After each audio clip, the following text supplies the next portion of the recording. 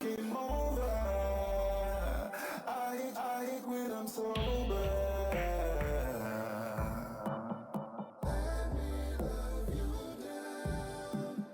Let me love you down. Let me love you down.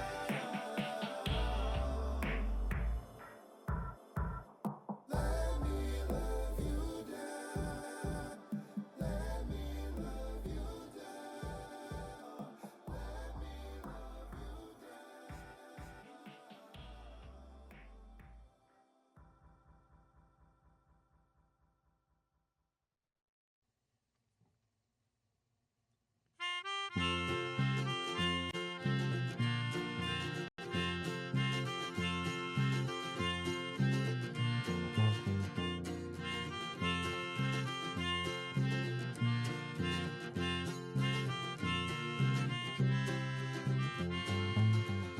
The leaves are turning faster with no sign of slowing down, and the birds fly south so winter comes with the snow to blanket the town. The midday skies are clear and blue with a cool breeze in the air.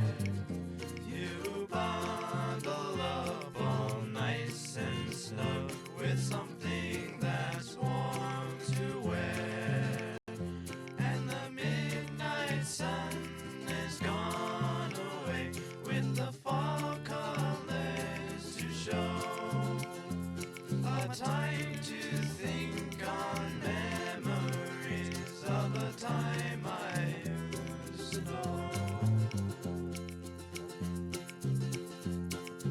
All is quiet with no one round, but your voice is singing loud.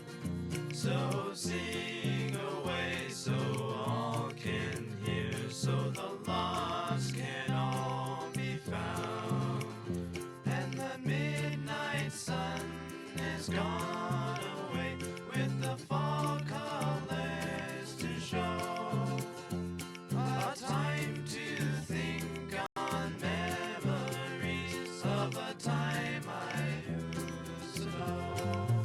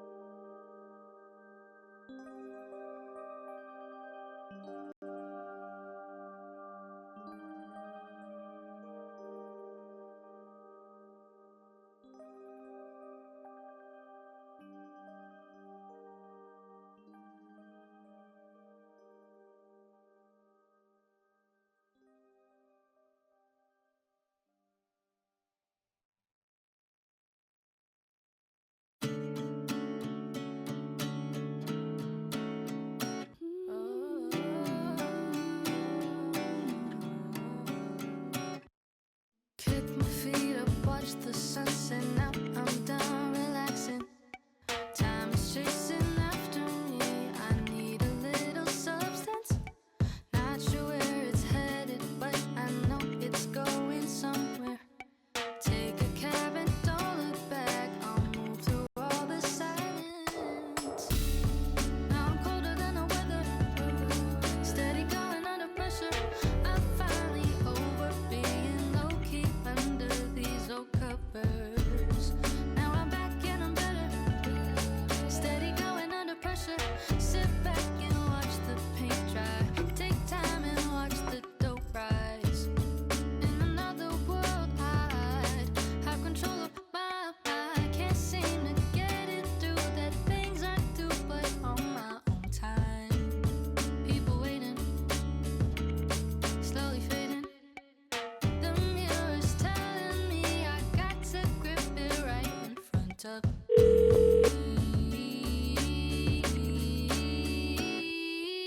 secure the seat and don't release the opportunity. Now I'm colder than the weather. Steady going under pressure. I'm finally over being low-key under these old covers. Now I'm back and I'm better. Steady going under pressure. Sit back and watch the paint dry. Take time and watch the dope rise. It's passing hours dancing.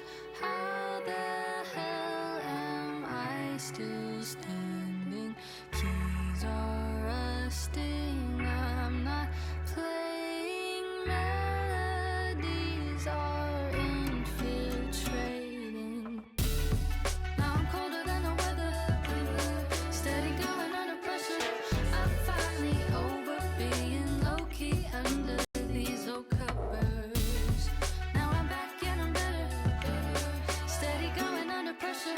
Sit back and watch the paint dry. Take time and watch the dough rise. Waiting, slowly fading.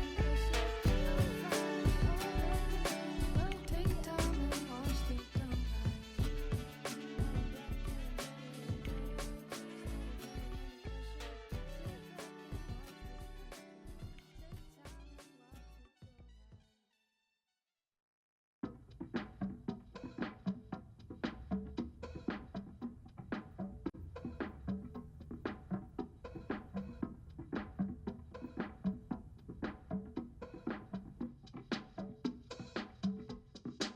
Well, I try to think them away,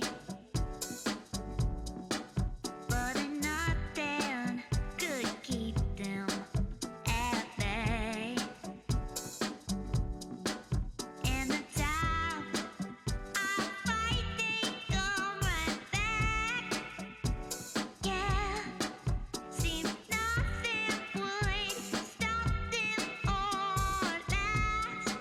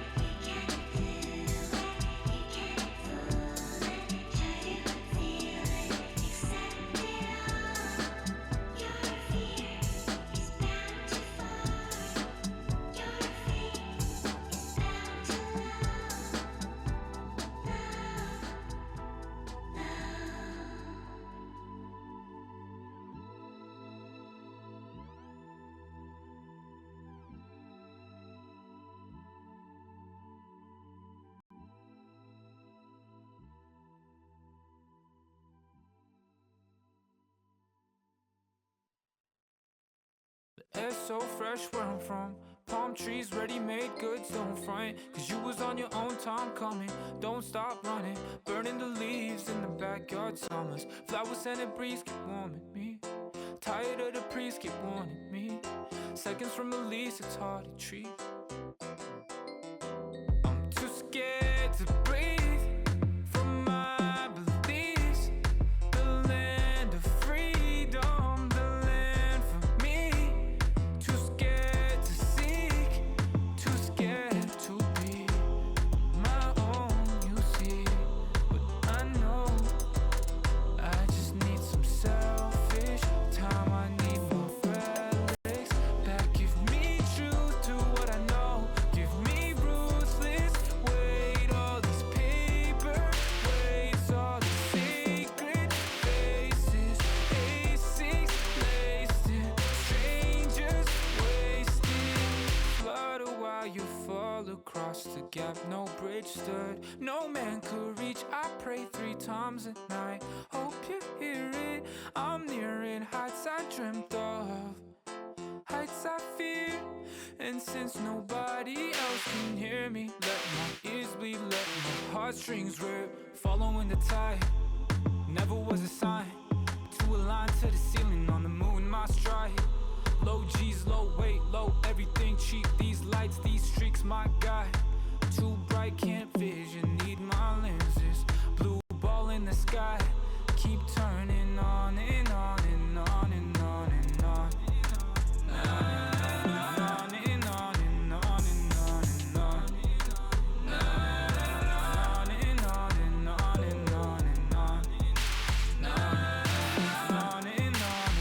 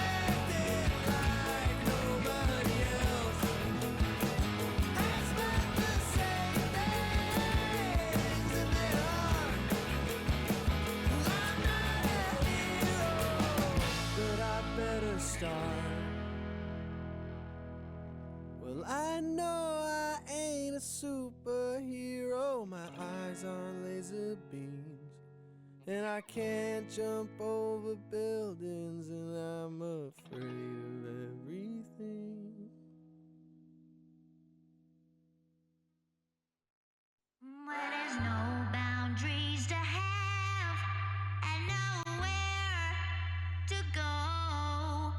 Don't let them take your shine. Don't let them steal your mind away from you. Said if they owed you money, I won't need a penny from you. Oh, you're stronger than you think. Don't let these wounds sting. I promise soon.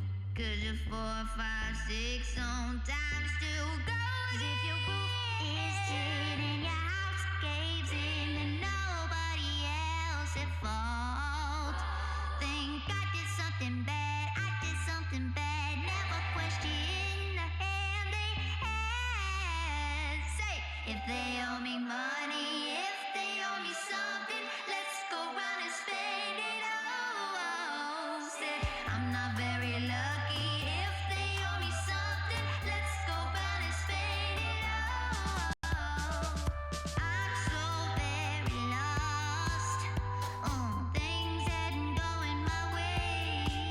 I've been on both lawns and the grass is greener over on their side. Let me tell you now, walking the road after every turn, it scares me like it do.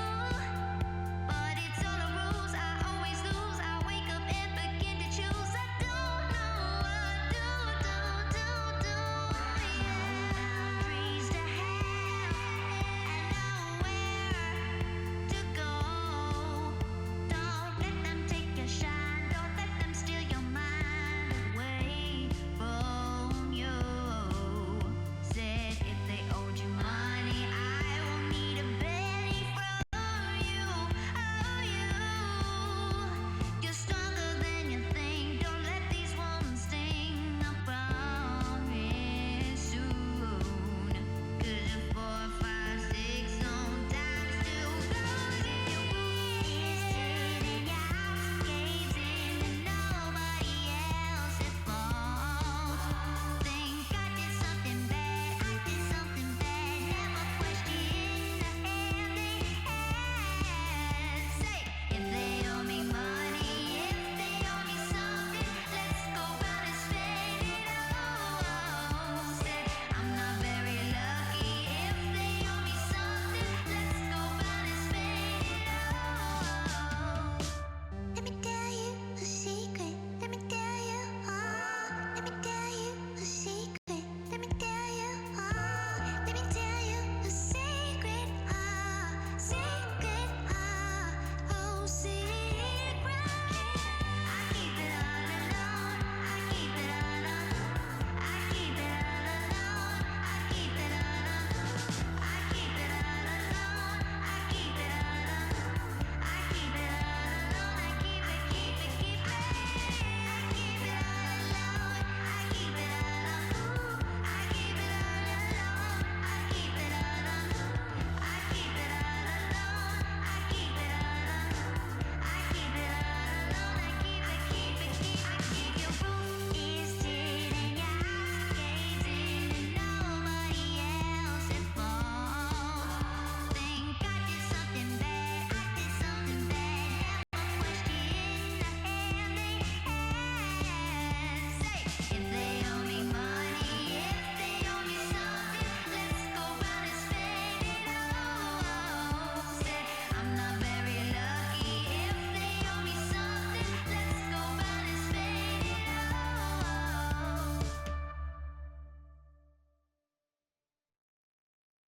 You're a good boy.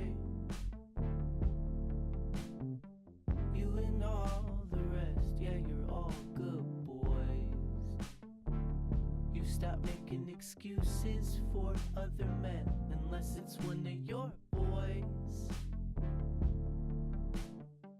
You know him better than that. You swear he's a good boy. Good boy, good my day went after I said you didn't ask how my day was. You're a good boy. You think I'm prettier when I smile. You're a good boy. You say how you feel even when you're not drunk. You're a good boy. You confess girls play guitar just as good as boys. Good boy. You and all the rest, yeah, you're all good boys. You stop making excuses for other men unless it's one of your boys. You know him better than that. You swear he's a good boy. Good boy, good boy, good boy. You're a good boy. You don't let me walk home alone. You patiently wait to get out of the friend zone. You're a good boy. You stopped thinking there were girls who weren't like other girls. You're a good boy. Admit you're a feminist in a room full of women. You're a good boy. You and all the rest, yeah, you're all good boys. You stop making excuses for other men unless it's one of your boys. You know him better than that. You swear he's a good boy. Good boy, good boy, good boy.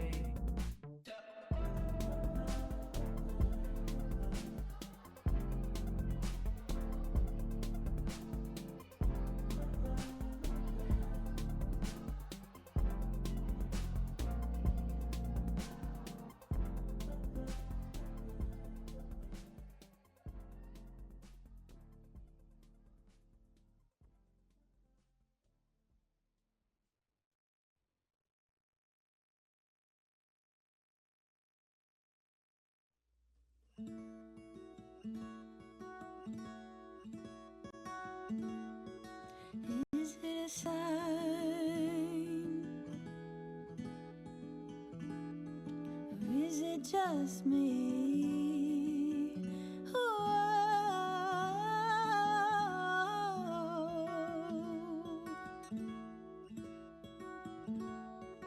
All of my life waited for a sign to arrive.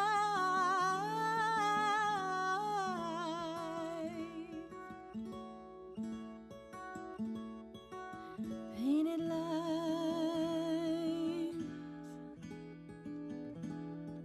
around her eyes, her eyes.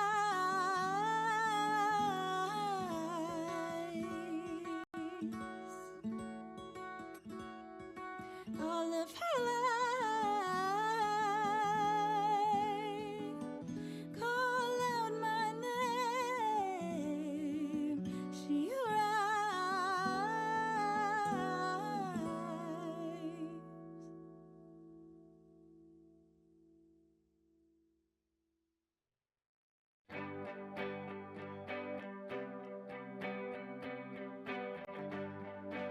Skip this bit. It's not the lack of your judgment that makes you a kid. It's the lack of your substance that keeps you locked in. Oh, and keeps them talking.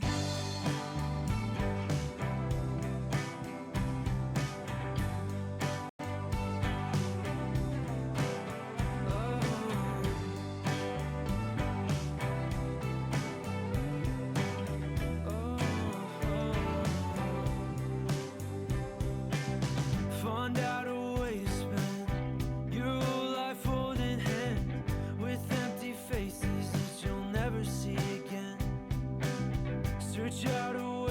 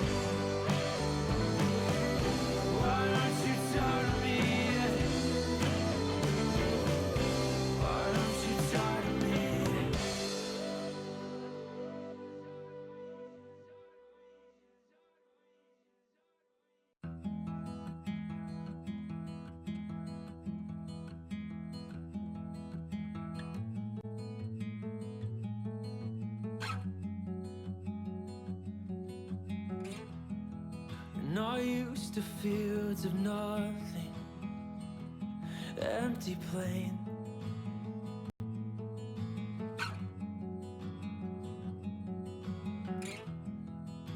A highway memorial to fill up some space. And maybe the moon's only pretty 'cause it's far away.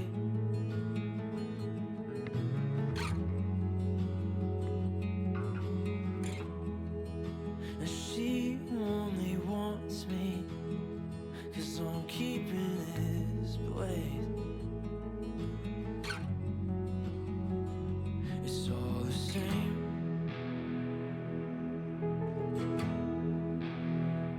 It's all the same.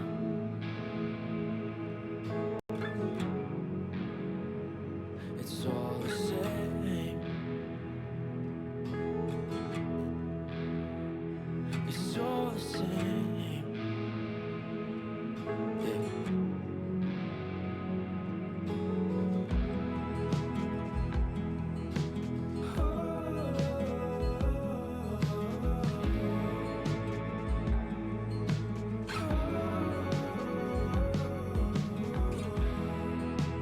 Maybe I can find meaning if I look hard enough. The reason you're here is the cause of your tears, and a check every month. Cut the loss.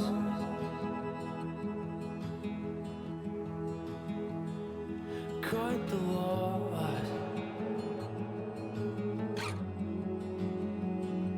Just you watch. Oh, better than this. Just you watch. It's all the same. It's all the same. It's all the same. Yeah. It's all the same.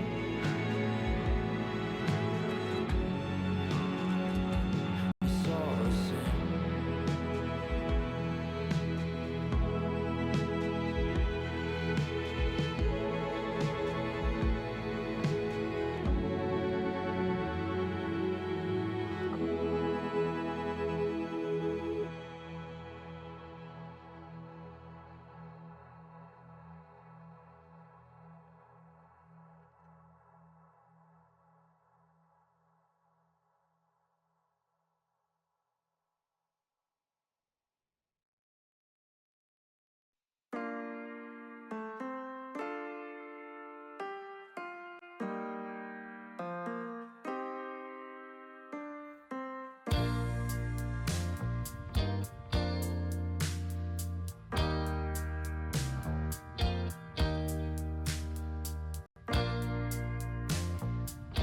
Sat by the lake on the summer days. The wind through the shade made for a cool place to watch your subtle ways. What do I really care about? Am I afraid to make it known? What if this were forgotten?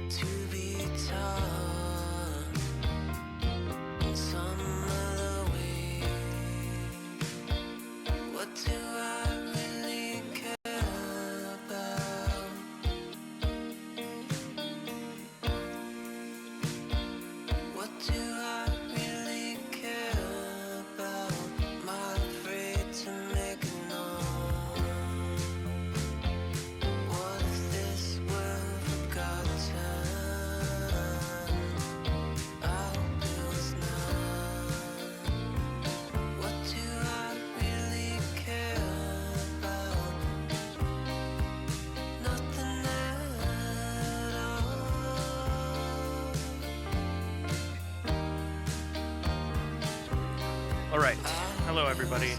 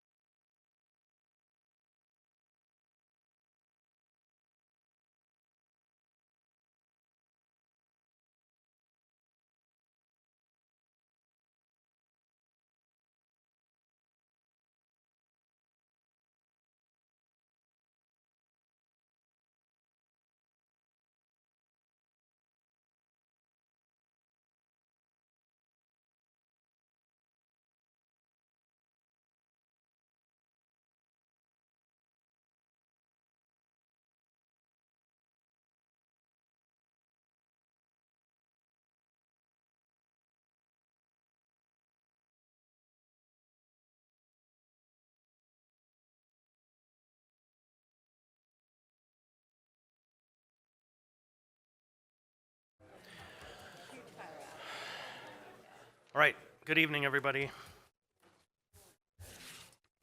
I now call to order this meeting of the Anchorage Assembly. Tonight is March 18th, 2025.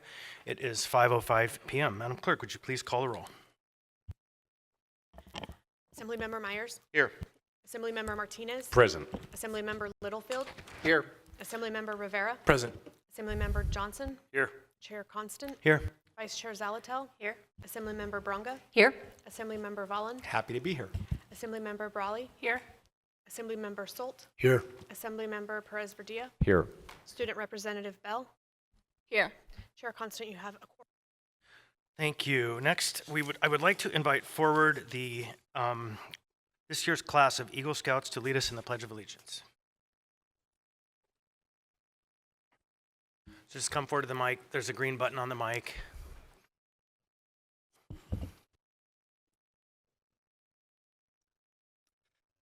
Will you please join me in the Pledge of Allegiance? I pledge allegiance to the flag of the United States of America and to the republic for which it stands, one nation, under God, indivisible, with liberty and justice for all. 2. All right, so before you walk away, I would note that the mayor is a scout leader, and we have Miss Stoner here as well. And I don't know, traditionally on this night we would have the color guard with the flags, but it didn't work out tonight. But we don't want to have you here and not give you an opportunity to tell us a little bit about yourselves. And so if you wouldn't mind taking a moment and introducing yourselves and sharing a bit about your story, but not too long, just a little bit. Thank you. Welcome. All right. Well, my name is Levi. I am Eagle Scout from 2024. I have been in Scouts since I was 12, and lots of service opportunities, just helping the community out as best as I can and learning my skills. It's really great to be here, so thank you for having us here. It's a really great privilege. So, yeah, that's what I got. Thank you. My name is Colton Han. I'm senior in high school right now, and I've been in Scouts since I was in first grade. And I'm from Troop 210, and yes, thank you for having us here. Thank you. I'm Declan G. I've been in Scouts for 8 years. I'm a sophomore in high school. I go to West Anchorage High School. I do a lot of sports, wrestling, football, bowling. I also do I used to do the Fire Explorers, which I recommend. That's all I have to say. Thank you. My name's Eric Duke. I'm a sophomore in college. Been in Scouts since first grade. Yeah, thanks for being here. Thank you. My name is Grant Eldridge. I am a sophomore, and I've been in Scouts since first grade, and I do a lot of running, just outdoor sports. I love the outdoors. Thank you for having us here today. You guys have no imagination. Give us your imagination. Hello, my name is Kieran Levine Tritt. I'm an Eagle Scout of Troop 26, not 2026, that's different. I just got my Eagle Scout last year. I can't think. I don't do a lot of sports, but I do a lot of D&D. I'm very proud of that. I play Amp Guard. I'm very into medieval fantasy, and I've been at Scouts since like 6th grade. I got introduced by my friend, and it has been a journey. It's been a truly wonderful experience, and I'm so glad to be here now. Thank you. My name is Drew Smith. I am an Eagle Scout from Troop 26 as well, and I am a freshman at Colorado College in Colorado Springs, pursuing a degree in computer science. And my Eagle Scout project was creating some videos for my high school / dual enrollment program, the Alaska Middle College School. And I was also affiliated with West High School for a while, and yeah, super stoked about the program, and I think it provides a lot of opportunities. All right, so hold on. Now, there is one Eagle Scout missing from this crew, a young lady named Claire LaFrance, as she is on an adventure. And so, but the mayor is in uniform. Does the mayor wish to speak at all on this matter? Thank you, Mr. Chair, and welcome Eagle Scouts, and congratulations on your accomplishment. I do wish my daughter, Claire LaFrance Hemstreet, was here. She is not able to join tonight, but it's really exciting to have you here, and feel very proud of all of you. And again, congratulations on your accomplishments. Thank you, Mr. Chair. And I would invite Ms. Stoner, if she wishes to come up and make any comments for this record, although we do have a resolution that we'll be reading. So,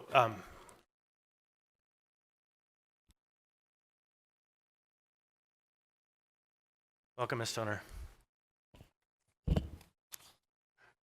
Esteemed members of the Assembly and Madam Mayor, thank you for honoring the 28 Eagle Scouts from the Anchorage Bowl and the Great Alaska Council Scouting Class of 2024. The reason that not all of them are here is because many of the young adults are pursuing their dreams in college, in the military, traveling, and working. These young people represent youth who have learned to set and then obtain goals.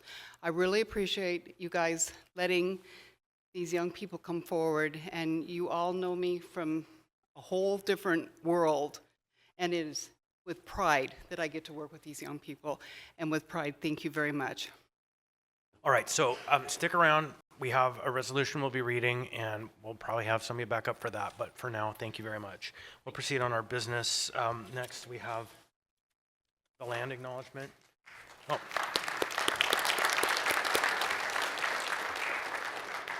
Ms. Alatil, would you read the land acknowledgement? A land acknowledgement is a formal statement recognizing the indigenous people of a place. It is a public gesture of appreciation for the past and present indigenous stewardship of the lands that we now occupy. It is an actionable statement that marks our collective movement towards decolonization and equity. The Anchorage Assembly would like to acknowledge that we gather today on the traditional lands of the Dena'ina Athabascans. For thousands of years, the Dena'ina have been and continue to be the stewards of this land. It is with gratefulness and respect that we recognize the contributions, innovations, and contemporary perspectives of the Upper Cook Inlet Dena'ina. Thank you very much. Next on the agenda, we have minutes of previous meetings. Tonight we have item 4A, which is regular meeting February 25, 2025, and item 4B, regular meeting March 4, 2025. Is there a motion? Move to approve. Second. Ms. Alatil moves to approve. Ms. Brawley seconds. Is there any discussion? I'd like to ask unanimous consent. Is there any objection to the adoption of the motion? Hearing no objection, items 4A and 4B have been adopted. Next, we have the mayor's report. Madam Mayor. Thank you, Mr. Chair, and good evening, everyone. And again, welcome to the Eagle Scouts and Scouters who are here tonight, and all the public safety personnel here too, and everyone else. It's been a busy week here in the municipality, and I'm happy to be here with all of you to get down to business for everyone in our community. We met with Representative Begich yesterday at City Hall and had a good conversation. I want to make sure that we're speaking up for Anchorage's needs and priorities. As our one representative in Washington, D.C., we want to make sure our perspective is really being heard. And also Representative Begich toured the port today with members of the administration, I believe members of the Assembly as well. We met with a group of downtown business, or we'll meet with a group of downtown business owners tomorrow to talk public safety, homelessness, and the opportunities to invest and revitalize downtown. Speaking of which, bonds and levies are a big focus this week. The municipal election is on April 1, and we have been working to get informational materials out to voters over the last few weeks to let them know the opportunities their ballots represent. Our joint homelessness summit with Assembly members and ACEH is coming up on Thursday and Friday of this week. I'm really looking forward to showing the amazing work that our municipal team has been doing over the last year with partners to make a difference on homelessness. We've been seeing some really great work around collaboration across departments with results that speak for themselves, as well as $5 million in housing funding on the way and a year-round shelter plan in action. There's also been lots of talk around emergency preparedness this week, and you all may have seen that the likely eruption of Mount Spur made national news. I want to tamp down some of the concerns around this. Of course, the Office of Emergency Management and the Health Department are already hard at work preparing and planning for possible eruption, particularly for ash, which is really the main impact we would see here in Anchorage. The volcano remains at yellow/advisory, which means eruption is not imminent. It could still be weeks or months, if at all. And our scientific monitoring is so much more advanced now than the last eruption in 1992 that we have more warning for planning and safety. But I encourage folks who want to know how to prepare to check out the Alaska Volcano Observatory, which has lots of resources.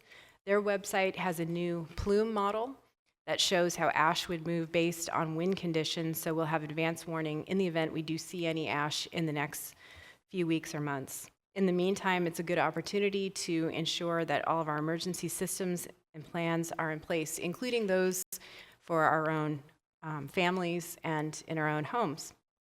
Wildfire season also officially started Monday, and while a blanket of fresh snow last week was a welcome buffer, the Division of Wildland Fire and the Anchorage Fire Department are all thinking hard about how to prepare, clear brush, and prepare after our dry winter.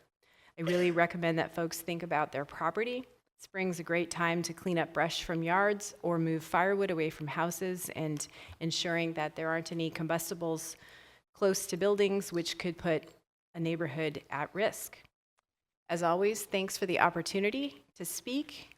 I'm looking forward to doing the work of the municipality with all of you tonight. Back to you, Mr. Chair. Thank you, Madam Mayor. Next on the agenda is the chair's report. So tonight, I'll be brief. Good evening, everybody. Welcome to our regular business meeting.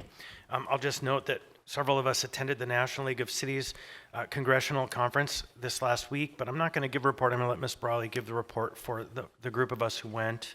But we did have an opportunity to visit with our delegation and had very interesting conversations. The primary item of interest, in my opinion, in our community at this time is that we have an ongoing election right now. Ballots are out. We're starting to get reports of ballots being returned.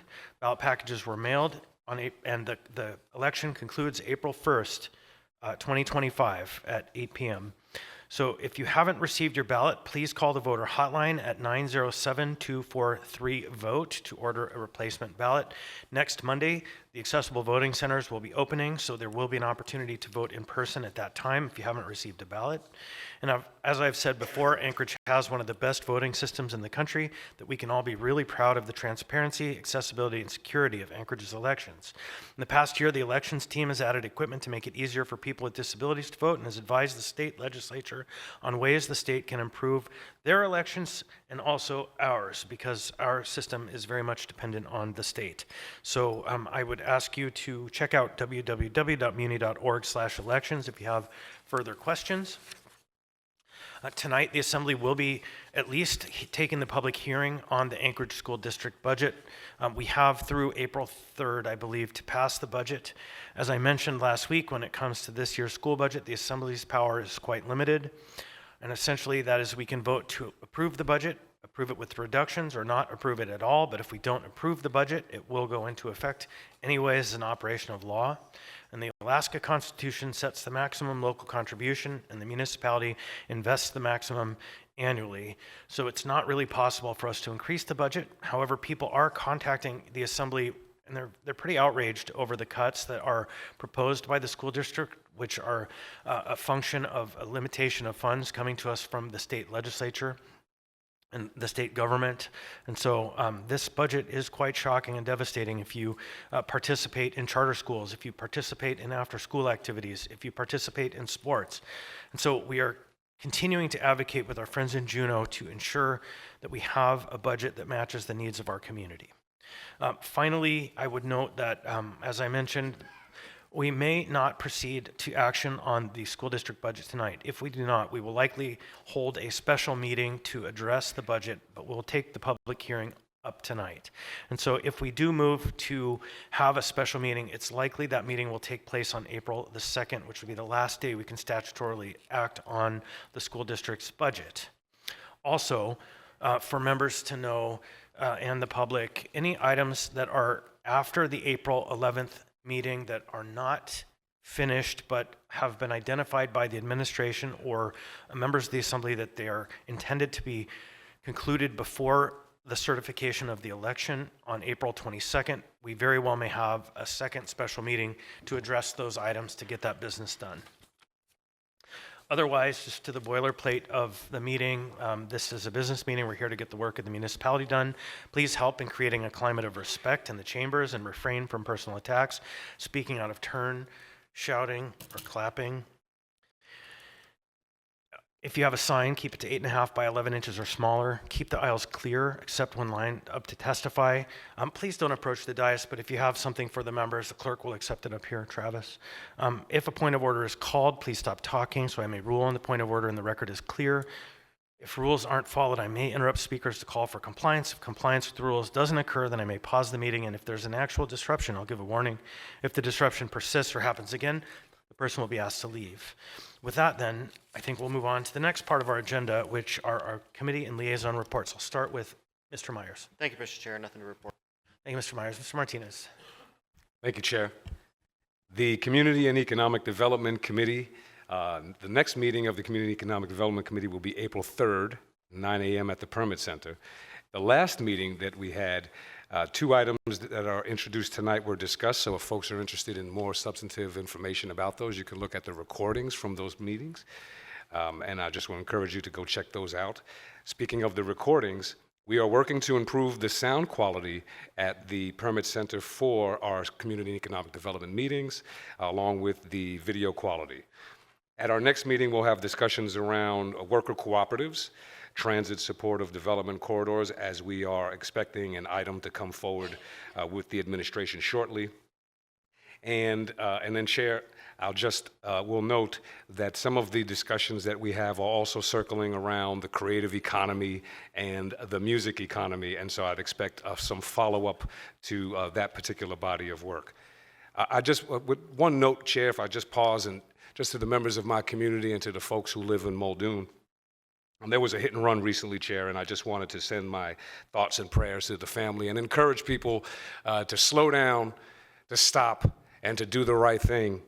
Chair, for every dollar, for every mile per hour faster on some of our roads, we are losing dollars in our businesses, but we're losing people in our communities. And so there's an economic impact for high speeds, but there's also safety that we need to consider. And I just wanted to extend that message as we continue to build a stronger, more connected, safe, and thriving community. Thank you, Chair.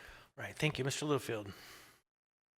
Thank you, Chair. On the last Public Health and Safety meeting, we had a really good conversation with AHD, AFD, and APD, specifically with APD, the cameras that are going in the Town Park Square. And we did, to echo Madam Mayor's response, we had some information regarding preparedness for the upcoming possibility of a volcano eruption. Other than that, it was pretty straightforward. Thank you, Chair. Thank you, Mr. Littlefield. Mr. Bear.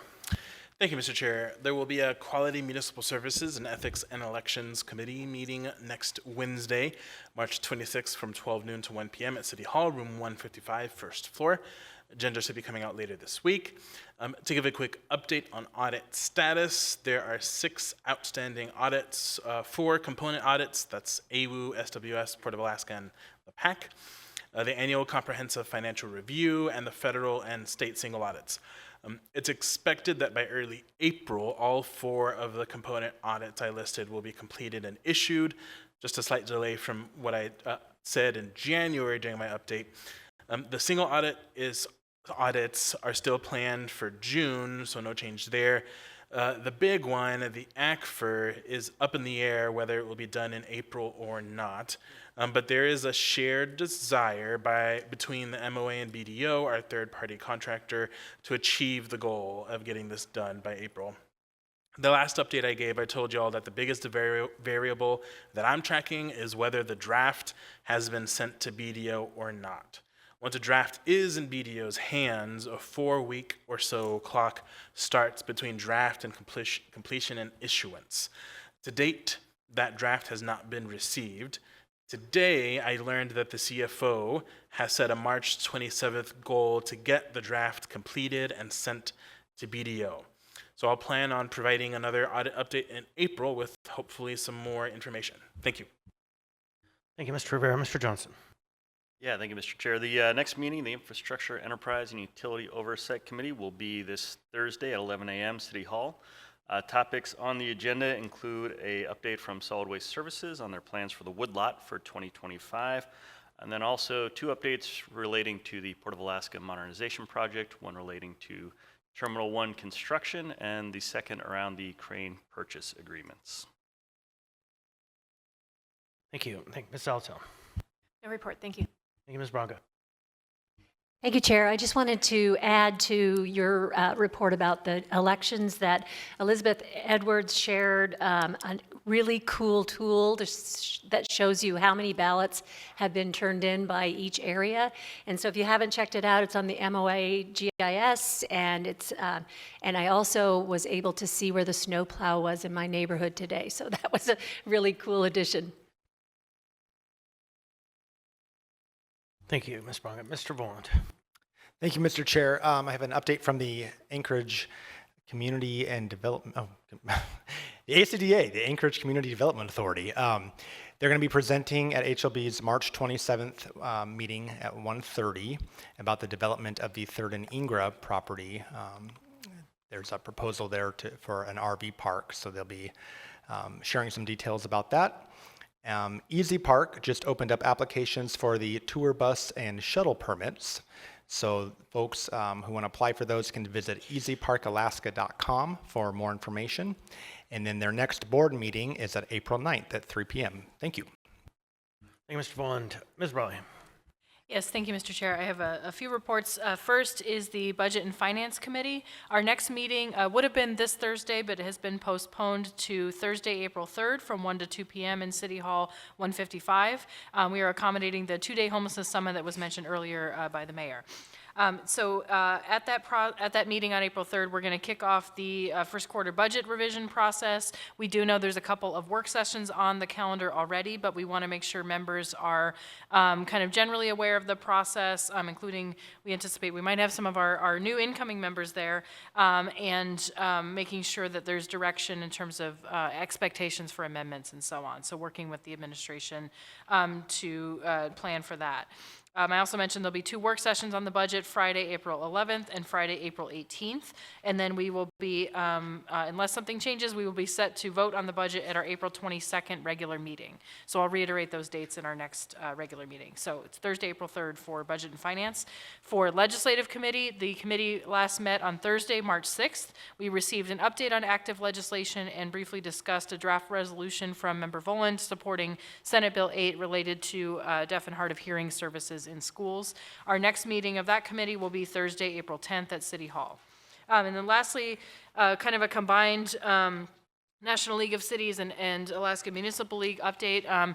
Myself, Chair Constant, Vice Chair Zalatel, and Member Rivera participated in the National League of Cities Congressional Conference and fly-in. So we were able to not only mingle and talk with folks from all over the United States who are also in local government in cities, towns, and villages, but also met with our 3 congressional delegation members, Senators Murkowski and Sullivan, and Representative Begich, as well as their staff, and had a productive trip. Of course, we know it is a chaotic time with a lot of uncertainty in DC and implications for the rest of the country, but it was helpful to come together to have those conversations, and again, like the mayor mentioned with the meeting today, really emphasizing what's important for the municipality and for our residents.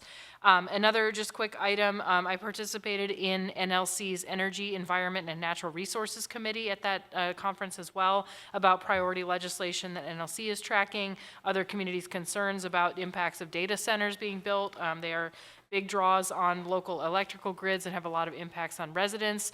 Obviously not something that we see in our area now, but we know that's been discussed. So we will continue to both share what's important to Anchorage as far as energy, environment, and natural resources issues, and also sharing back what we hear, what's happening at the federal level and in other communities and regions. So I believe that's my updates. Thank you. Thank you. Mr. Salt. Thank you, Chair. The Housing and Homeless Committee will be meeting tomorrow from 12 to 1:30 in conference room 155 at City Hall. Thank you.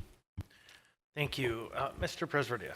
Thank you. Just want to give a more comprehensive update on the coordinated response to homeless gathering that we're going to have on March 20 and 21st. It will be from 9:30 a.m. to 4 p.m. It's organized by the Mayor's Office, the Anchorage Assembly Housing and Homeless Committee, and the Anchorage Coalition to End Homelessness. This 2-day summit will be an opportunity for community members to understand the systems and strategies the municipality and its partners are using to address homelessness in our community. 2 days, so the first day will teach residents about coordinated entry, the system Anchorage providers use to help move people from homelessness to housing while prioritizing people with the highest levels of vulnerability. On day 2, we'll convene community members, leaders, policymakers, municipal departments, service providers, and media to explore, discuss, and understand the elements of our community's ongoing response to homelessness, including shelter services, housing, behavioral health, camp outreach, and more. The summit will be held at the South Central Foundation NUCA Learning Institute at 4085 Tudor Center Drive in Anchorage. The event is free and open to the public. I've asked that there is a link on the Assembly Housing and Homeless website, so that would be one place to go where you can get the link to register and to learn more about it. Thanks. Thank you, Mr. Presverdia. All right, that brings us then to the addendum to the agenda. But before we get to the addendum, we're going to address the laid on the table items, which incorporate any laid on the table items into the agenda. We have a handful tonight. I'll go ahead and read all of the supplemental items first, and then we have 3 items that we'll need to go through our procedures to lay on the table. So our first supplemental item is item 10A4A, Resolution AR 2025-83S, resolution of the Anchorage Assembly celebrating women in public safety roles and recognizing the efforts of Anchorage Police and Fire Departments to recruit and support women and encouraging the continuation and expansion of those efforts. The next supplemental item is item 10B3B, Information Memorandum, unnumbered 2025, additional information for 10B3 supplemental documents for Resolution AR 2025-80, designating the Glen Alps Community Council area as a secure trash regulation zone, AM 230-2025. The next supplemental item is 10D5A, Assembly Memorandum, AM 246-2025A, amendment number 11 to the request change order authority, add an additional $18,416 to FY 2025 and extend sole source contract 4400000958 with Kubra Data Transfer Limited USA for electronic bill presentment and processing services for Municipality of Anchorage, Anchorage Water and Wastewater. Next supplemental item is 10F6, Information Memorandum, unnumbered 2025, answers to Assembly questions. The final supplemental item is item 14B2, Information Memorandum, unnumbered 2025 Rabbit Creek Community Council recommendations for AR 2025-37, a resolution adopting recommendations to be forwarded to the Anchorage Metropolitan Area Transportation Solutions Policy Committee regarding the 2050 Metropolitan Transportation Plan Amendment 1 Public Review Draft. Assembly Vice Chair Zalatil. So now we have a few items that we have to go through our procedures on. We have next is item 10G13, Resolution AR 2025 unnumbered, a resolution of the Anchorage Assembly authorizing the mayor to execute an agreement with the U.S. Department of Treasury to accept emergency rental and utility assistance funds. So this item is subject to the laid on the table procedure, and it will require a vote to lay on the table for public hearing, lay on the table and set a public hearing for 4/8/2025.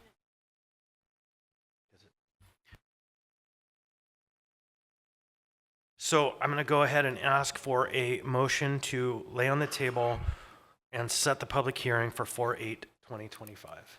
So moved. Second. That was moved by Mr. Presverdia, seconded by Ms. Brawley. I'm going to go ahead and ask for unanimous consent. Is there any objection to laying that on the table and setting the public hearing? Seeing hearing no objection, that item has been laid on the table, set for public hearing. Next, we have item 10G14, which is an ordinance AO 2025 unnumbered, an ordinance of the Anchorage Municipal Assembly amending Anchorage Municipal Code Section 21.01.080 to adopt the Municipality of Anchorage Long-Range Transportation Strategy. This one is requires a mover, a second, and a third. Move to introduce and set the public hearing for April 8th. Second. Third. Moved by Ms. Salatil, seconded by Mr. Volan. I believe the third was Mr. Presverdia. Yep. All right, that item is now set for public hearing, the meeting of April 8th. And I believe that concludes. Oh, yes, there's also a new item there. Sorry, thank you, Madam Vice Chair.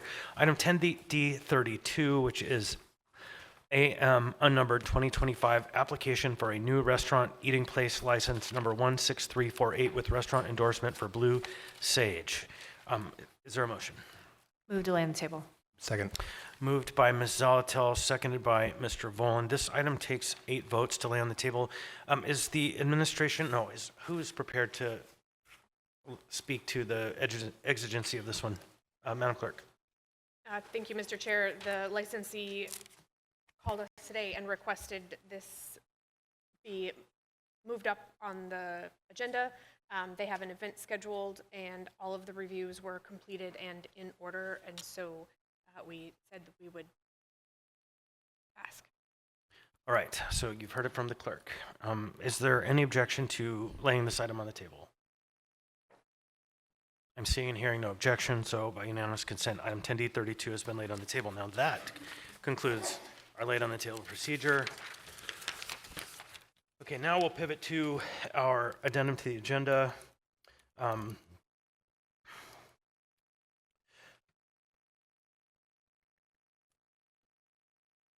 So I'd like to ask for a motion to incorporate the addendum as printed and distributed in the laid on the table items. So moved. Second. Moved by Ms. Zalatil, seconded by Mr. Myers. Is there any discussion on the motion to incorporate? Seeing and hearing none, I'd like to ask unanimous consent. Any objection to the motion? Seeing and hearing no objection, the items have been incorporated. Addendum to the agenda. Next, we have, I'm going to go ahead and go down the dais to see if there are any pulled items. I have a feeling there are going to be a few. So we'll start with Mr. Presverdia. Thank you, Chair. 10D1, 10D19. That's 10D1 and 10D19, Mr. Presverdia. Mr. Salt. Thank you. 10 Alpha 7, 10 Delta 8, 10 Delta 27.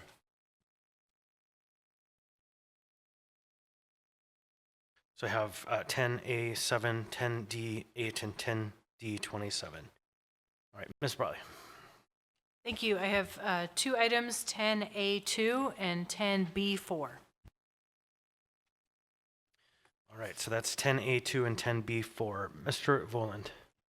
Thank you, Mr. Chair. 10A5.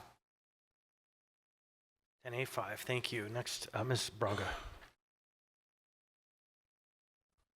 Thank you, Chair. I have 10A4 and 10D8.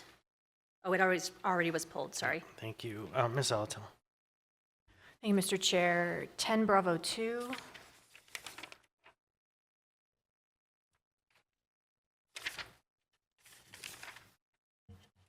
10 Delta 23. Okay, so that would be 10B2 and 10D23. And I would ask that myself, you, and Mr. Rivera be added as sponsors to 10G6.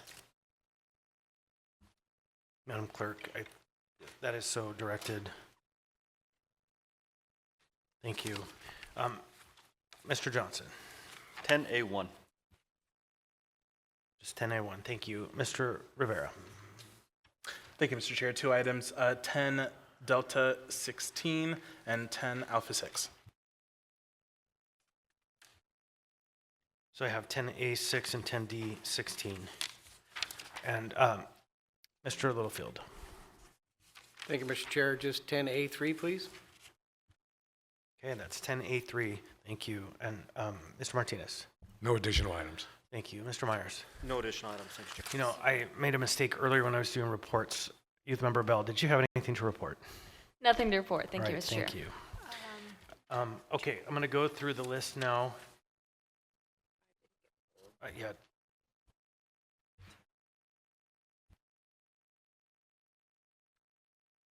Okay, I'm going to go through the list right now to make sure I got them all.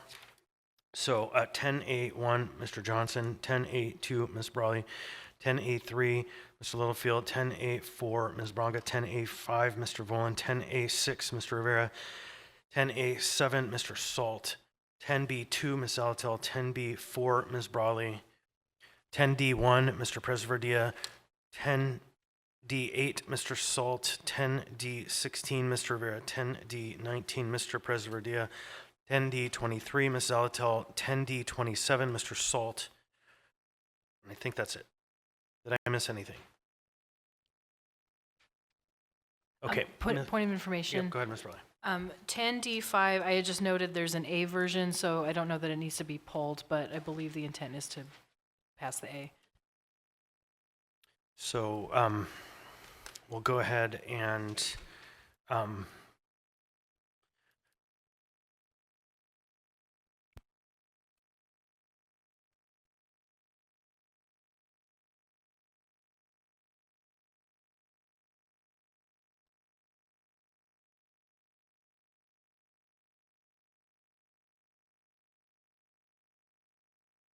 okay, so thank you for the point of clarification, Ms. Brawley. Ms. Alatel. Would move to approve the consent agenda, including 10D5, the A version. All right. Minus the pulled items. So there's a motion to approve the consent agenda minus Second. the pulled items, and for 10D5, it's the A version. So moved by Ms. Alatel, seconded by Ms. Brawley. Okay, is there any discussion on the consent agenda items as pulled? Okay, so hearing and seeing none, I'd like to ask unanimous consent. The motion is to approve. Is there any objection? Seeing and hearing no objection, the consent agenda minus the pulled items has been approved. Thank you, everybody. And for the youth in the room, what you just saw is we just approved like 100 items unanimously. You never see that covered in the media, but most of our work is done unanimous. The things you see us discuss are the things we don't agree on. So just so you know, the biggest work we do, we just did. So that's our consent agenda. So, okay, next we're going to go ahead and move through our pulled items. So we have quite a few tonight, so we're going to celebrate a lot of good going on in our community. So it'll take us a little bit of time to get through it all, but it's pretty exciting stuff. So next we have item 10A1.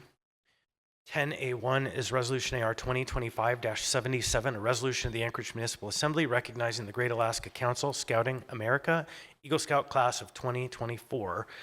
Mr. Johnson, you pulled this item. Is there a motion? Move to approve. Second. Moved by Mr. Johnson, seconded by Ms. Zalatil. I'd like to ask unanimous consent. Any objection? Seeing here no objection, the item is adopted unanimously. So I have this one being read by Mr. Johnson and presented by Mr. Salt and the mayor.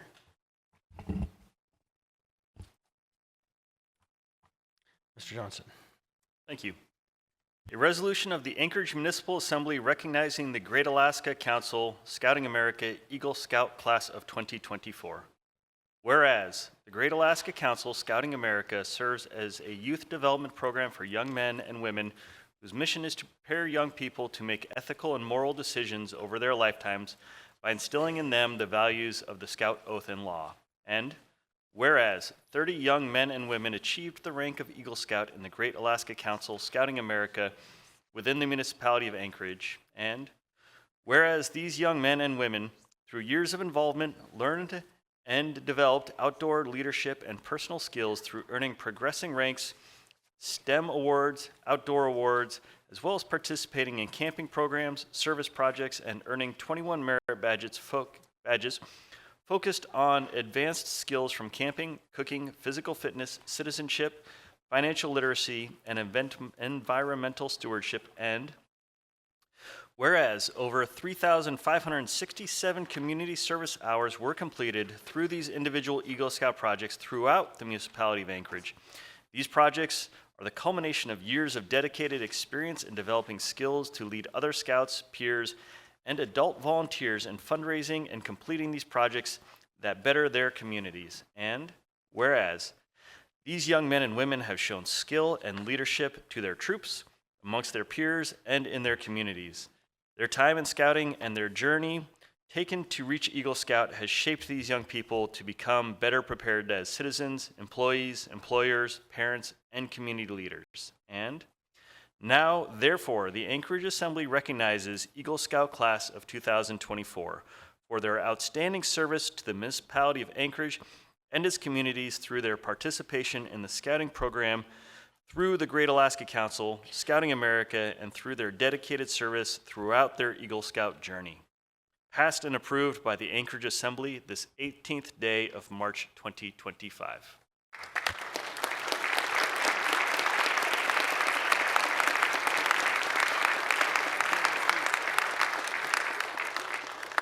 All right, round two. Come on, there's some more of you now, so you can say hi if you want, especially the troop leaders and anyone who didn't speak before.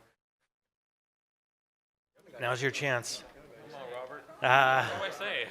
Say hi, say your name, say what troop you're from, say what you did for your project. Say hello. My name is Robert Prentice. I am from Troop 129. I partnered with the Youth and Social Services located on Spenard, and I helped them to build a foundation for their donor plaque so that they can recognize all of their supporters and benefit from that. Thank you. Anyone else? So I see some more troop leaders back there. Why don't you come forward and say hello as well? Now's your chance. Okay, you can go ahead and do that. Thank you. So as I said earlier, I'm Grant Eldridge. I did my Eagle Scout project a while ago. I think it was 2023, actually. I helped Rabbit Creek Shooting Park. There was a clay thrower stand that was in very bad shape that was kind of dangerous to the people who refilled it and maintained the park. So Troop 210 and I helped repair it and just helped the range director with all that. Like I said, I'm Declan G. I did pillowcases for the Children's Hospital. I had some really good helpers, some of my family members, like my mom over there. I had also had a couple of my grandmas and my grandpa to help out, same with my little siblings.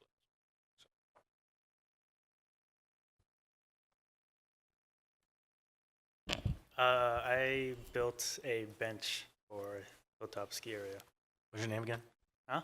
What's your name again? Eric Duke. Thanks.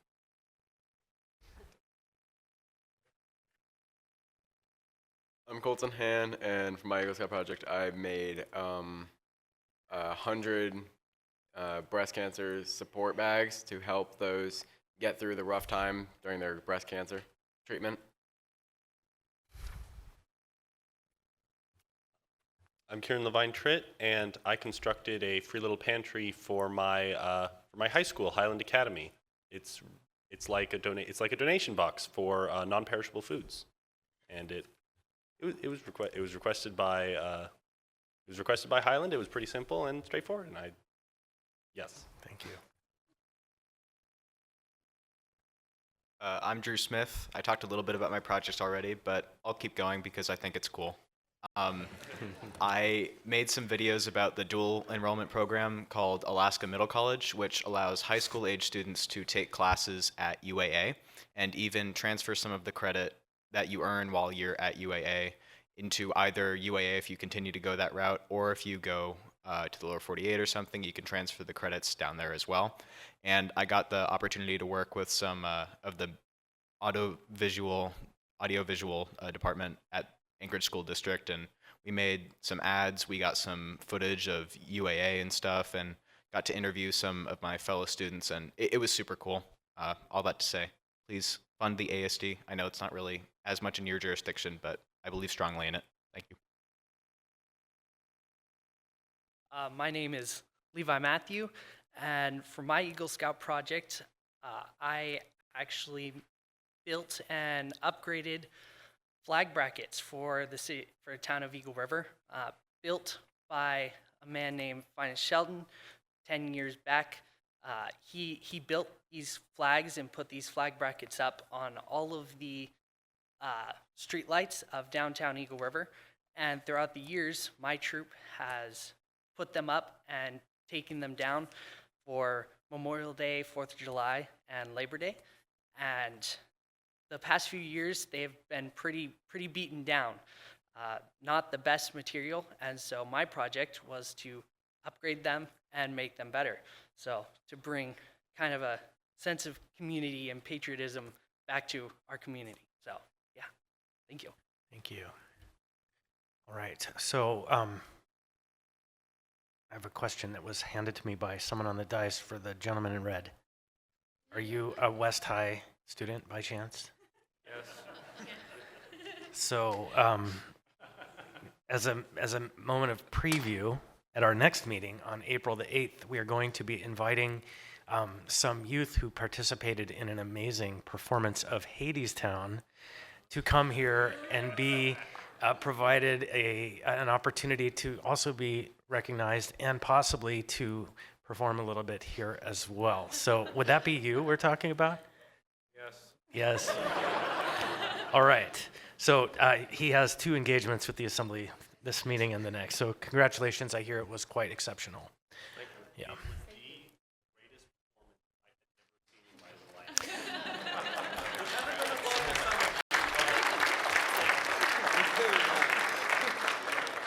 And so as a matter of a pitch, the Assembly will have these youth back next meeting, but on April 13th, an extraordinary thing is happening. The Alaska Center for Performing Arts has invited the student production to come and give a performance at the Performing Arts Center, which I think a lot of us are going to attend, and I believe April 13th. Please. April 12th. Or April 12th. You probably should say it on the mic. April 12th at 7 p.m. At the Performing Arts Center is the high school version of Hadestown, which has been recognized as quite an exceptional performance. Okay, thank you, everybody. We congratulate you all on your service and your learning and being part of this community. And if you didn't already earn your government badge, you probably just did. So thank you. We got a lot of citizenship badges. Yeah. All right. 4 of those are fun. So congratulations.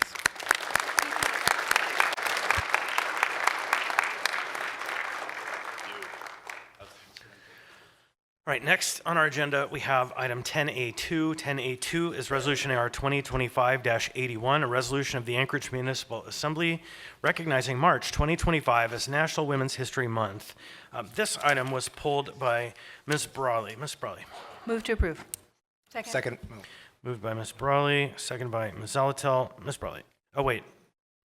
I'd like to ask unanimous consent. Is there any objection to the adoption of the motion? Seeing and hearing no objection, the motion is adopted. Ms. Brawley. And if you're here to receive this, please come forward now. Yeah, thank you, Mr. Chair. A resolution of the Anchorage Municipal Assembly recognizing March 2025 as National Women's History Month. Whereas, growing out of a small-town school event in California, Women's History Month is a celebration of women's contributions to history, culture, and society, and the United States has observed it annually since 1987.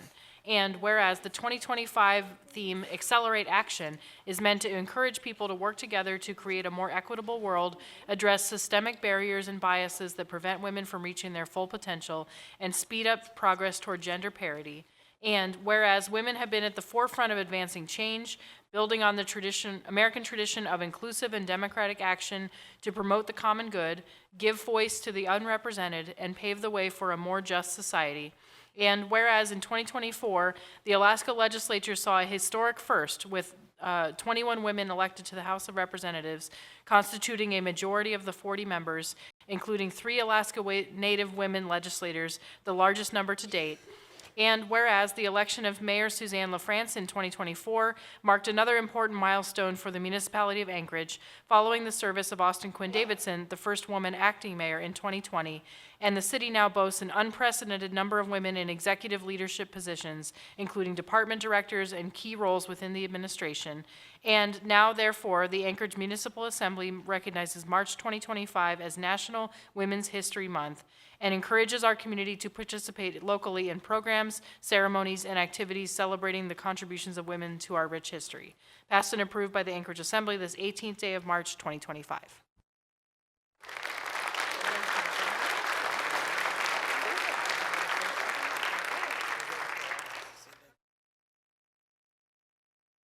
Welcome. Please come forward. If you want to say anything, the mic is yours. Hi, I'm Christy Traver. I'm a commissioner with the Anchorage Women's Commission who brought this forward.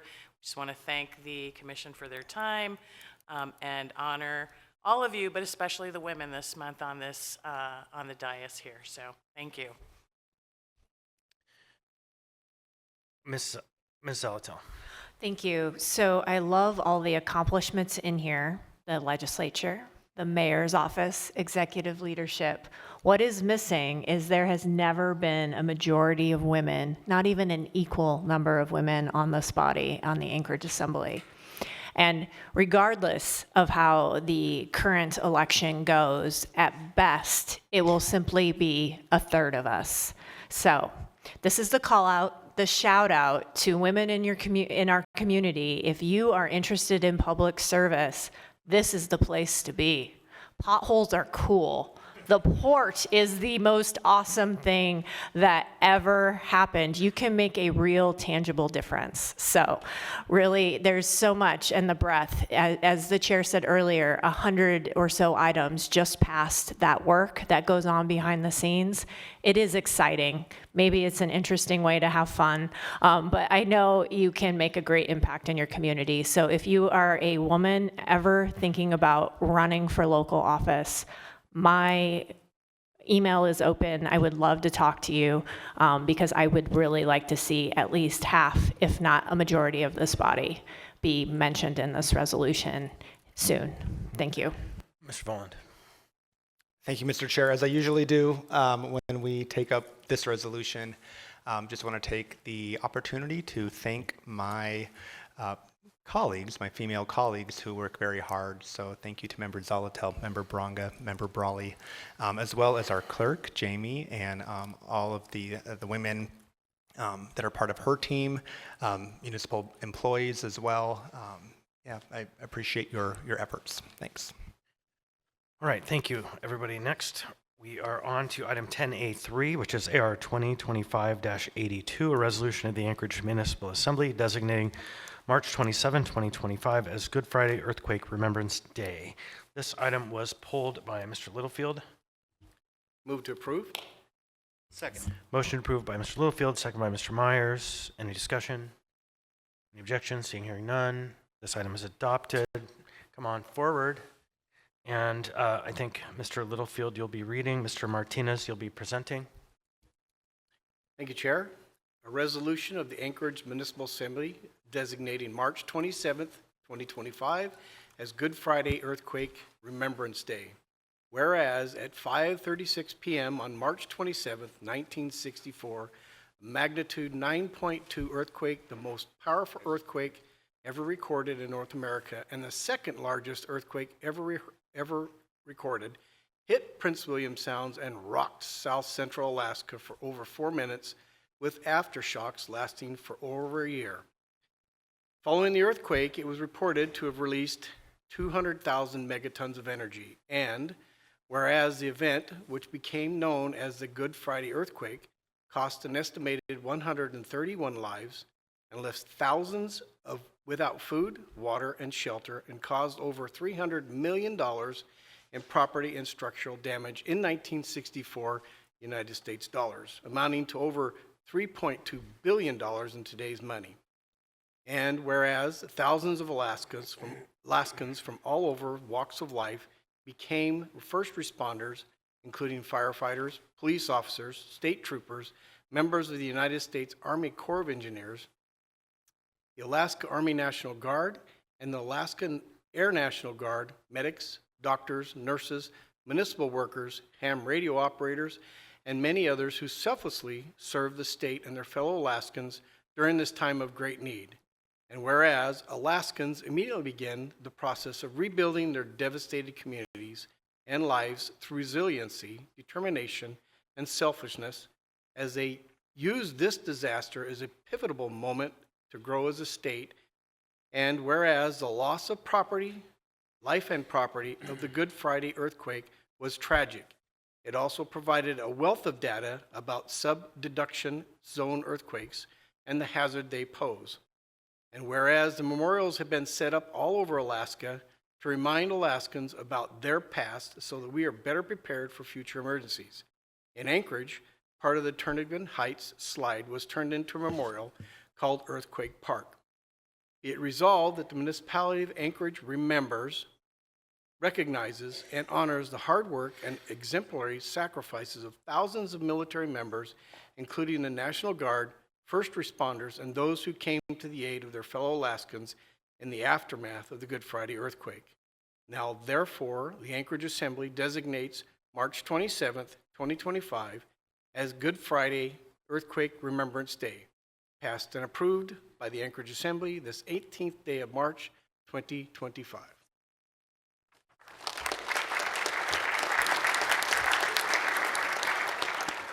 Welcome. Please state your name. You'll have the floor. My name's Mark Valenti.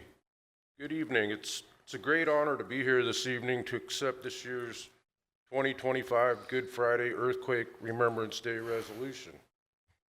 I'm here this evening to accept this resolution on behalf of my father, Charles Valenti. We celebrated my father's 85th birthday on January 3rd.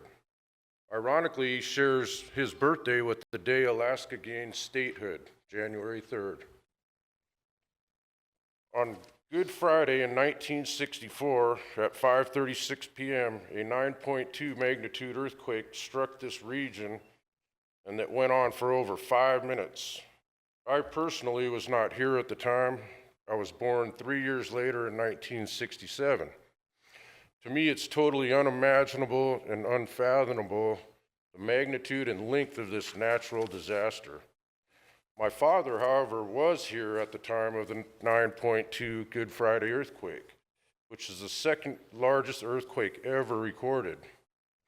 My father at the time was an Air National Guardsman stationed at Coulis Air National Guards Base. In the days and even weeks following the most devastating event, my father was very much involved in the relief and recovery efforts. During one of these relief missions, my father lost his flight crew. Their aircraft went down in the Bay of Valdez. These men all paid the ultimate sacrifice while flying a humanitarian relief mission. These men were like brothers to my father. This marks the 11th year of this Good Friday Earthquake Remembrance Day resolution. For those who don't know the origins of this resolution, I'd like to give a brief history. My father now resides in Olympia, Washington. He one day in 2013 woke up and thought about his brothers, his friends, and all of the lives lost during the most devastating event of 1964. He thought there should be a legislative day of remembrance for the events, lives lost, and the people of that day and time of this very tragic earthquake. He had no idea where to start. He started with the governor, senators, the mayor, the assembly chair and its members, just anyone he could think of. In 2014, the mayor at the time, Dan Sullivan, and the assembly signed legislation marking March 27th and every March 27th Good Friday Earthquake Remembrance Day, a day in remembrance and memorial for those of that day.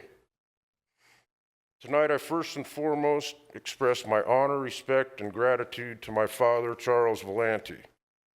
Also, thank you very much, Mayor Dan Sullivan and the Assembly of 2014 for creating legislation and making every March 27th a day of memorial and remembrance.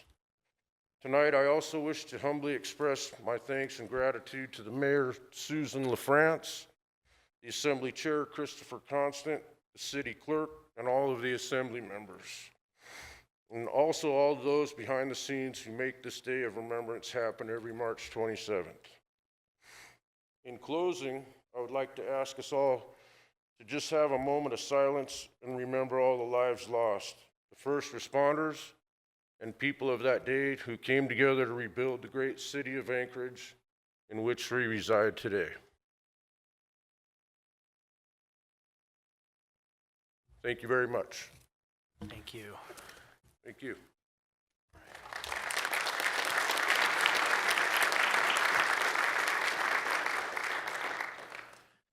All right, so this one probably going to take a minute to get all these first responder and EMS people to come on up. So come on up.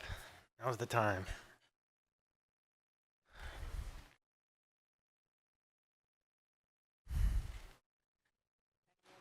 Yep, now we have item 10A4.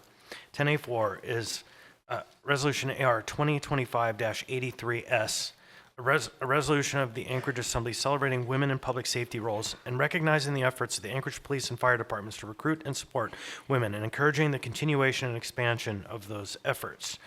This item was pulled by Ms. Bronga. Move to approve. Second. Moved by Ms. Bronga, seconded by Ms. Brawley. I'd like to ask unanimous consent. Is there any objection? I'm seeing and hearing no objection. This item will be read by Ms. Bronga and presented by Ms. Brawley. Thank you, and thank you all for taking the time to be here.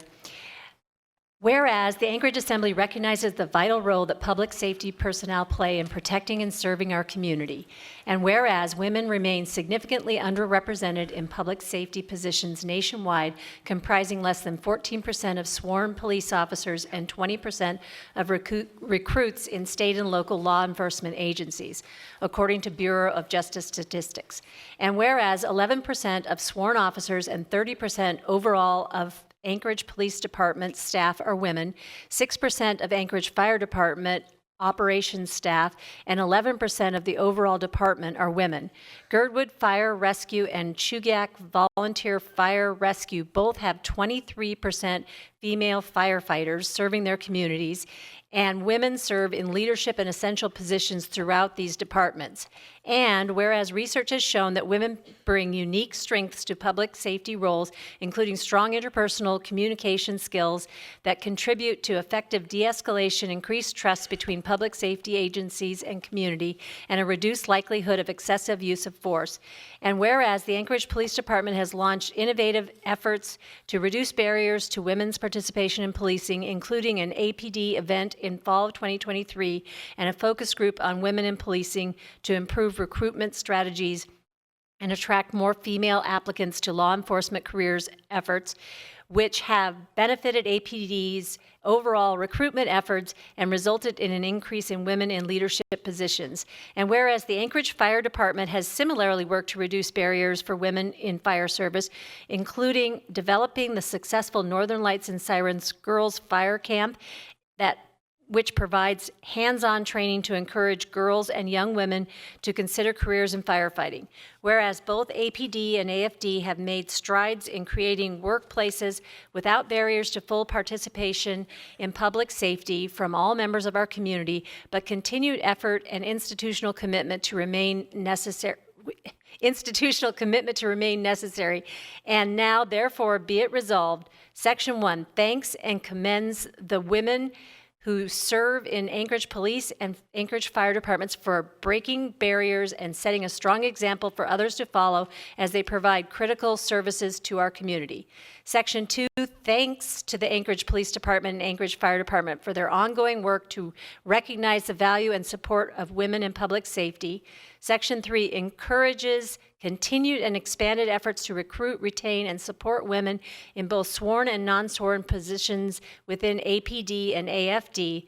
Section 4 supports APD and AFD in identifying and addressing the barriers to women's equal and full participation as public safety employees and encourages the municipality of Anchorage to continue providing the necessary resources to support these efforts. Section 5, this resolution shall be effective immediately upon passage and approval of the Assembly, passed and approved by the Anchorage Assembly this 18th day of March 2025.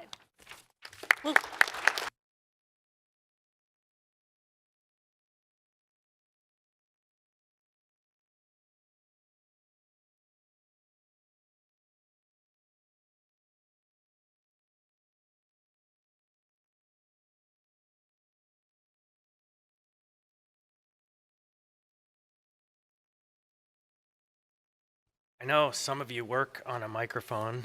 I don't want to put you on the hot spot, but we would like to welcome you to speak. Say your name. Tell us a little bit about your work if you wish. It is not a requirement. All right, please state your name and where you work and just a little bit of a narrative. My name is Gina Burrington. I'm the Deputy Chief of Administration at APD, which means I supervise the non-sworn side of the house. I have been at APD for almost 32 years, and so I have really had the opportunity to see the differences that are happening between what it looked like when I was literally sometimes the only woman working on my shift to being able to pull all of these fine young ladies to be here with us today. I want to thank you and everybody for the recognition. It's valuable and it's appreciated. Yeah. Anyone else? Come forward, please. My name is Amanda Fisher. I'm the captain of the detectives division at APD, which means I supervise all of our amazing detectives, both male and female. I have been here for almost 24 years now, so I also have seen amazing changes in the Anchorage Police Department and am honored to work daily with the females and the males that we have in our department who do an amazing job in a very difficult world every day. And they go out there tirelessly and thanklessly with a target on their backs, ready to face the world on a daily basis, and they do it for everybody in this room, and they do it for their families, and they do it for themselves. So thank you for the recognition. Anyone from the fire service?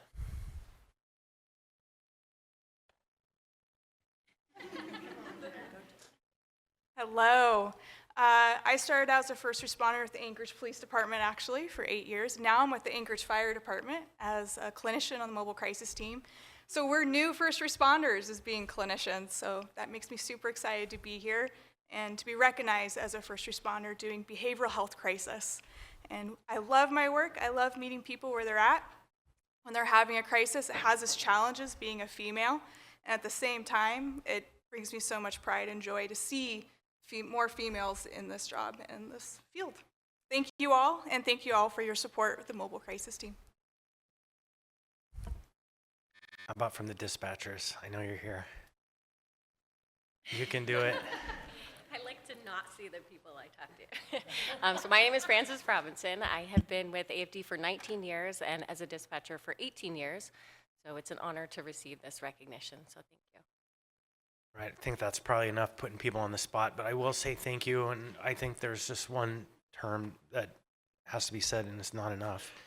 And that's just where we are, not enough. And we need more women, we need parity, we need efforts to increase participation by broader membership in our community. So thank you for being the vanguard, and Gina, you know, you've been the vanguard for a long time. I've known you for every year I've been in service.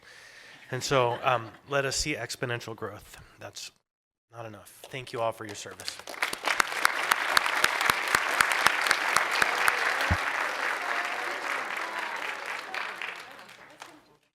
Okay, next one, personally very glad to see here. I want to welcome you down, my friends from the Lucky Wishbone. Next, we have item 10A5. 10A5 is Resolution AR 2025-84, a resolution of the Anchorage Municipal Assembly recognizing and honoring the Lucky Wishbone as a 2025 recipient of the James Beard Foundation America's Classics Award. This item was pulled by Mr. Boland. Move to approve. Second. Moved by Mr. Boland, seconded by Mr. Myers. I'd like to ask unanimous consent. Is there any objection? Seeing and hearing no objection, this item will be read by me, Mr. Voland, and presented by Mr. Myers, but I'm going to come down too.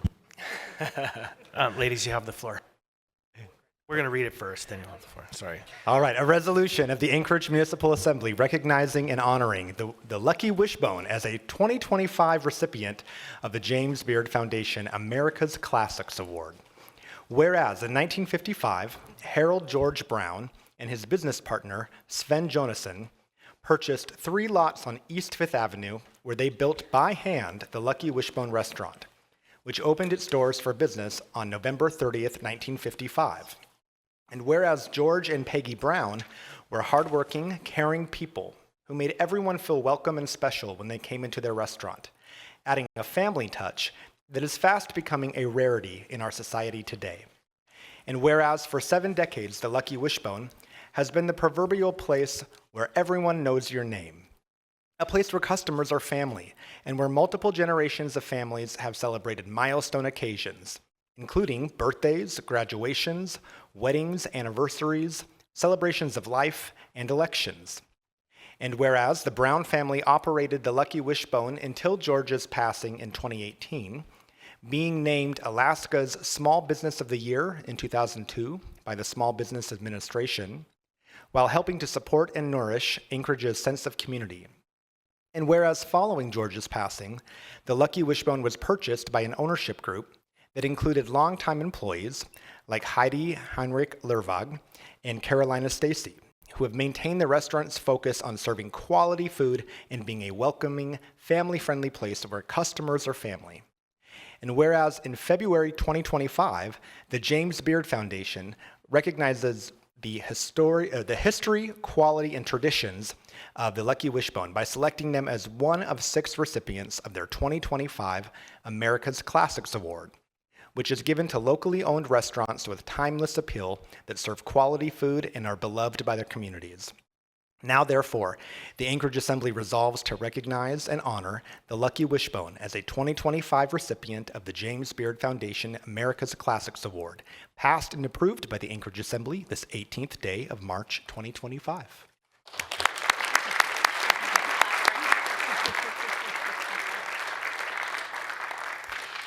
Thank you very much. We were very honored to receive the award both from the James Beard group and this from the Assembly, and we're very grateful to the municipality, the people of Anchorage, the people of Alaska for continuing to support us.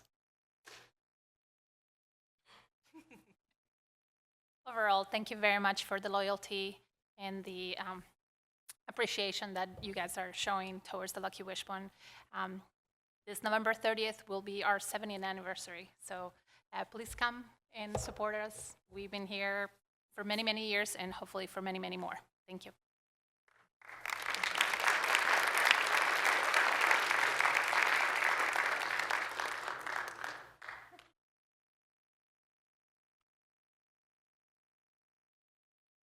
And if my overzealous peers hadn't pulled 11 items, we'd be receding upstairs to enjoy a dinner catered by the Lucky Wishbone.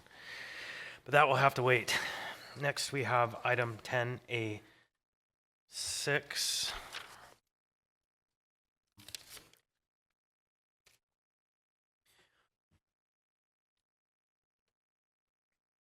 One sec.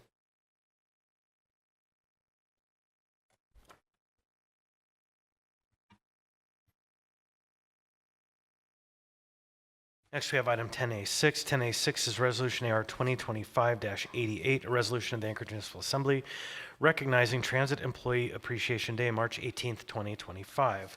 So this item was pulled by Mr. Rivera. Mr. Rivera. Move to approve. Second. Moved by Mr. Rivera, seconded by, is that Ms. Brawley? I'd like to ask unanimous consent. Is there any objection? I am seeing and hearing no objection, so this item is adopted unanimously. Sorry, Mr. Chair. I also wanted to ask if I could be added as a sponsor, and I imagine others would as well. Yeah, I think that, is there any objection? We'll add everybody. If there's no objection, we're good.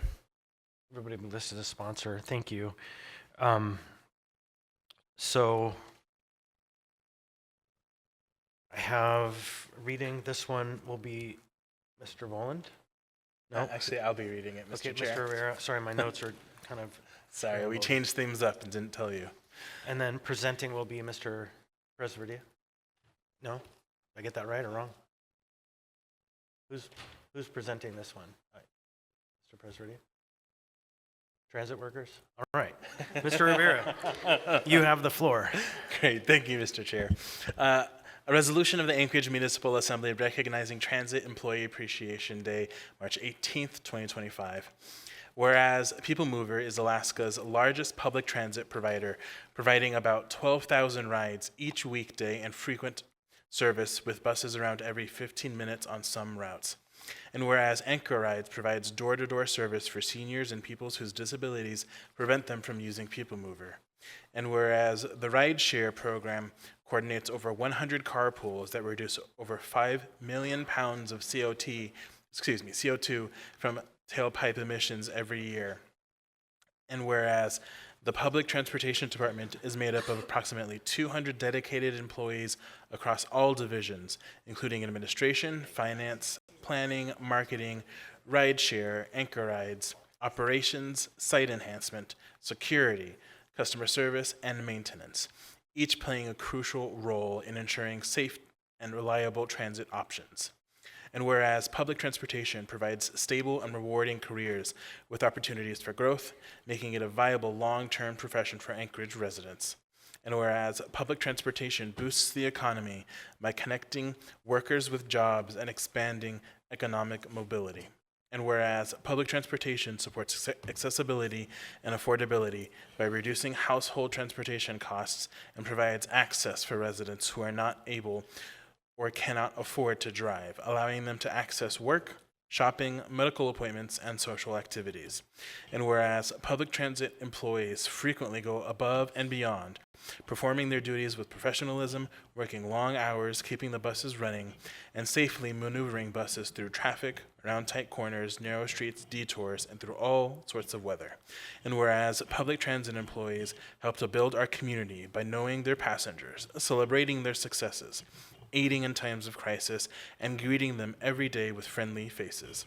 And now, therefore, the Anchorage Assembly resolves that March 18th, 2025 is recognized as Transit Employee Appreciation Day and extends sincere appreciation to all public transit employees for their hard work, dedication, and commitment to our community. Passed and approved by the Anchorage Assembly this 18th day of March 2025.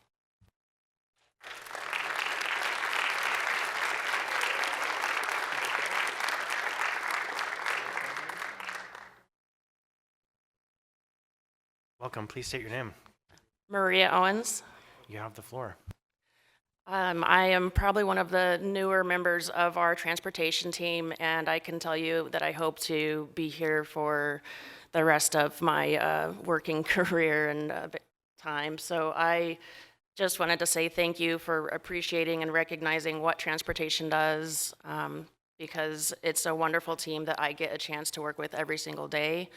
And the bus drivers, the maintenance, and administration are all a part of what we do to keep Anchorage moving. So thank you for recognizing that. Hi, I'm Whitney Moore. I'm the marketing supervisor for People Mover. I've been with the team for almost 10 years, and I will probably retire from this department. So this is actually my first time being able to be here to receive this recognition. So we greatly appreciate it. It's an honor to be part of this team, and just thanks for recognizing us. My name is Sandra McMahon. My background is education, and I am the travel trainer for public transportation. I have a foot in People Mover and a foot in Anchor Rides, and it is positively a delight to be able to help our community members navigate public transportation. I retired from my previous career, and I kept seeing this position came up, so I'm one of the newest employees, a little bit more tenured than Maria, but not by much. And it is such a delight to see the difference that public transportation makes in our community and being able to connect people with this service. And thank you all for your support. Bart Rudolph, Director of the Department. I just want to take the opportunity to thank you for recognizing all these hardworking men and women that day in and day out overcome challenges and provide an essential service to this community, and it's a dedicated group of employees that I'm very proud to work with. So thank you very much. Thank you.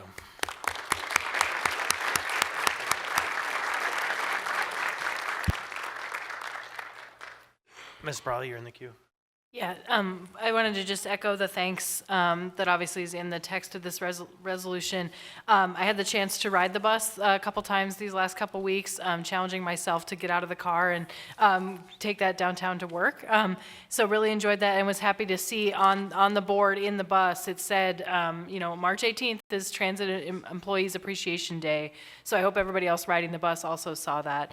And then also just to say, you know, I don't ride the bus as often as I'd like to, but I've seen employees de-escalate fights, get stuck in the snow and then get unstuck in the snow, you know, deal with some challenging incidents, and really like your workplace is riding around all around town, and often it's you in that bus. So I just want to again extend appreciation from the little experience I've had personally and just knowing what you guys do every day. So thank you for driving the bus. Thank you. All right, thank you, everybody. Next, we will move on to item 10A7.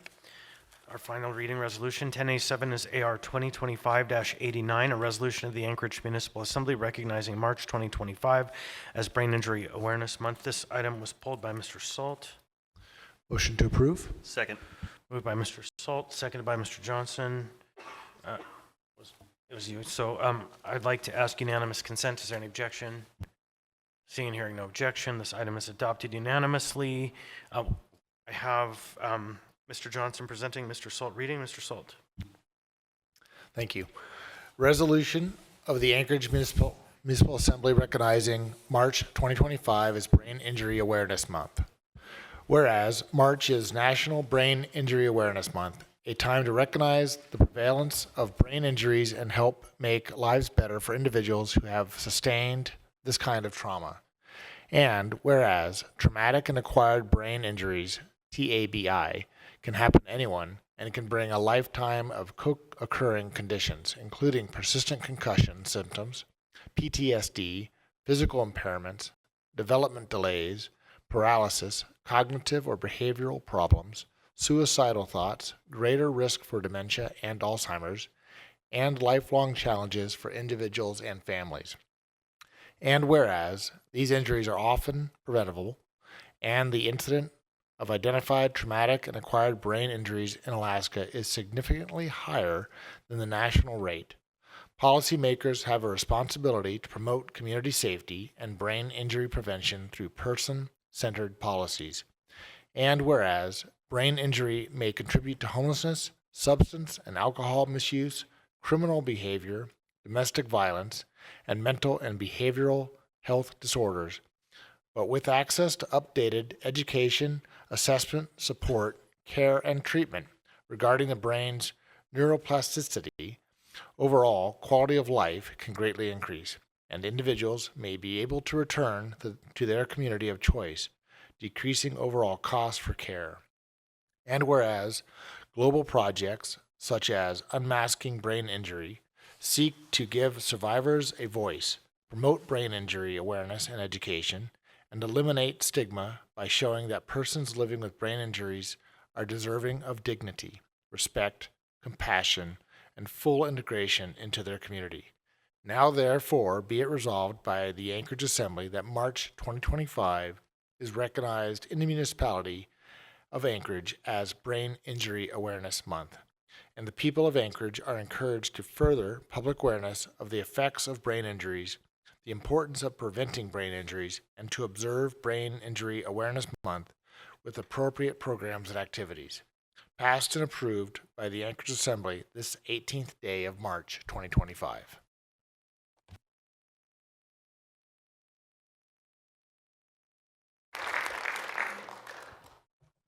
Hi, I know you're probably all wanting to have a snack, so we'll be quick, but we greatly appreciate your willingness to hear this resolution and put it in with the list.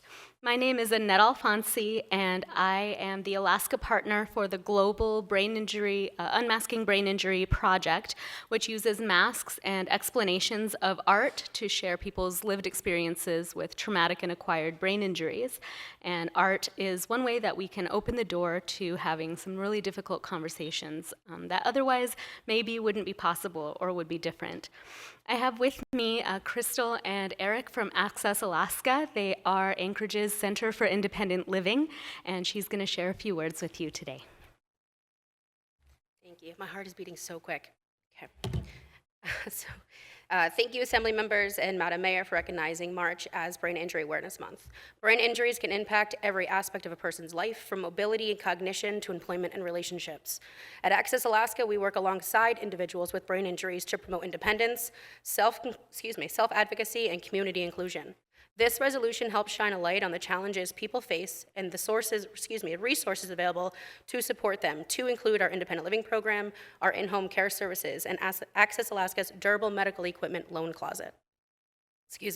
We appreciate your commitment to raising awareness and ensuring that Anchorage is a community where all individuals, regardless of ability, have the opportunity to thrive. And on a private note, I am the mother of a toddler with a brain injury, so I absolutely want her to, and my job as her mommy, is to make sure she grows up in a community that is accepting, but where she can thrive as well.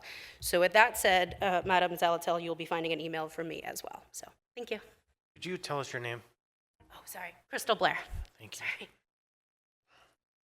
And just to share real quick for the people who are watching, for more information about Access Alaska, online you can go to accessalaska.org, or you can call 907-248-4777 to be connected with our Independent Living Center. Thank you again very much.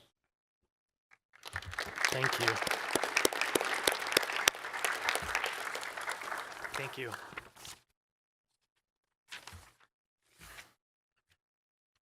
All right, next on the agenda, we have item 10B2.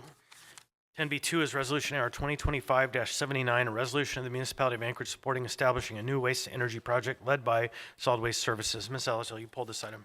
Thank you, Mr. Chair. Move to postpone to the meeting of April 8th. Second. So a motion to postpone by Ms. Alatel, seconded by Mr. Rivera to April 8. Ms. Alatel.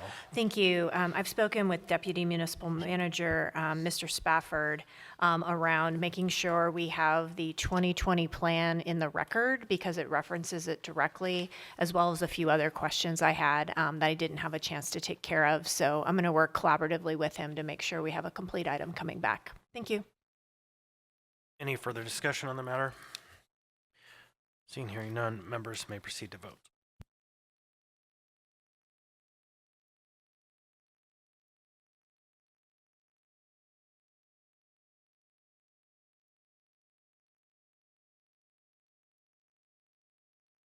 So on a vote of 12-0 and the youth member votes Yes. yes, the motion to postpone on item AR 2025-79 has passed.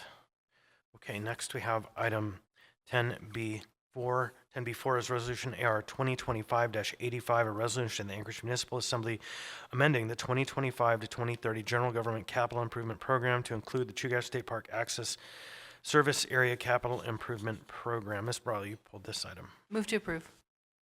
Second. Moved by Mr. Brawley, second by Ms. Bronco. Ms. Brawley.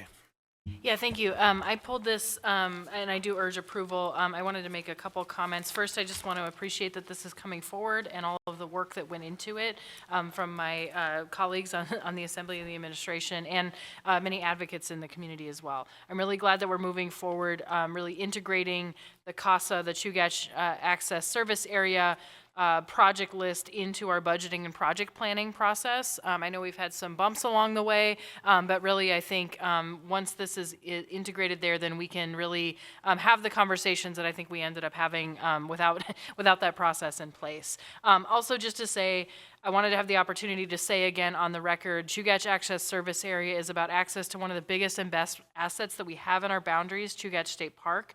A lot of the work involved in increasing that access is around roads and parking lots, and I know that's really where a lot of the focus has been, but also it's about trails, public amenities like restrooms, things that are proposed in these future projects, and really helping more people enjoy our public lands along the Chugach. So I appreciate the breadth of projects in this list. I encourage people to look at it. I don't know what the right answer is in terms of what priorities, what order we take these in, making sure that they're costed out, all those things. But really, I know that investments like this improve our public spaces and also contribute to our local economy. So I really also invite, as we move forward with this, this list is a starting point, and we need to continue to engage folks all across the city. I know folks in my district use the Chugach, even if they don't live or own property up in that area. So we want to make sure that we just continue to get robust engagement on what those projects should be, what the priorities are, and then I would strongly encourage that as we move forward, looking at balancing road and kind of paved surface improvements with those other pieces as well. So maybe not the same dollar amount, but making sure that they're all in there. So anyway, just wanted the opportunity to say all that on the record, and just again recognize how much work went into this, and I really appreciate it, and looking forward to using it in our budget process in the fall. Thank you. Ms. Bronco. Thank you, Chair, and I appreciate all of those words, Member Brawley. It was a lot of work to get this spreadsheet together, and I thank Claire Ross, I thank my aide for also doing a lot of digging to, earlier members of the body asked for a column that talked about how many years that these projects may have been on a CIP list or may have been on a district plan, and I think it's pretty eye-opening to see how long some of these projects have languished, and this is access to the most important, in my mind, gem of Anchorage. A lot of people, you've heard the term, Anchorage is just 30 minutes away from Alaska, and I believe that strongly, and we need to have good access to it, and I love how this spreadsheet includes where restrooms would be appropriately added. I'm hoping if the Basher project, which is in design, if it passes on the bond this April, would then become the first Chugach access to have any restroom facilities, and it would need some trail work to make it connect. So thank you for pulling this, and I also want to call out members Johnson and Salt because they were the first on this to be working, and I kind of jumped in later, and I appreciate that we are moving this document that is a starting point. I know Mr. Kohlhase has a group that's together, and this is a working document that will change over time, but I appreciate that this is being taken in as a starting point for the CASA. Thank you. All right, thank you. Anyone else?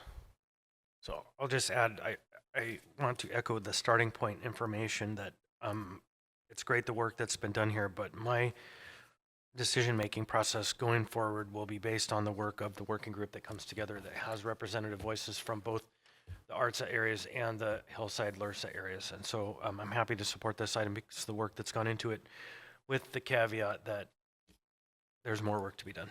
So anyone else? Members may proceed to vote.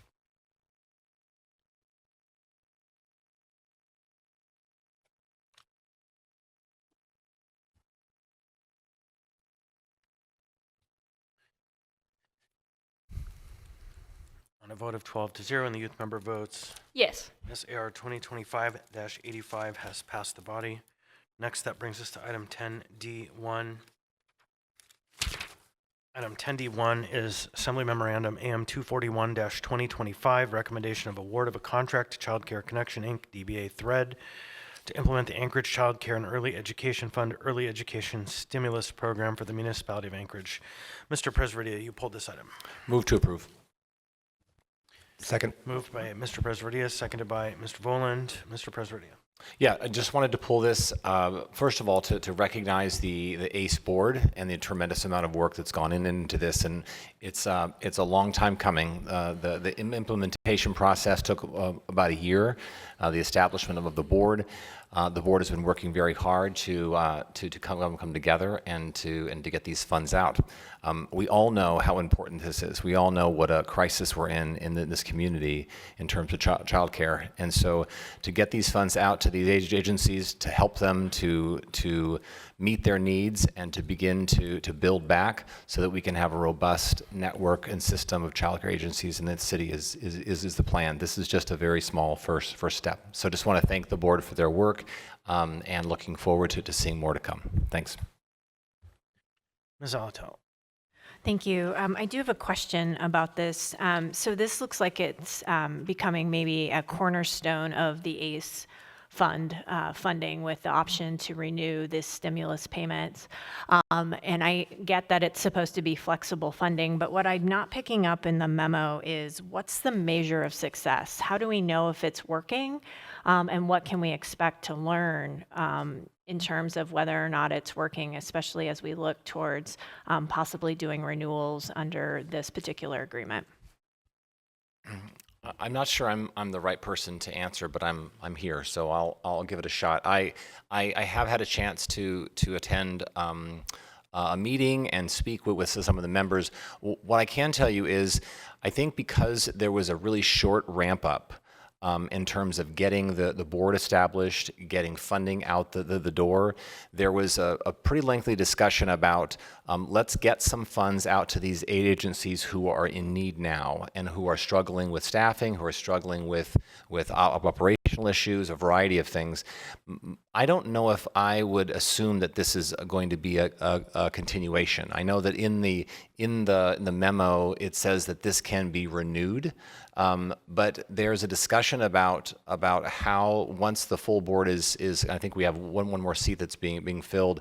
I'm not sure that I would assume that funding is going to go out in this way like this each year. And so that's just my assumption that I think this was a decision that was made for this first year. It may in the future, but my assumption is that there will be some operational funds that go out, and there will be some strategic and project-oriented funds that go out. Thank you, Mr. Perez-Verdia. That was really helpful. So I think my second question then is to the administration. It says 4 one-year option periods upon legal appropriation of the funds and mutual consent of the parties. Is that the party being the board or the administration? I believe Mr. Clouda is approaching to provide an answer. Mic is off. The green button. There you go. There we go. Yes, through the chair to members Alatel. So if I understand correctly, the question you're asking is about the option years, why those are included. So they was included that way. Actually, not why they're included, but who decides whether or not to exercise the option? Will it be the mayor's office, or will it be the board, or will it be a board's recommendation to the mayor's office? Yes, okay. Through the chair to members Alatel, this will be a result of the way that the ACE budget is formulated each year is that the ACE board makes a recommended budget that goes to the mayor and that then goes to the assembly, and that part's in the normal budget process. And so if that line item were to be included again in future budgets, which has not been discussed yet by the board, then that would leave open the option to use those option years. All right, thank you, Ms. Brawley. Yeah, first I'll echo the thanks from Mr. Perez-Verdia of getting these funds out the door. I know it's exciting to see. This is real, like you said, this is really the first big push of using this funding since voters approved it to be dedicated. So this is exciting. I will point folks to the information memo. I had asked a few questions, including about the optional renewals, because I did have that same concern. Are we signing up for 5 years and that's it? But I understand the answer, and I think there is flexibility there. And then I'll also just note there's information in that memo. A couple, I think 2 years ago now, or maybe last year, this body made the decision to do something similar, utilizing the Children's Trust for alcohol tax funds, 1.75 million that went for community grants. So there's information about the outcomes from there, how those funds were used, sub-grantees. But just to note, I think it was a good experiment, really to see, an alternative to the way that we had been doing it, which is all municipal grants, municipal granting process, which has pros and cons, especially in terms of the overhead expenses that we end up holding on to, or the process for that. So I'm really excited to see this. I do hope there is a clear evaluation, a small e evaluation, not a formal one, of how those funds are utilized and what kind of outcomes we're seeing, and then hopefully that informs the board's review of this and recommendations back to us as far as funding. But yes, just to say, I think the intent should be clear that that is an option, but it is not necessarily the decision from the mayor's office, the assembly, or the ACE Fund board at this point that this would continue on. So anyway, looking forward to see that and hoping that it really does some good in the community. Thanks. Mr. Constant? No, I don't need to be recognized. Okay. My question was answered. So is there anyone else who wishes to speak to this item? Seeing and hearing none, members may proceed to vote.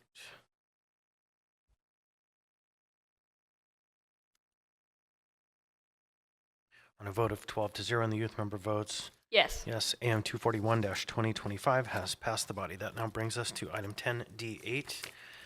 10D8 is Assembly Memorandum AM 248-2025, increased change order authority for contract C-2022-003333 with Manson Construction Company, Inc., Manson for Port of Alaska, Modernization Program, Design Build Services for the North Extension, Stabilization Step 1 NES 1 project. Mr. Salt, you pulled this item. Yes, motion to approve. Second. Moved by Mr. Salt, seconded by Mr. Johnson. Mr. Salt. So I'm sure this will get approved, but it reminds me of the meme where you have a dinghy, and the dinghy has the words contract written on the back, and then you have a yacht, and the yacht has change order written on the back. So I'm sure some of you have seen that. So this is a $93.5 million contract, and we're asking for a $22 million change order. I think an increase from 14 originally. So I guess I just want some assurances that we have control of this project, what we have in place to prevent this from escalating further, and the fact that this is part of PAMP, which is over $1 billion project. 23% on $1 billion is a large number. Through the chair, member Salt, absolutely. It's a very good question. I mean, this is a significant change order authority increase. You'll see it detailed in the packet, and I know we ran through this when we talked to the IEOC, that a number of the factors that contributed to this were the result of a delay caused by a permitting issue, a NEPA review issue, which is certainly a risk when we go through the construction process, particularly in Alaska with our short build season. And so we can never say those will never happen again, but I think that is really the significant trigger here and the reason why we're seeing such a significant dollar figure. I ask Mr. Adams to come up if there's more he'd like to contribute. No, okay, I think we're set. Thank you. That answer sufficiently, Mr. Salt. All right, anyone? Ms. Bronco. Thank you, Chair. I had asked the administration a question, and I believe I have the answer, but I know when we were working on the CASA and the parking for Basher, we were told that we do not do design build. We don't like design build. And so this caught my eye because of the amount. And it says the design build was chosen to remove the risk to the MOA for impeding current terminals in the event of the sheet metal failed.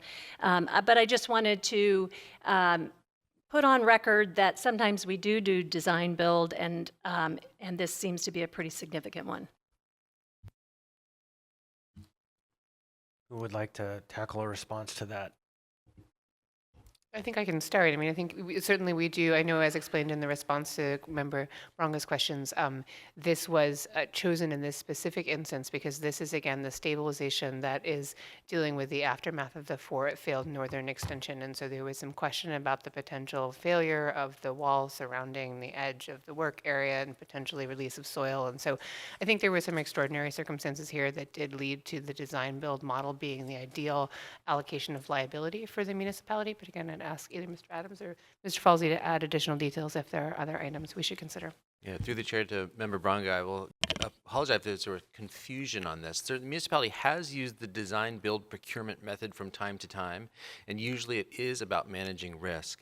In the context of the CASA bond discussion, it is also true that it is very much the usual pattern that we do not use a single design build procurement to build roads or parking lots, but rather we procure a design and then we put that design out to bid for construction. And there are reasons why that risk profile makes a little bit more sense and probably results in a cheaper product delivery for those types of projects.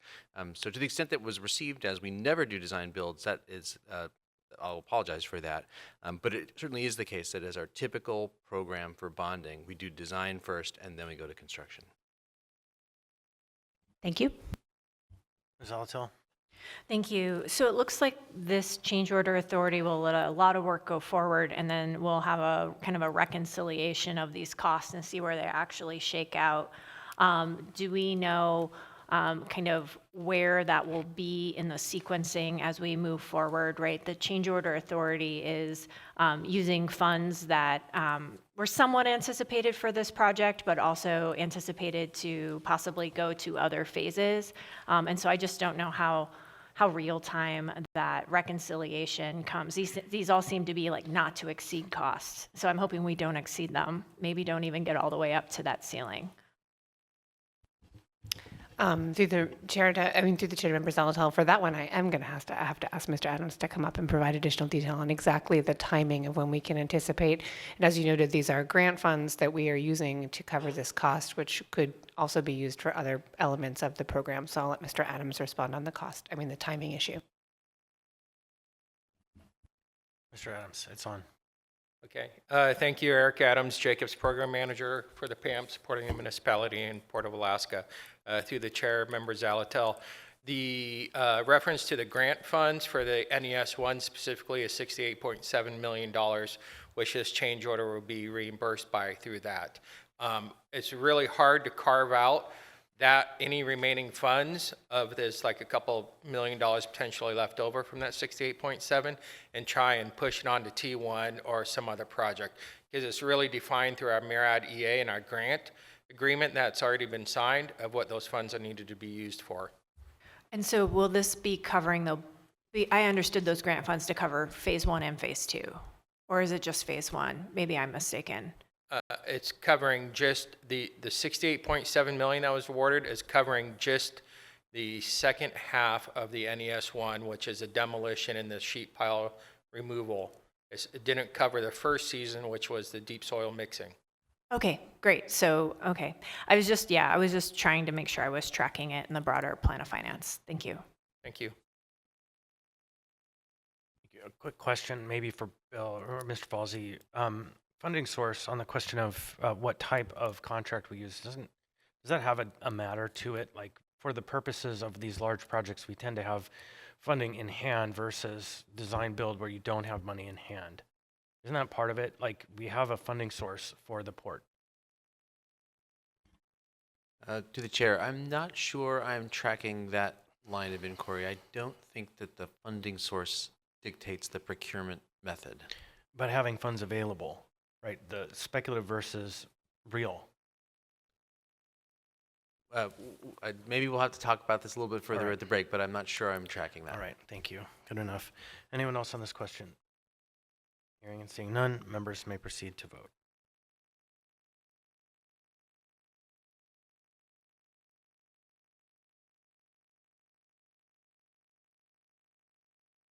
Vote of 11 to 1, and the youth member votes Yes. yes. AM 248-2025 has passed the body. Next, that brings us to item 10D16.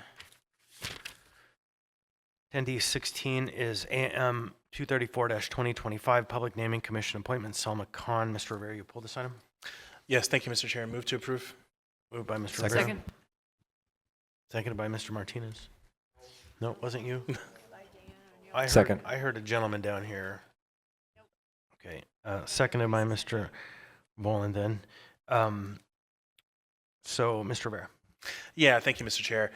So first off, I don't personally know Ms. Khan, and so none of what I'm about to say has anything to do with her, but about the intent behind the Public Naming Commission itself. So with that, I have a question on the seat that Ms. Khan will be occupying, which in AMC 1.08.030C.1 is described as, quote, a member with a background in history, anthropology, or archaeology, end quote. There was, I think, significant thought put into each of these seats. If you review AMC 1.80.020, which sets out the general policy for the commission, several of the provisions in subsection C directly relate to the expertise that this seat is expected to bring to the table, which I think gets to my question. Can the administration please explain how this appointment meets the intent in those two provisions of code that I cited? The chair, I believe Marie Hughes is going to approach to speak to that, but I think it's tied to the candidate's degree in anthropology.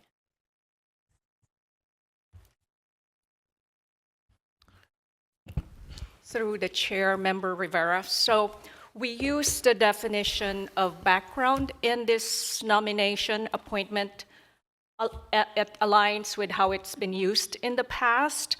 And I also want to note that the code actually included the language that to the extent available in the municipality, I think that acknowledges that we are limited in capacity to recruit for this eligibility, and so we were happy to get these applicants after our numerous outreach for members, and so Ms. Khan is also welcomes the appointment, and so we welcome her service. Okay, so then it's just to clarify. Mm-hmm. It is the administration's position then that you believe Ms. Khan will be able to successfully fill that role and what it's intended for the commission? With that background, yes. Okay, great. Thank you. Thank you. Ms. Brawley. Yeah, thank you, and thanks for the clarification. I don't have any questions. I just wanted to note, I do know we have one naming commission member who's not in this particular seat, and I don't know her professional background as far as history, et cetera, but she was our former historic preservation officer. I'm speaking of Ms. Christine Bennell. So just to note, I know we're not expecting, and I know Mr. Rivera is probably not expecting one person to fill, the full expertise of all of those, but I do look forward at least to her kind of practical experience in history as well, and hopefully complementing the experience of Ms. Khan. Thanks. Any further discussion? Seeing and hearing none, members may proceed to vote.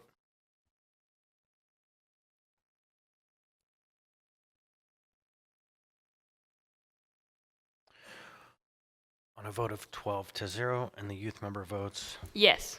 yes, AM 234-2025 has passed the body. Does that mean that that commission is fully impaneled? No, we're getting closer. All right, thank you, everybody. So someone shook their head no in response to that question. Okay, next we have item 10D19.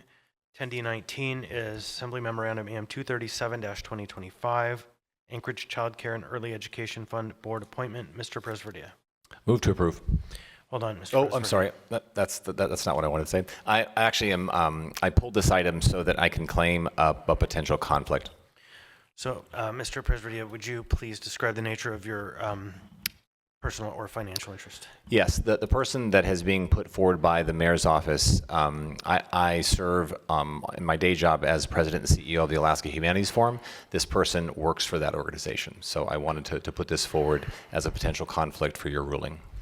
So when you say he works for this organization as the CEO, ultimately he works for you?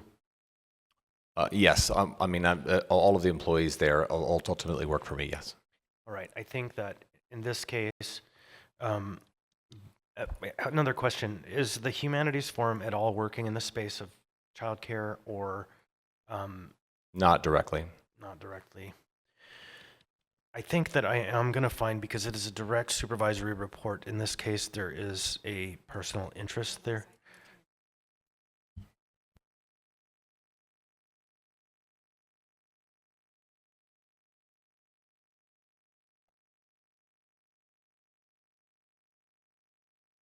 some further questions. Hold on.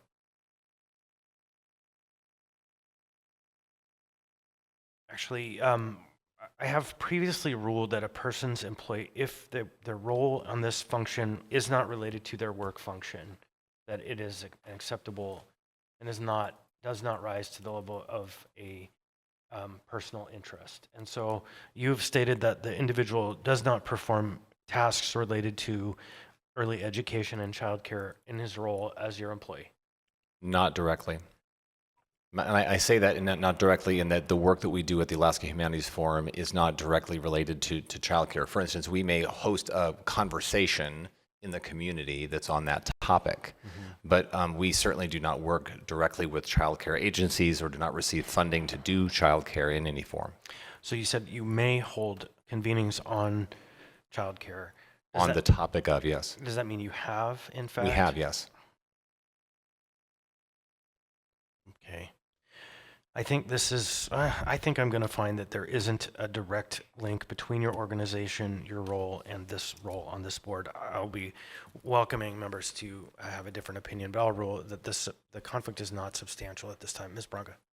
I thought I read somewhere that the Humanities Forum had received money from the Children's Trust for like a story time or? Yes, we have received funding from the Alaska Children's Trust, different organization. That is, but that organization is connected to childcare. Yes, but the work we did was convening conversations on topics related to that. Yeah, I don't think that changes my ruling in the sense that if we had just awarded a pile of money to the Children's Trust as opposed to Thread, it might be a conversation that has legs. But at this point, I think I'm going to maintain my ruling. But Mr. Voland. Yeah, thank you. Oh, I am in the queue. You know, I anticipate this would pass. I do think that this is an interesting one just because we're talking about a fund, you know, making recommendations for awards, which is a little bit different than some of the other policy advisory boards or commissions. And so I think for my part, just to protect my colleague, because I anticipate this will likely pass, I think I would venture to say that there's potential conflict and I'd feel more comfortable voting on this without him. So I think that the proper thing to do then is move to override the ruling of the chair. With great appeal the ruling of the chair. With great respect, I will move to appeal the ruling of the chair. Second. Right, so there's a motion to appeal the ruling of the chair by Mr. Voland and seconded by Ms. Branca. Yeah, just one sec. I don't believe it's debatable, but we'll see in just one moment. Mr. Gates, do you have an opinion on whether it's a debatable motion?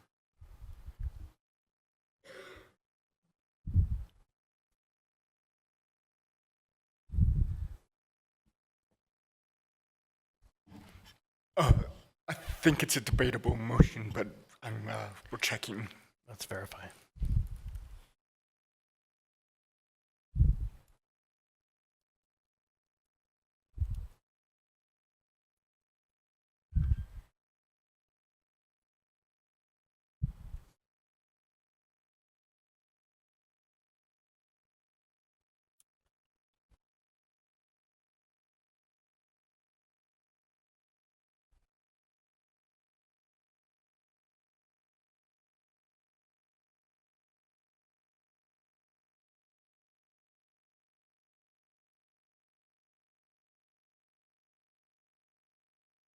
The clerk tells me it is debatable, so I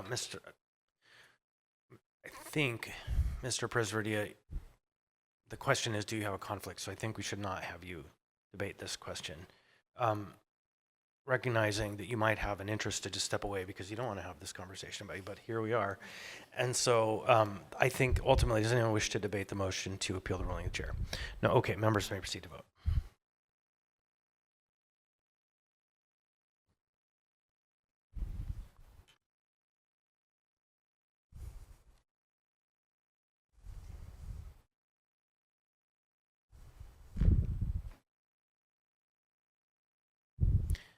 So on a vote of 6 to 5, the ruling of the chair stands. So he has to. Yeah, this is a question about him. So, and the youth member? Yes. Okay. Can I just get a point of clarity? Yep. Point of information. So the motion is to appeal the ruling of the chair? Mm-hmm. And, oh, got it. Okay, we're good. Thanks. Yep. All right. Sorry, Mr. Presverdia. You get to vote. So the code does provide a requirement to vote, and it just has to be really clear. I will say that there was a previous member whose parents had a liquor license, and this body made him vote on his parents' liquor license, and pretty darn close connection. And so it was a close call, and every chair should be overridden at least once or appealed and have their decision overridden, just because, same like, I hate to say it, every mayor should probably have a veto overridden, but hopefully not now. Anyhow, so we're now back on the main motion. The main motion is the appointment of Mr. Sayaka to the Anchorage Child Care and Early Education Fund. Members may proceed to vote. No, we need a motion. Move to approve. Sorry, that's right. Second.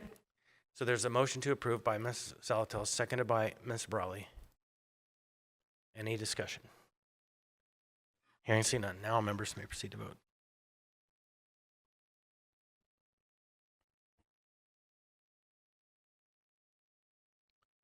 On a vote of 12 to 0 and the youth member votes Yes. yes, M 237-2025 has passed the body. Nope. So just if anyone's curious, 10D23 will not be moved. There's a second item that was similar to it, different number that's already passed. So next, yeah, that's, yeah, 10D25 was the correct one. So our final item on the consent agenda is 10D27. 10D27 is AM 257-2025, recommendation to award contract with the Peloton Group for professional services for S4 HANA migration for the municipality. Mr. Salt, you pulled this item. Thank you. Motion to approve. Moved by Second. Mr. Salt. Seconded by Mr. Voland. Mr. Salt. So I guess a question for the administration.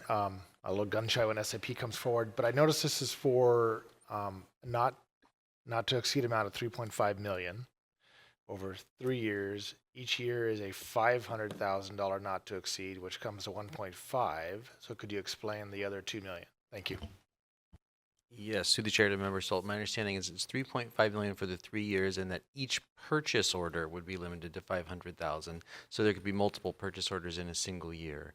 But it is an as-needed contract, and I don't know that there's any reason at the first blush to assume that it would even come in chunks of $500,000. Thank you. All right, anyone else on this item? I've made a bad joke 2 times already on this, so I'm not going to make it again. But any further discussion? Seeing here none, members may proceed to vote.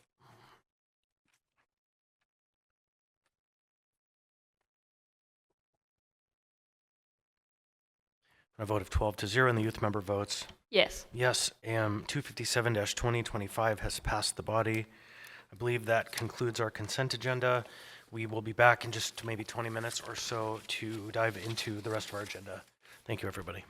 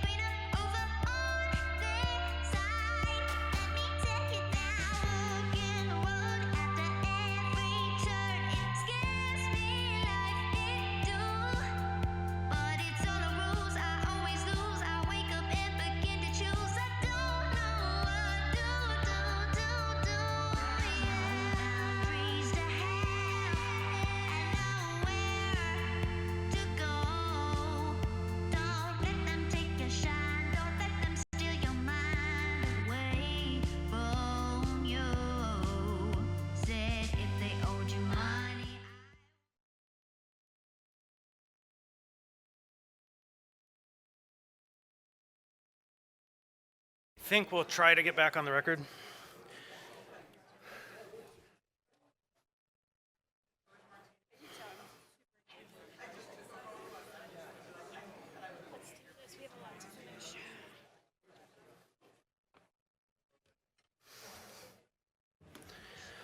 All right. Thank you, everybody. I think we're all back up now, so we'll go ahead back on the record.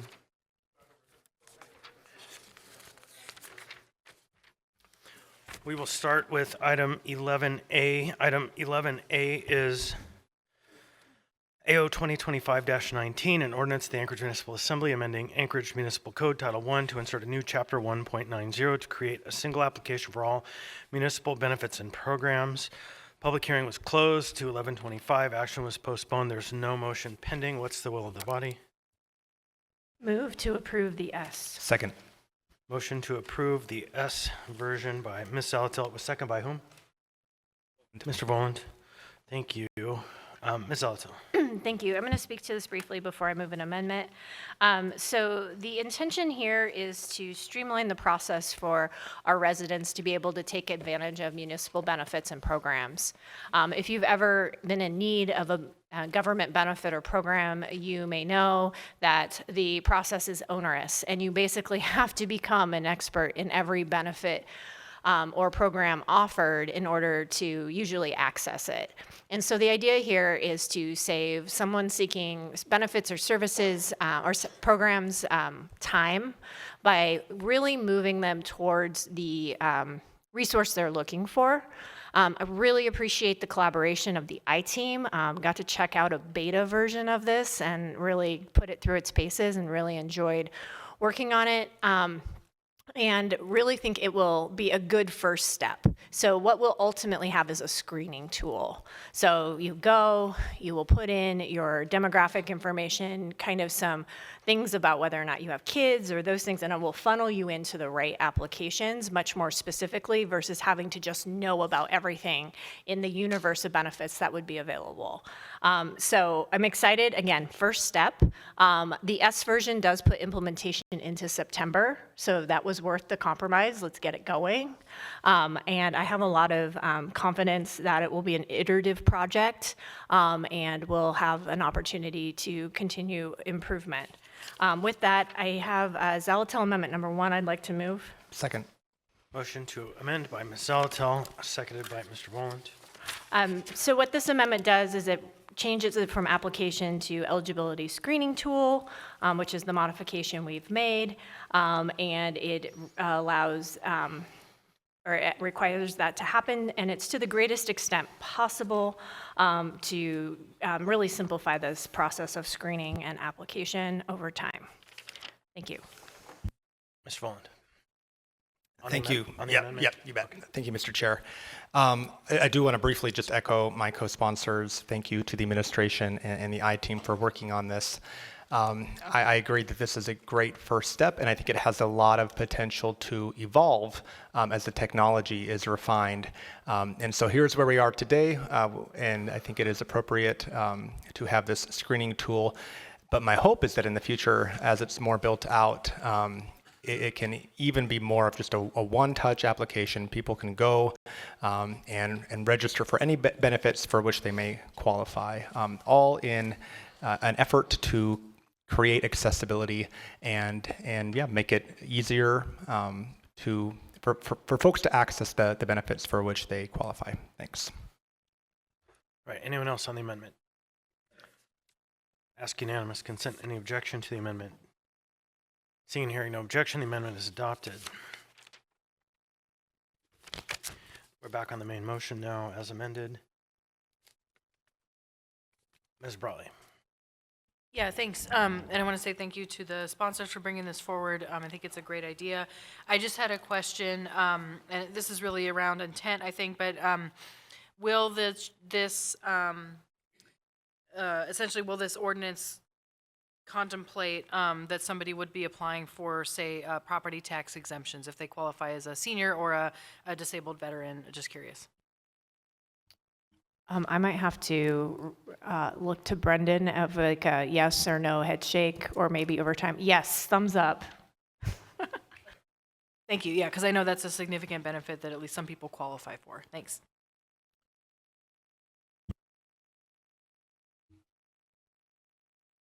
Yeah, Ms. Bronga, go ahead.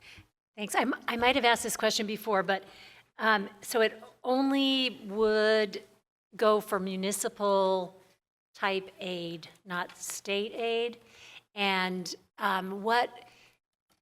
so childcare, what kinds of things would it encompass in this application?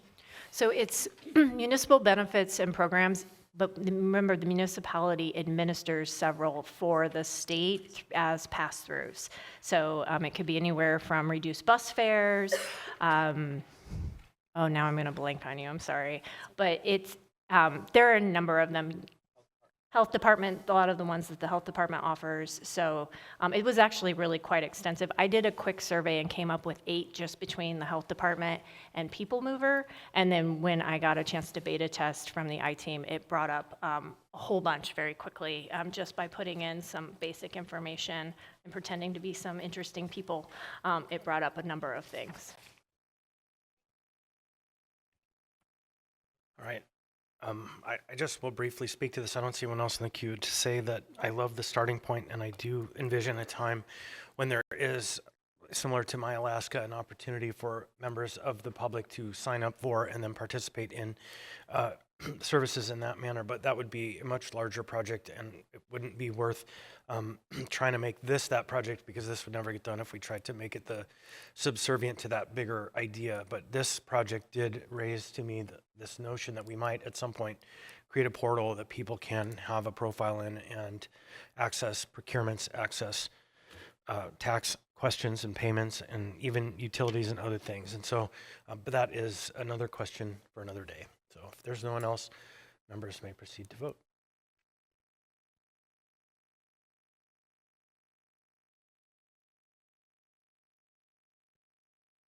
On a vote of 12-0 and the youth member votes Yes. yes, AO 2025-19S as amended has passed the body.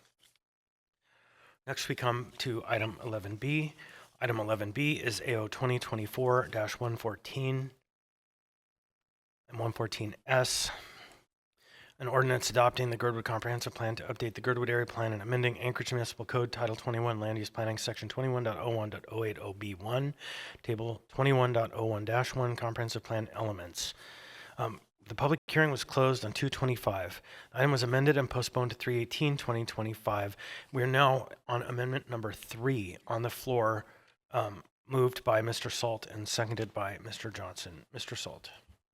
So I'd like to move to postpone Amendment 3 indefinitely. Second. So you moved the amendment, so I don't think we need to have that. We just say rescind, withdraw the amendment. And I'll so- rescind. I'll change it to rescind the motion. All right, so and it doesn't need a second, but the mover has rescinded the motion. There's no disagreement. So we are now on the main motion as amended. So, okay, so the S version as amended is now before us. I know that there are a number of amendments, so there's more than two substantive ones. Mr. Johnson. Yeah, thank you. With that, I will move Johnson, Salt, LaFrance, floor amendment number 2. Second. Motion to amend by Mr. Johnson, seconded by Mr. Volant. Mr. Johnson. Yeah, thank you. Well, I will tell you, in the 2 years I have been on this body, I don't think there has been anything I've contemplated as long or as deeply as this piece of this very detailed plan. And ultimately it is up to the members of this body to decide whether or not to support this amendment or other elements of the Girdwood Comprehensive Plan. But I just want to say, to my colleagues who all have their own framework for decision making, I don't think this should be an easy question. There are 2 competing visions for this area. This area branded as the Mitten. One envisions it as preserving as a beautiful space that creates a lot of enjoyment for the community and visitors of Girdwood. That there's a vision for an extensive trail network there, and creates a lot of value in its existing state.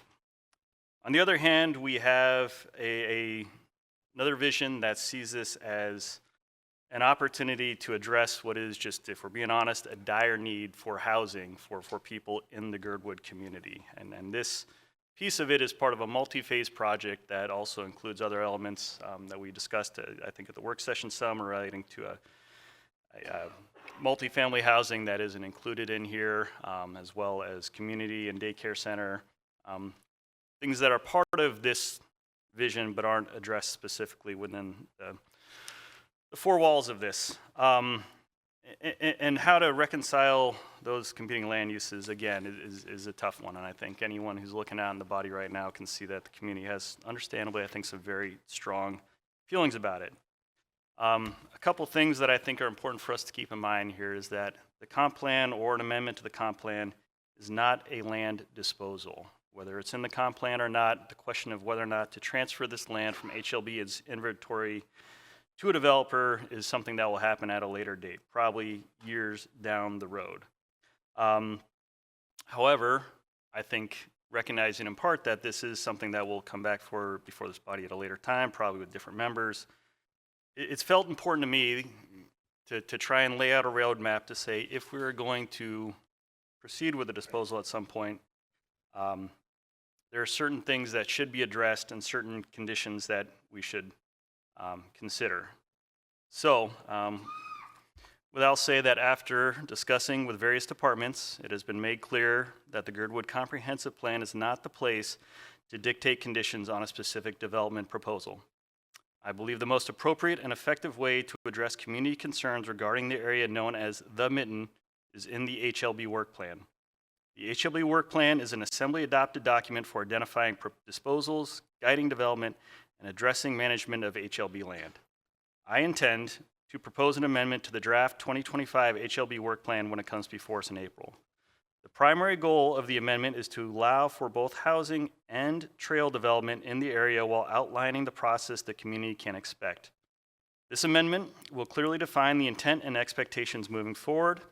I have already drafted, with some help, the amendment, and I'm prepared to share it, so I'll read that into the record tonight. This is draft amendment language for the 2025 HLB Work Plan.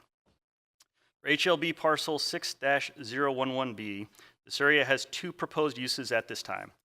First, in 2017, HLB AC passed Resolution 2017-09 supporting a 20-year public use easement at no cost to the Girdwood Nordic Ski Club for the development of Nordic ski trails similar to their easement with HLB for the nearby Nordic 5K loop. The dedication of this easement has not been brought to the Assembly because conditions in the resolution remained outstanding. Second, in 2021, HLB released a request for proposals for housing to be developed in Girdwood on HLB land. The proposal selected was one submitted by Alyeska Holdings, LP, and Seth Anderson to include a disposal of approximately 72 acres, 27 of which is for mixed-use development, the remainder for recreation and access, to facilitate the development of Glacier Creek Village through a purchase and development agreement. HLB will work to resolve any conflicts between the proposed trail network and housing development. The construction of a recreational trail will increase available public amenities, and the development of more housing will provide needed residential opportunities in a tight real estate market. HLB intends to start with a replat of the parcel. This future plat and any following disposals will be required to be in compliance with the Girdwood Comprehensive Plan, the Girdwood Trails Plan, and any other applicable adopted plans. The planning process will include opportunities for public input during a community meeting held in Girdwood prior to submittal of the plat application and a subsequent public hearing at the planning board. And I promise I'm wrapping this up here soon. After the platting process is complete, the HLB disposal process would apply to both trail easements and the Glacier Creek Village. As with any HLB disposal, it will be taken to the HLB-AC Advisory Committee with public noticing for a public hearing and recommendation to the Assembly. Then, an ordinance seeking authorization for the disposal would be brought to the Assembly for an additional public hearing and decision. The Assembly would have the opportunity to approve, amend, place conditions on the disposal, or deny the ordinance. If the Assembly were to pass the ordinance, HLB would be authorized to move forward with a disposal subject to the conditions of the ordinance. HLB will include a revisionary clause so that if any conditions are not met, the Glacier Creek Village would come back into public ownership. Additionally, HLB will not dispose of the residential development area until such time that a trail easement has been recorded as long as the Girdwood Nordic Ski Club continues to make reasonable progress towards trail development. Many other ideas about conditions have been mentioned during the drafting and approval process of the Girdwood Comprehensive Plan and will be provided to the HLB-AC and Assembly if and when they consider disposal. These include limiting short-term rentals, minimizing trail and road crossings, and developing a Nordic ski hut and additional parking for recreators and other conditions related to the making the housing more attainable for the local workforce. And I'll go ahead and yield the floor at this point. Thanks. All right. Ms. Brawley. Yeah, thank you. And I appreciate the heads up and kind of thinking about, as Mr. Johnson said, trails and housing, not trails or housing. I keep thinking about this property and really the way it's framed as an either or.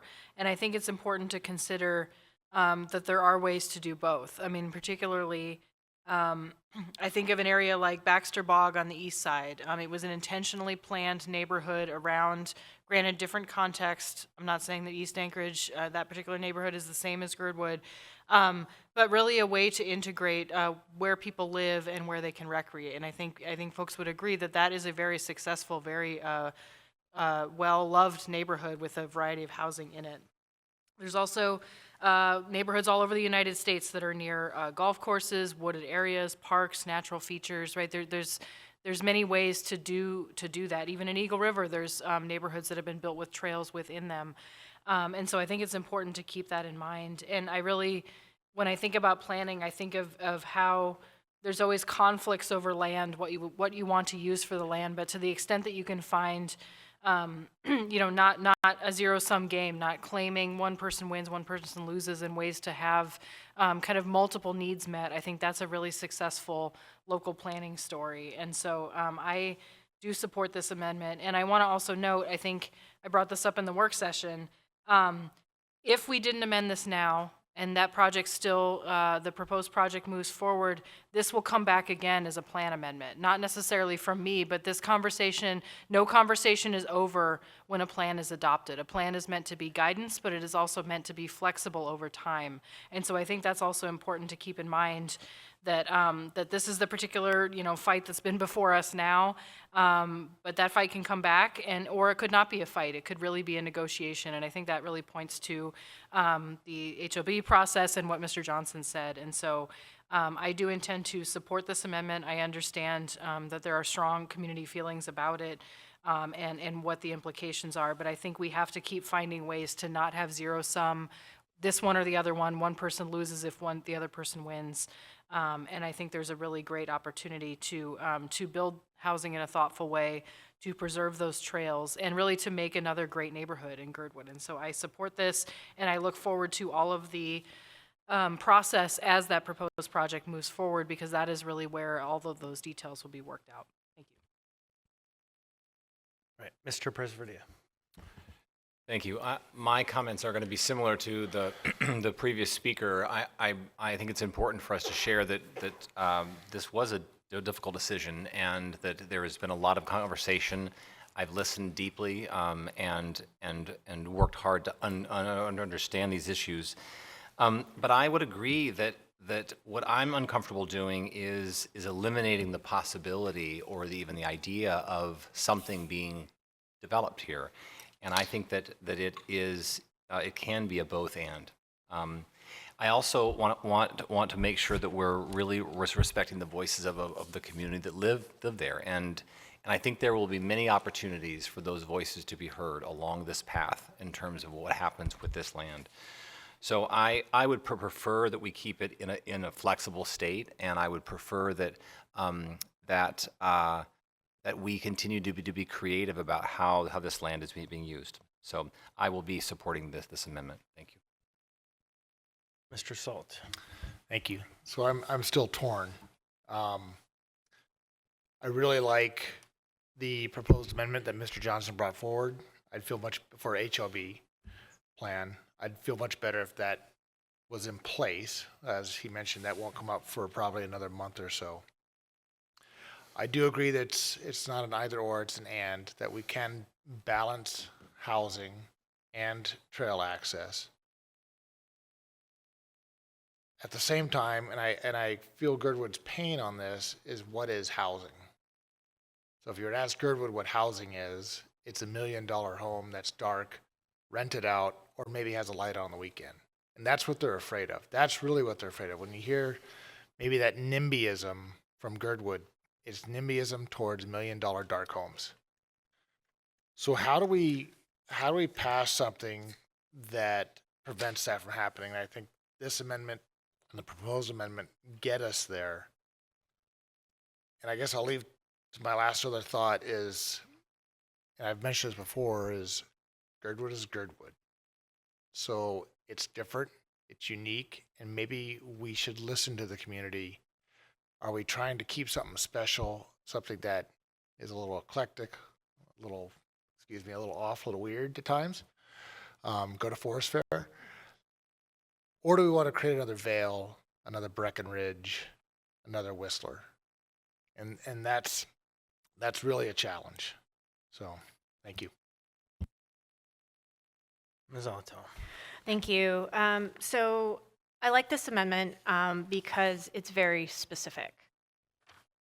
The Girdwood plan overall is too squishy.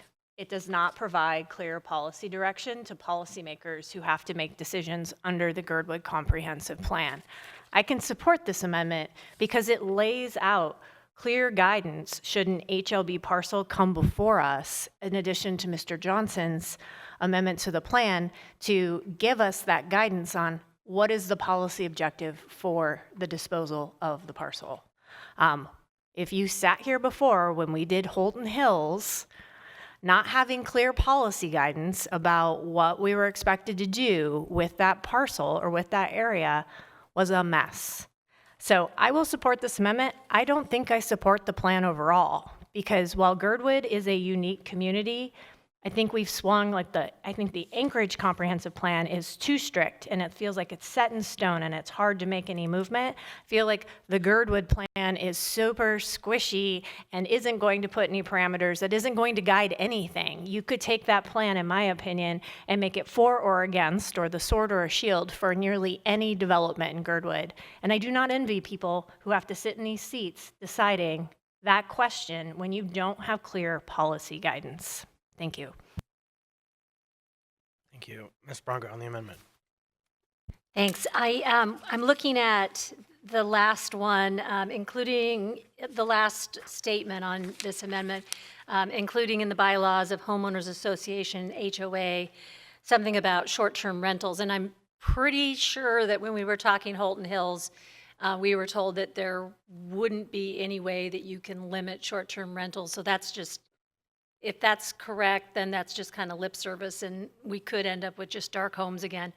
I really appreciate the work that was done to try to come to a compromise, but the bottom line for me is that Girdwood is a really special place, and unless we have really delineated how those houses, what they're going to be, is it going to be actually attainable, affordable? Will there be requirements that can be set on those places that they cannot be short-term rentals? I think we should leave it alone. This community has gone through so many testimonies. They've let themselves be heard loud and clear. And I think when I heard you say we'll start this HLB process next, and I was thinking, oh my God, these poor people are going to be back here in line testifying yet again. So I'm always going to stand up for green spaces. Mr. Johnson. Yeah, thank you. Just quickly to respond to Member Branga's statements and comments. I have spent a lot of time over the last few months trying to figure out what conditions can we put into a comp plan, because I agree that I'm not likely to get on board with something that just creates more dark housing in Girdwood. And you can go out and fact check this with almost anyone from planning or the administration. I really pushed hard to say what can go into a comp plan. And it started from a point that had more than what we see here, right? But ultimately, at the end of the day, the answer I got, and it was fairly convincing, is there's only so much you do with a comp plan. It is a 30,000-foot view. I would say this HLB work plan amendment is like the 5,000-foot view, and that's work that we'll be doing here on this body here in the next few weeks. And I think that's the place to further dive into these questions and figure out how to achieve the goal you outlined there. And then at the end of the day, finally the ground level where the rubber meets the road is when this comes back before the body, with different members in all likelihood, years from now for the actual disposal, right? And knowing that, as Member Brawley pointed out, regardless of what we do tonight, that question's probably going to come back before this body. My goal is at each step of this to try and outline what our intent is, what our conditions are, and to say that when it finally gets back before, future assembly members to consider this, that hopefully they understand that our priority was to try and create housing for the people of Girdwood, to work as well as we could, in harmony with the other competing plans. Sorry, competing is maybe not the right word. The other plans that lay out a vision for Girdwood. We realize, as I'm telling everyone, this is, we can't answer all these questions tonight. The comp plan is just not the place to do it. And as much as I wish we could, and I pushed for that, the reality is this is just step one of many. Anyone else on the amendment? Hearing and seeing none, members may proceed to vote.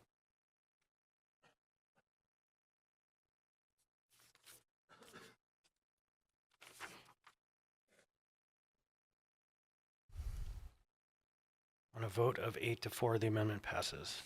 We're back on and the youth rep. Yes. Thank you. Thank you, Madam Clerk.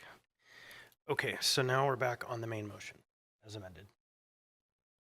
Oh, that's right. So I have another amendment coming briefly, but we'll tackle the one that I have in the packet. Ms. Zaltel, would you move that for me? Move constant amendment number 4. Second. All right, so a motion to amend by Ms. Zaltel, seconded by Ms. Voland. You don't mind? All right, so what this amendment does, it states that the ordinance will become effective immediately upon acceptance and approval of the information memorandum prescribed in section 3 of the ordinance above by the Assembly. And so this changes the effective date to the date when the planning department has incorporated all of the changes that have been approved and then brings it back to us so that when the action we take to accept, that's when it becomes effective. This became necessary after a previous plan had been adopted with a kind of a opportunity to make corrections and some edits and incorporations of amendments, and it came back a bit substantively different than what was approved. And so what this does is it makes it easier for the planning department to ensure that there's fidelity to what was put across the table. So it just changes the effective date to when we receive the final version. All right, Ms. Brawley. Yeah, thanks, and thanks for explaining that. So just to be super clear, the intent is presumably we take a vote on this tonight, whatever final action is taken, and then any changes or modifications to the plan are really technical and making sure that they are adhering to what was passed and not additional content. I'm hearing nods. So just to say that if it comes back as an informational item, saying to the public as well, the intent would not be to essentially relitigate this or open it back up. It's simply just to accept it. And it would be accepted by an information memorandum, which the only vote we take on that is we move to accept. Yeah. All right, Ms. Bronca. So I was wondering if you are contemplating changing the HLB plan, should this wait to be in effect till those plans are done? So that those two are riding closer together and, I don't know. I think that is, I don't know that the planning department would prefer that or the administration or the members, but I think it's feasible. This probably would time pretty tightly to that process. And so, yeah, I think it would be timed pretty contiguously to that process.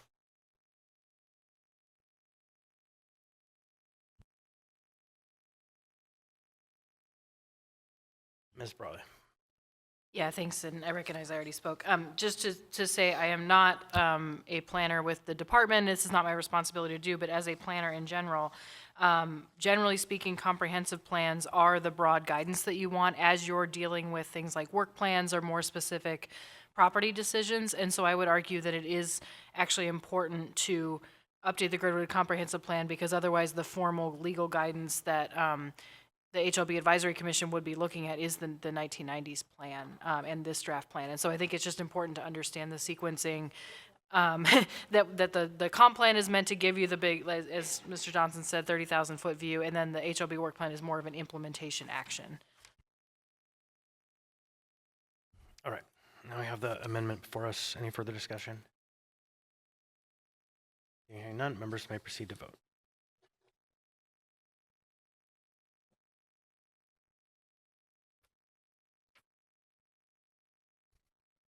On a vote of 12-0, the amendment and the youth member votes Yes. yes, the amendment has passed.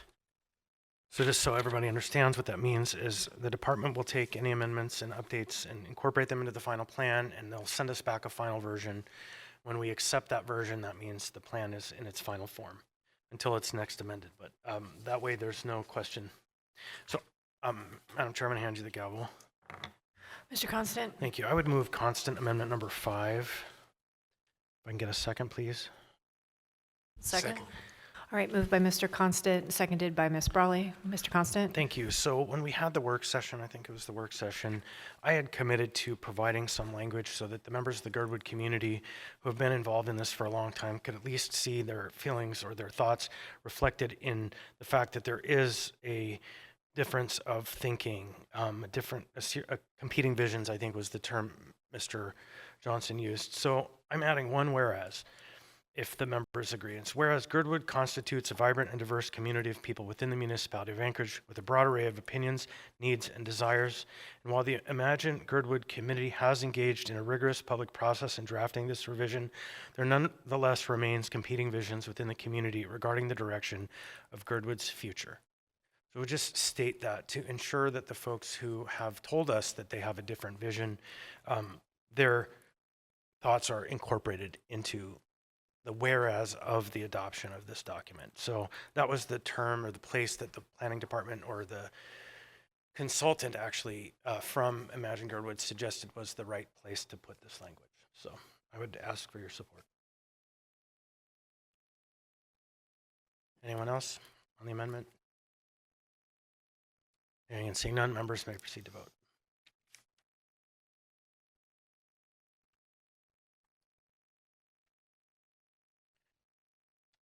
On a vote of 12-0 and the youth member votes Yes. yes, the amendment has been adopted. Now we're back on the main motion as amended. Anyone wish to be heard? Ms. Brawley, I see you reaching. Ms. Brawley. Yeah, thank you. And again, I'll briefly say thank you to everybody who has put so much time and effort into this process. I carted this around last month too, but this is the Girdwood Comprehensive Plan. Granted, this is about a fourth of it. This was the whole packet we got with all of the public engagement, but really it is almost a ream of paper, it feels like, really showing how much effort went into this plan. And I think it's important to recognize also, like many planning processes, everyone agrees on most of what's in here, and then what it comes down to is the few things that we don't agree on, which is why it's left to the assembly to make amendments and make some of those decisions. So really what we've been talking about is a very tiny slice of this entire plan that has a lot of work put into it, and I think is really going to be a great roadmap for Girdwood. It's been 30 years since you all updated your last plan, and I know it's taken years just to get to this point, so I really applaud you. But I want to also say, again, as a planner, not someone who worked on this plan and not someone who's working for the municipality as a planner, but someone with that perspective, plans are about who lives in the community now, and they're also about who doesn't live there yet, who may not have been born yet, who doesn't live there yet, has not bought a house there, has not found a place to live there. And we also know there's plenty of people in Girdwood who want to live there, who maybe work there, or they live in their van, or they live in a vehicle, or they're living in a dry cabin, or they're commuting, right? There's a lot of folks out there that really want to call Girdwood home, and we can't pretend that the one piece of land or one set of housing or any of that stuff is going to really be the only thing that changes that. But I think we have to think about really what community we're building for the people who don't live there yet. And so that's really what plans are about. They're meant to last for a generation, and they're really meant to give that direction. So So I just want to put it out there because I know so much focus has been on really the interests and the priorities and everything of the folks who live there now, and those are certainly important voices. But planning really needs to have a time horizon that looks to the future, and so I'm really excited for Girdwood's future and for continuing to work on the policy issues like dark housing or like dark homes that we really need to make better in your community. So, so I thank you all for showing up and being engaged, and I'm looking forward to voting for this. Thank you. Anyone else?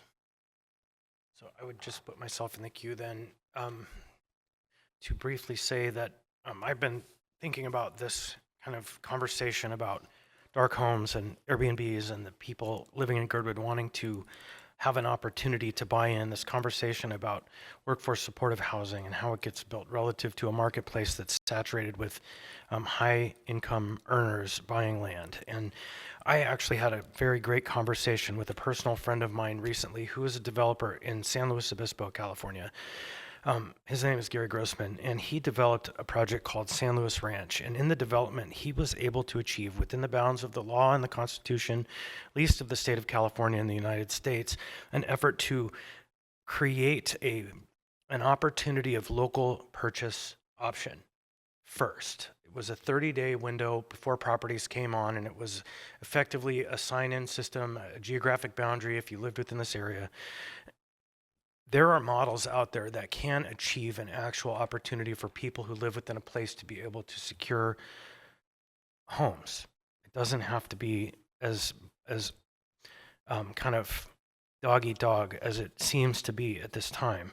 And so I have made some contacts. I don't have a definitive answer on how they were able to manage fair housing rules, how they were able to manage constitutional prohibitions, but it seems to me that the planning department and other parties may be able to figure out some structures that have worked in some places that can help provide an opportunity for people who live within a certain geographic bounds to have an opportunity to buy a home where they live.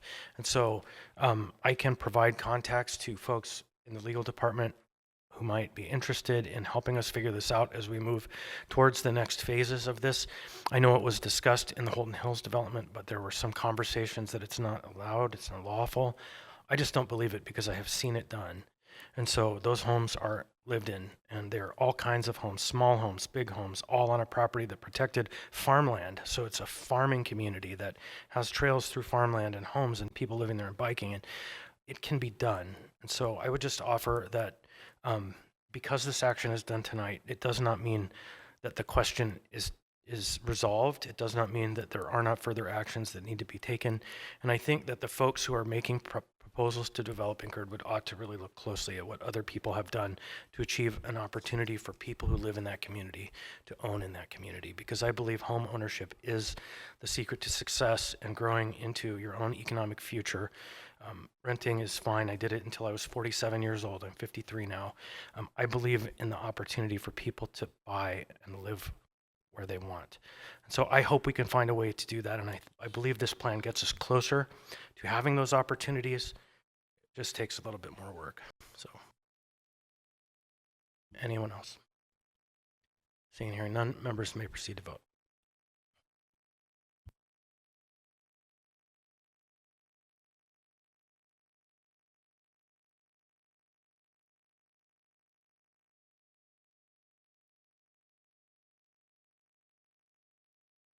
On a vote of 11 to 1 and the youth member votes Yes. yes, AO 2024-114S as amended has passed the body. Congratulations, Girdwood. Ms. Zalatel. I move to change the order of the day to take up item 14G before item 11C. Motion to change the order of the day by Ms. Zalatel, Second. seconded by Ms. Brawley. Ms. Zalatel. Briefly, that's the appropriation for the award of the contract, which is the following item. All right, any further discussion on the motion to change the order of the day? I'd like to ask for unanimous consent. Any objection? I am seeing and hearing no objection to the motion to change the order of the day. We'll now take up item 14G. Item 14G is AR 2025-75, a resolution of the Municipality of Anchorage reappropriating and adopting substantial amendment 13 to the 2019 Housing and Community Development annual action plan in the amount of $55,270 from the United States Department of Housing and Urban Development allocation of the Community Development Block Grant to Cook Inlet Housing Authority Baxter Acquisition. Waive reading. Thank you. The public hearing on this item is now open. Anyone wish to be heard on this item? Anyone at all? Seeing, hearing none. Public hearing on this item is now closed. What's the will of the body? Move to approve. Second. Moved by Ms. Salatil, seconded by Ms. Brawley. Ms. Salatil. Let's approve it so we can move on to the next item. Is there any further discussion? Seeing and hearing no discussion, members may proceed to vote.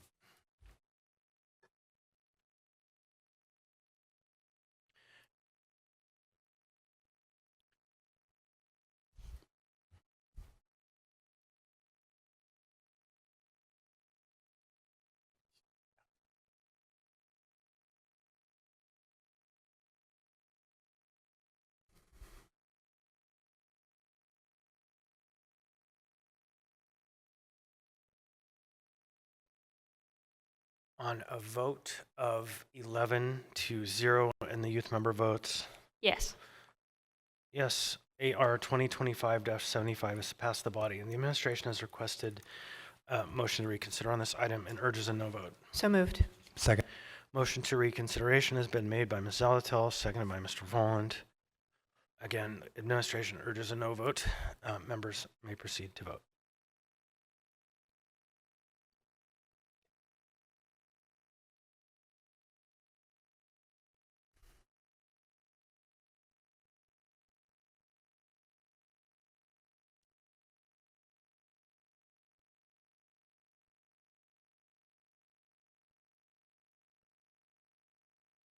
On a vote, did you intend to vote yes, Ms. Brawley? On a vote of 0 to 11, a vote of 0 to 11, the motion to reconsider has failed. It's fine.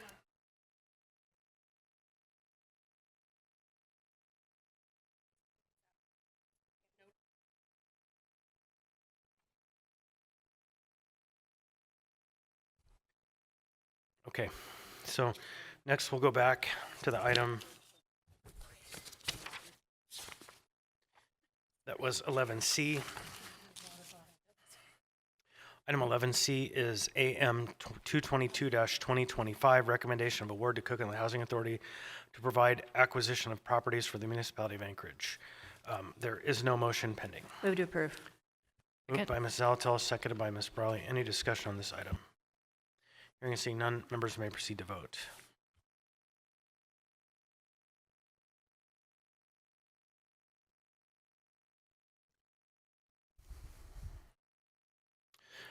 On a vote of 12 to 0 and the youth member votes Yes. yes, AM 222-2025 has passed the body. I assume a motion to reconsider is also requested So by the moved. administration. Second. Motion to reconsider is moved by Ms. Zalatel and seconded by Ms. Brawley, and the administration urges a no vote.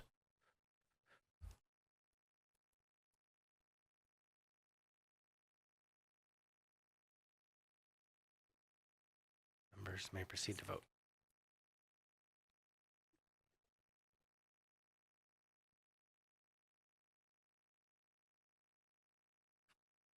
So on a vote of 0 to 12 and the youth member votes No. no, the motion to reconsideration has failed. I would like to ask next to take up items 11D, E, and F as one motion, unless there's any objection. All right, so I'm going to read all three items right now. 11D is AM 191-2025, Anchorage Community Development Authority Board of Directors appointment, Catherine M. Jernstrom. 11E is Assembly Memorandum AM 192-2025, Anchorage Community Development Authority Board of Directors appointment, Gabriel D. Lehman. Item 11F is Assembly Memorandum number AM 193-2025, Anchorage Community Development Authority Board of Directors appointment, Michael R. Mills. Move to approve 11D through 11F. Second. Moved by Ms. Zalatel, seconded by Mr. Myers. The motion is to approve 11D, E, and F. Is there any discussion on that motion? Seeing and hearing no discussion, members may proceed to vote.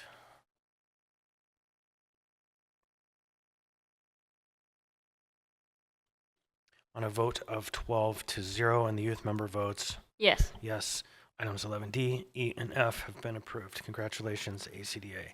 Next, we have an unusual item, which is AO 2025-31, an ordinance amending Anchorage Municipal Code, Section 21.11.060, dimensional standard sites and buildings. Ms. Alatel. Move to reconsider. A motion to Second. reconsider is made and seconded by Ms. And seconded by Salt. All right, okay, it's already moved and seconded by Mr. Salt, so, want to speak to it? Ms. Sure. Salatil. So the idea here is if we vote yes on reconsideration, then we won't take any action on this item and it will die for lack of action. The replacement item was introduced tonight. All right, so there's a motion to reconsider it before us. Any further discussion? Seeing and hearing none. I'll briefly speak to the procedure. Yeah, this is a yes vote requested. We found ourselves in an interesting place with this procedurally to the members that a motion, a second, and a third sets an item for public hearing. And what is the process for reconsidering that? Because the members didn't vote on it and the code and Robert's rules don't really speak to it. So we just opted to provide this question back to the body to ensure that the body is the judge of the question because it's a very gray area. And so that's why we did it this way. I wouldn't consider it precedent setting. And I would argue that we just need to clear up the code a little bit to deal with this section because we found a gap. So, and it's unusual because this has been going on for 50 some years. Okay, so with that, members may proceed on the vote to reconsider.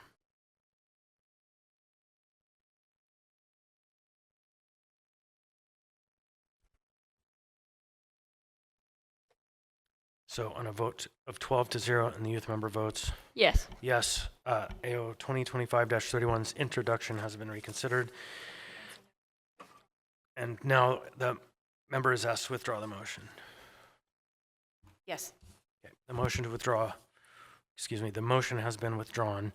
Therefore, no action will be taken on that item.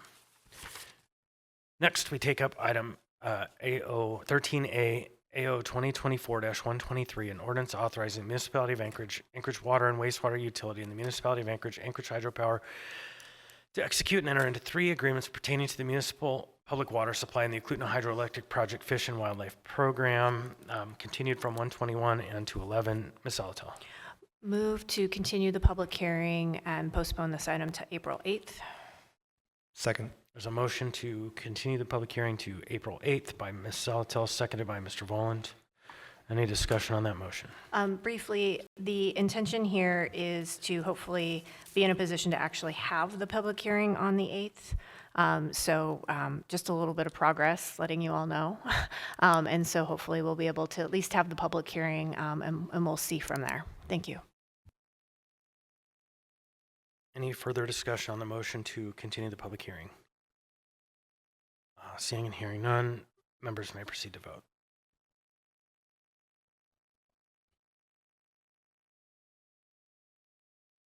On a vote of 12-0 and the youth member votes Yes. yes, item AO 2024-123 has been continued to the meeting of 4/8. Next, we have item 13B. AO 2024-105, an ordinance of the Anchorage Municipal Assembly proposing a dedicated property sales tax measure to be submitted to the qualified voters of the municipality that would enact a sales and use tax of 3% in the aggregate on the sale of goods and services within the municipality, with certain exemptions, a maximum tax amount per transaction comprised of a 2% tax dedicated for the sole purpose of reducing property taxes proportionately throughout the municipality within the tax cap calculation, and a 1% tax outside the cap dedicated for the establishment of a trust fund to pay for voter-approved capital projects known as municipal area projects. There is an S and an SA. Excuse me, there's the main and the SA version. I just want to read this underlined language to make sure it's read properly. It's a dedicated sales tax and amending AMC Chapter 12.10 to increase the business inventory personal property tax exemption for the first $250,000 of value, submitting to the voters the question whether to authorize use of the municipal trust fund corpus established under Charter 1311 to finance administrative costs of preparing for the sales tax before levied and collected, calling for a special election. So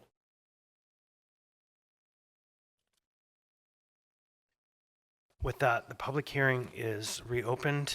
We have heard from a number of people already. We intend to hear tonight from people who haven't been heard before. If you wish to testify, now is your opportunity. And welcome, please state your name, what part of town you're from. You'll have 3 minutes. The mic is off. There you go, Kevin. Thank you, Kevin Cross, Eagle River. All taxes are theft. Only some are less thefty. Okay? So let me start by addressing two concerns I've heard come up while you guys have deliberated this. One, see, I'm one of those big, bad, mean property owners that you've all heard about. And despite what you've heard, landlords have no intention of taking the savings, putting it in our basement, and Scrooge McDucking with the money. Okay? Actually, landlords hate raising rent. We hate it. You would say, that doesn't make sense, Kevin. Don't you want to make more money? No. So let me explain it out. Get your pens and do the math. If I have a unit that's renting for $1,500 a month, and because of inflation, taxes, whatever, I need to increase the rent only $75 to $100, may not seem like much, but that could be anywhere from a 5 to 6, perhaps 10% increase in somebody's monthly expense. If they can't afford it and they leave, what does that do? That leaves me with a vacancy at least for a month. There's a loss of $1,500. Probably got to do maintenance and repairs. There's another $1,000, $1,500. Then I got lease-up fees, another $750. To get an extra $100, it might take me 4 or 5 years to recoup it. We'd rather just eat it and then, unfortunately, maybe not have enough money to update the property, and you see them get more dilapidated. Okay? And so, part two, that these tax benefits will benefit large commercial out-of-state property owners. Well, hate to break it to you, but actually most of the properties in Midtown and downtown are leased by local businesses under triple net leases. Who pays the property tax on a triple net lease? The tenant. The owners don't pay the property taxes. They feed it off to local businesses. This whole Midtown area is pretty much owned by Calais property. It's triple net lease. Guess who pays the taxes? Your local businesses, which transfers it onto yourselves, onto the individuals of Anchorage. Finally, property taxes are the most unfair tax ever created for the following reasons. You pay more and it has nothing to do with your income. You could be experiencing hardship, physical disability, or loss of income, but your taxes will go up based on what some guy down the street may not have paid for his house. They're not based on anything that you can control, rather by an assessor who makes the decision, again, based on what a neighbor may have sold their house for. They're paid mostly by those who can't afford it, pushing down onto tenants. They increase the cost of buying a home. Your lender requires collection of those property taxes in order to fund an escrow. That's why buying a house in Anchorage is thousands of dollars more expensive than in Wasilla, because we not only have higher property taxes, but we also have to collect them because we pay them all in 1 year rather than spreading them out. And finally, property tax is a sales tax, because if you buy stuff for your property and make it nice, you pay that tax forever. The only difference is it's a sales tax that never goes away. So, although all taxes are theft, sales tax is just the least thefty. Thank you. Welcome. Please state your name, what part of town you're from. You'll have 3 minutes. The mic is off. Green button. There you go. It's on. Good evening. My name is Teresa Philbrick. I'm a homeowner on Government Hill. I pay a property tax, and I feel it's my civic duty to do so. Thank you for giving me the opportunity to speak. I strenuously object to the sales tax proposal being offered by Assembly Member Sultan Rivera. It is just about people who want their money back, a sales tax scheme structured to give the most revenues back as a tax rebate. To be fair, Assembly Member Rivera said in a recent article in the Anchorage Daily News that he plans to propose a revenue split of 50-50 at an upcoming meeting of the Assembly. Even this is too much. The bulk of any sales tax should first go in support of foundational muni needs, including fire, police, maintenance, bus service, and more. Many of those people, some of those entities you honored tonight here in this room. What's galling is, to sweeten this deal, the remaining 1/3 or 1%, about $60 million of this proposal, would go to projects such as trails, sports facility, downtown arts district, and a muni project or two. However, Assembly Member Rivera also stated in that same article that not all of the projects may get done if the sales tax doesn't raise enough money over 7 years. So what that means to me is essentially is payouts first to people that want a rebate, which is what this really is. And then if there's money left over, maybe you're going to do a project or two. So I don't object to a sales tax. I object to the revenue split of this proposal, whether it's 2/3 and 1/3 or 50-50. Too much is rebated back to property taxpayers, of which I am one, and too little goes to funding for fundamental municipal needs. And what isn't guaranteed per Mr. Rivera. I suggest instead 0.5% go to rebates. I suggest the Muni create a public web page titled, I Want a Rebate. Every person or entity that wishes a rebate can sign up and divvy up yearly the 0.5%. Make it public so people can see who wants and who gets a rebate. Again, I'm a homeowner, I pay what I owe. I feel it is my civic duty to support my community through property taxes, and I don't want a rebate. Thank you very much. Thank you. Welcome. Please state your name, what part of town you're from. You'll have 3 minutes. Nope. There you go. Ian Mills, South Anchorage. Thank you for this opportunity to speak. I'm personally grateful for the work that this body has put in, especially the sponsors and the various community partners, to drafting and revising the proposed ordinance over the last several months. I know that many or maybe all of the members of this body have reservations about this ordinance, and I acknowledge that despite the best efforts of everyone involved, the proposed ordinance is not perfect. However, this seems to be a clear case where perfect is the enemy of good. No ordinance or law passed by any legislative body in history has been perfect.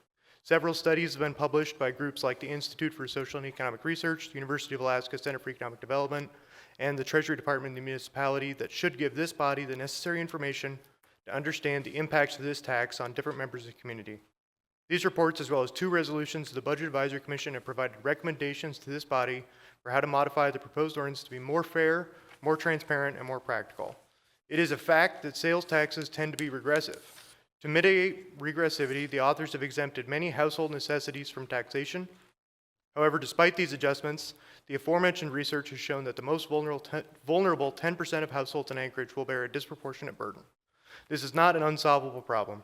When this body considers the details of the tax relief mechanism for low-income households, you will have access to all of the information, and it is possible to achieve the goal of alleviating the disproportionate burden on low-income members of the community. Instead of continuing to fret publicly about the negative externalities of the sales tax, I encourage members of this body to use the tools at their disposal to introduce measures to resolve these outstanding issues. Out of the top 100 largest cities in the United States, Anchorage is one of only 2 where residents pay no sales tax. Anchorage is the only city in the top 100 where residents pay neither sales nor income taxes. Anchorage's stubborn reliance on property taxes makes it difficult to capture revenue from visitors to our community who utilize the services and infrastructure the municipality pays to maintain. Relying on property taxes for most of the municipality's revenue also results in a relatively narrow tax base. When we have narrow tax base, it means that we have a revenue stream that is more vulnerable to economic shocks and which taxes a small slice of the economy at a relatively high rate. A broad tax base is more fair and more resilient. Furthermore, when this body votes on the ordinance, it will not be whether or not to implement a sales tax in Anchorage. It will be a vote on whether or not to allow the citizens of Anchorage to decide whether the pros outweigh the cons. This body is not meant to approve or disapprove in this process. It is meant to draw up and refine a proposal for the voters to consider. I don't pretend to know whether the voters of Anchorage will approve this ordinance, but I strongly believe that they should be given the opportunity to decide for themselves. Thank you. Mr. Constant, hold on a second, please. Quick question for you. Mr. Constant has a question for you. I recognize you work in economic development, so you referenced sales taxes across the state. Do you know how many sales taxes across the state provide a tax rebate that comes from sales taxpayers to property taxpayers?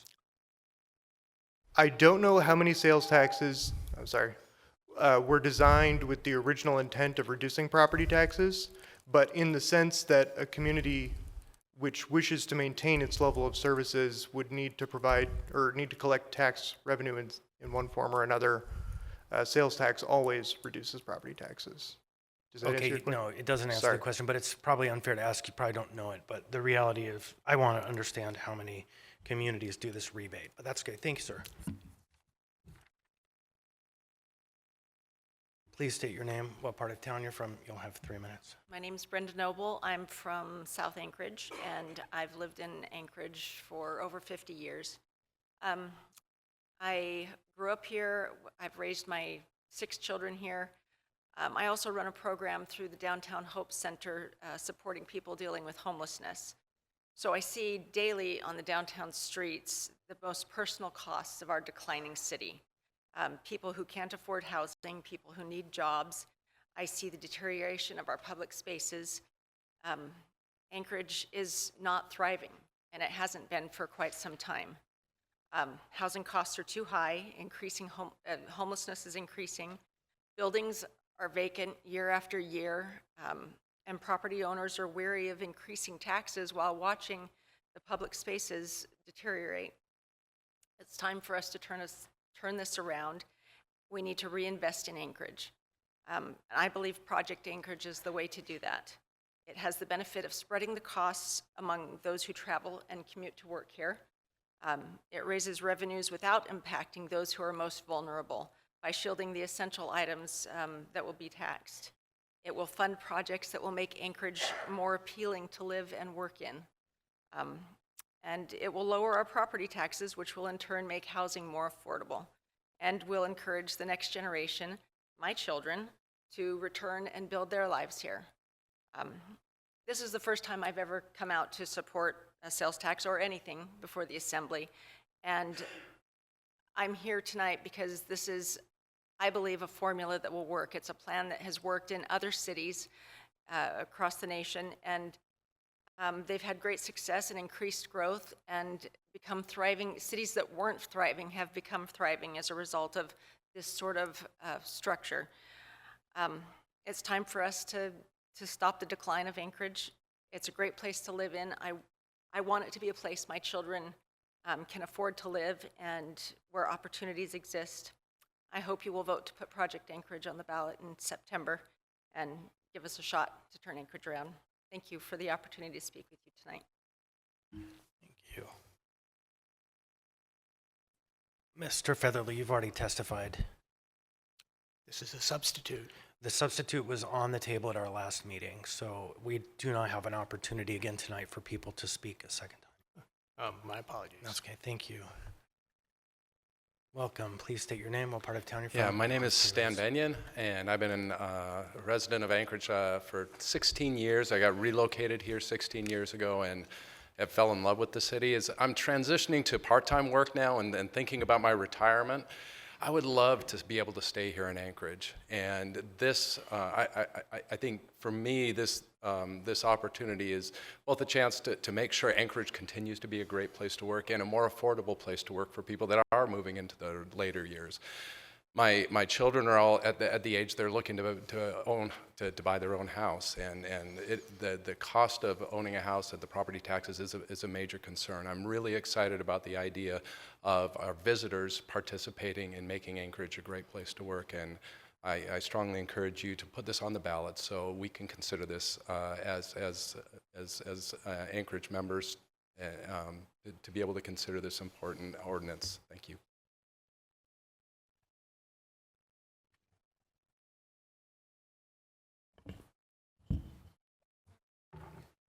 Hi, Lil, I think you already spoke before. I know I spoke in November. I didn't speak in December. Yeah, so we had the item before us at our last meeting, and so I don't know procedurally. I think that the answer is since it was here and at the last meeting and you've already testified, I'm not sure what the answer is. I have to look at council. She spoke in November on the main version, but hasn't spoken on the S versions.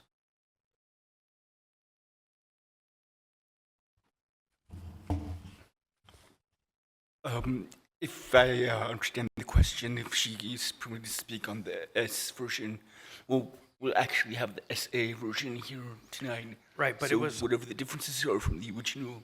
Yeah, so I think she's able to testify on. Then we're allowed to offer you the opportunity to speak on the changes from the original version to the SA version. Yes. Okay, I'm gonna not speak just yet, and I'll consider. Thanks. You.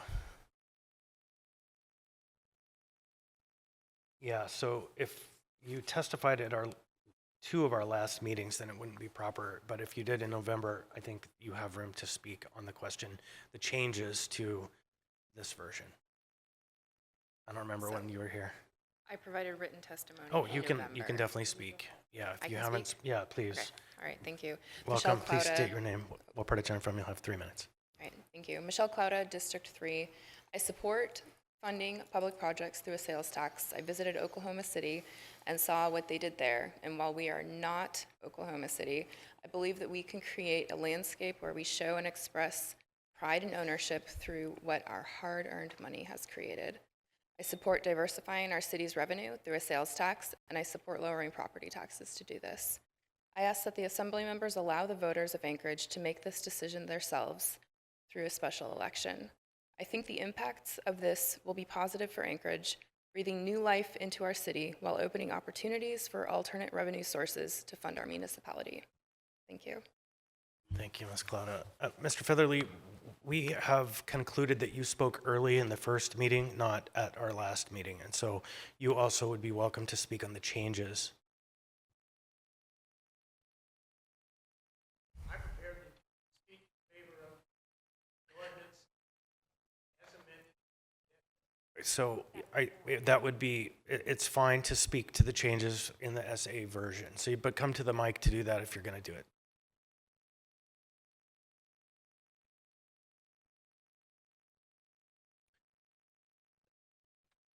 So go ahead and state your name, what part of town you're from. You'll have 3 minutes. All right. Yeah, Walter Featherly, resident of the Hillside. Thank you, Mr. Chair, but I am prepared to speak on the ordinance as amended, not specifically to the amendments to the ordinance. So you tell me. I think go ahead. Not to take too much of your time, I would like to read to you a letter that I was posted in response to my sharing of Assemblyman Salt's op-ed piece a week ago Sunday. This came from Randall Buchendorf, who is the director of Atlantic Richfield at BP. He worked for 30 years in Alaska. He worked for ARCO, for ConocoPhillips, and then later BP. And this is what he said in response to Randy Salt's editorial. I could not agree more, Walter. When we made the very difficult decision to move 4 years ago, the downward spiral of revenue at the state and local level was a significant factor in our analysis. Only 5 states have no sales tax, including Alaska. And Alaska is lone on the list with no state sales tax or income tax. Oregon is also on that list, and both Portland and Anchorage are 2 of the largest cities in the nation with no local sales tax. Property taxes are extremely high in both locations. How Portland chose to fill the revenue gap that Anchorage also now faces is a very complex local income tax combined with targeted taxes on certain sales or sectors. The taxes I pay now in Woodlands, Texas, where we moved for work, are high. 8.5% sales tax and a higher property taxes than even in Anchorage. However, the Woodlands, Texas was voted the top place to live in the country 2 of the last 4 years. You can see your tax dollars at work with outstanding schools, great roads, amazing parks, and extraordinary police and fire departments. Anchorage was our home for 30 years, and my wife grew up there. Sadly, the long-term commitment to community is gone. Keep up the fight. Thank you. All right, thank you. Mr. Williams, welcome. Good Please. evening, and thank you for allowing testimony. Please state your name, what part of town you're from. You'll have 3 minutes. Most of what we knew and thought, and projected, planned for, spent great deals of money to decide what we wanted our all-American city to look like in the year 2020 and the year 50 was based on a world as we saw it at the time that we were making such plans, some of them rather lofty. However, we all know that the direction of our world changed drastically and overnight. Everything we thought we knew about the world and about human beings changed overnight with the change in our national leadership. Plans that we have made depending largely on federal dollars, uncertain dollars. We have no opportunity or no idea what's going to happen with those dollars. I told somebody the other day that just on a tweet, we could wake up and find out that somebody decided that the deal in selling Alaska was unfair. They were going to make it right by giving us back to Alaska. Everybody thought that was crazy. That can't happen. We have laws. We have constitutions. I'm 83 years old. I've seen much change. I've seen my church, Catholic Church, who spoke only in Latin, suddenly start speaking in English, who didn't allow women in the pulpit, suddenly to change. I am used to change that comes overnight. To institute upon the vulnerable at this time a sales tax is certainly not doing what we are called to do as moral and Christian people, to look out for those the least among us. We have that commandment, all of us, in any language or any religion we serve. It always gives us the moral compass to look out for the least among us. We all know that a sales tax is regressive. And yes, I've watched this process and I've seen testimony. And I am so proud that I saw Assemblyman Rivera at the library in Mountain View, and I saw how he was affected by the testimony there. And I'm hoping you all are indeed affected as well. Thank you. Anyone else wish to be heard on this item? Please come forward if you do. Now's your chance. Welcome. Please state your name, what part of town you're from. You'll have 3 minutes. My name is Crystal Hoke, and I live in Girdwood. And I just want to say that I'm grateful that the geographic areas are being considered in this proposal. Jenna Wright came to speak to Girdwood Board of Supervisors in June 2024. And at that time, a working group came together and we formed what we thought would be really fitting in Girdwood. And I just want to take a moment and say I am a supporter of keeping Girdwood weird. I think that's what makes Girdwood the way that it is. And it makes us eclectic and interesting and different. And I think that is wrapped up into the proposal that was put forward for Girdwood. I want to have a community in which my kids will want to stay, and that to me includes Anchorage. Anchorage is a part of our daily lives. I have to bring my daughter to gymnastics in Anchorage, that, you know, things that don't exist in Girdwood, I obviously have to come to Anchorage and do, and I want it to be a place where we can go and do fun and interesting activities, especially given the amount of rain that we have and we're trapped inside. I would like to go explore. I'm grateful to the Anchorage Economic Development Corporation for the time, energy, and thought that they put into this proposal, and I'm in favor of letting the voters decide if this passes, and hope you'll consider giving your constituents a chance to weigh in the most formal way possible. Thank you. All right, anyone else wish to be heard? Welcome. Are you speaking on your personal behalf? Personal. Please state your name, what part of town you're from. You'll have 3 minutes. Thank you. Mike Edgington, Girdwood. We've heard moral arguments and arguments about the nature of the city. I'm going to put forward a simple mathematical argument. There's a truism that if you ask anybody or organization what their priorities are, they can tell you, or you can just look at their budget and you can find out for yourself.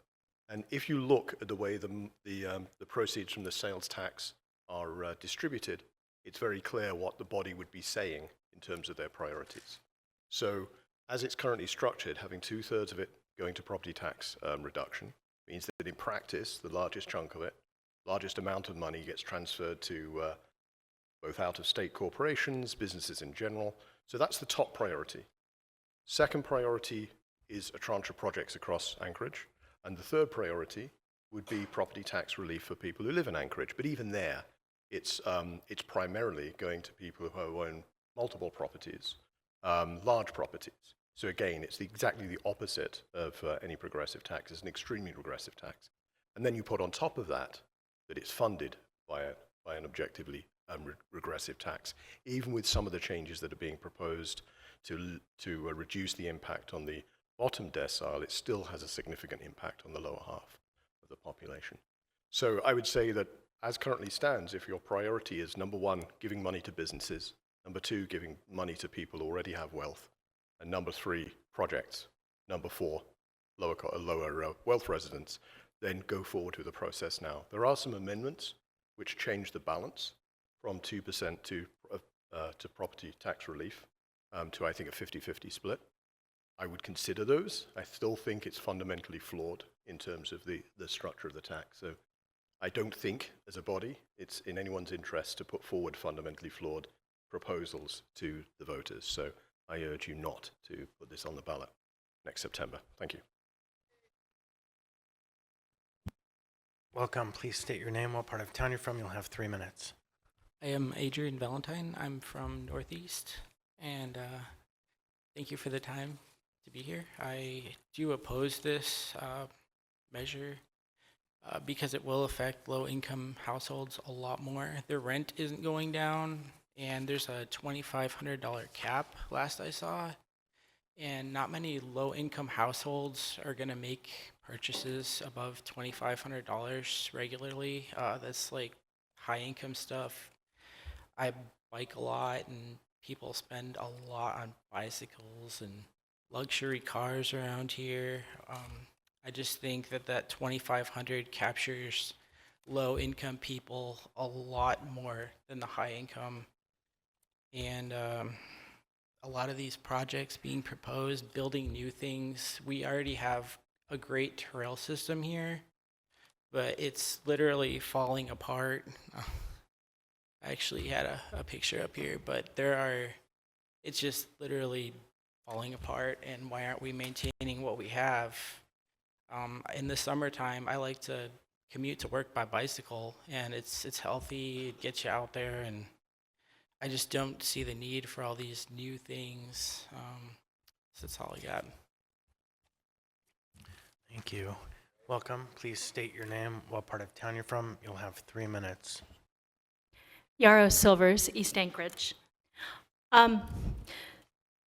So if you look at the summary of economic effects, you can see 21% of homeowners in Anchorage will be actually paying more.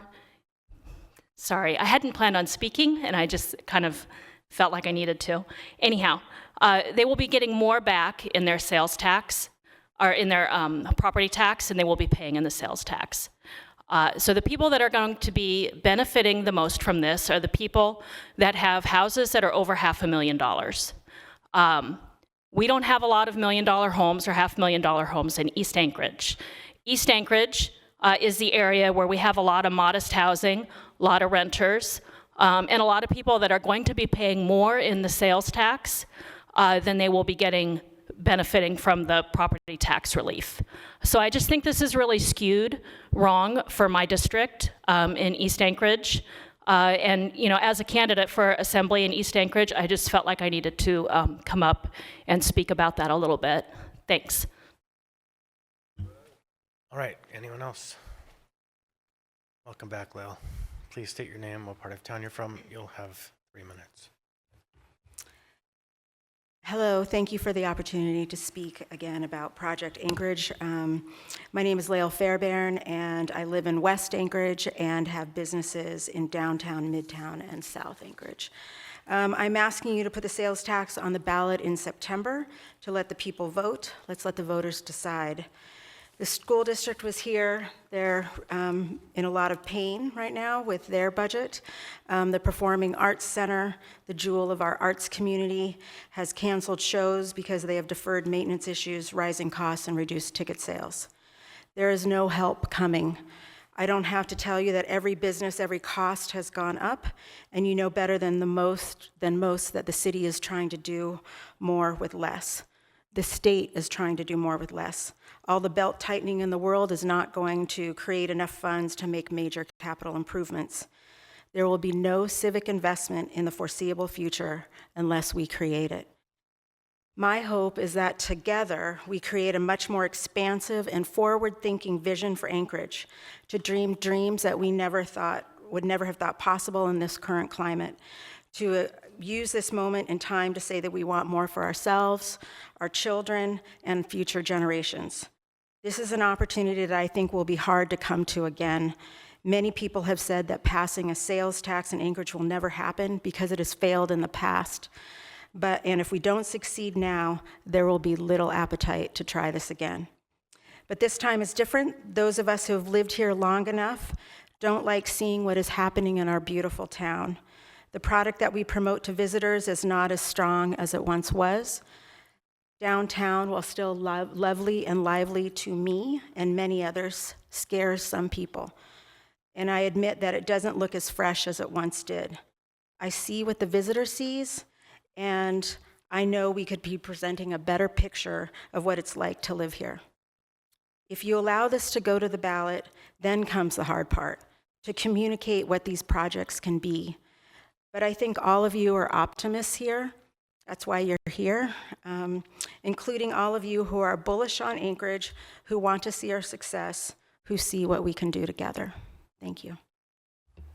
Thank you. Anyone else? Please come forward. Please state your name, what part of town you're from. You'll have 3 minutes. Hello, my name is Mark Kavokos. I'm from West Side. I want to speak a little bit to the messaging that we've been given, and that is that there is property tax relief. So 2% is below the tax cap, 1% is above the tax cap. And while it is true there is property tax relief, you're still taxing us more at the end of the day. And I've talked to a lot of people about this because this has really gotten me going, but I've asked people, do you want property taxes to go down or do you want taxes to go down? And every single time that I make that differentiation between those two, it always ends up being they want taxes to go down. So I think it's disingenuous to what the people of Anchorage actually want, and that is not property taxes to go down, it is taxes to go down. So imposing a tax that taxes more than previously, I don't think that's gonna fly. We'll stop there. Thank you. All right, anyone else? If you intend to speak, why don't you please queue up and come forward.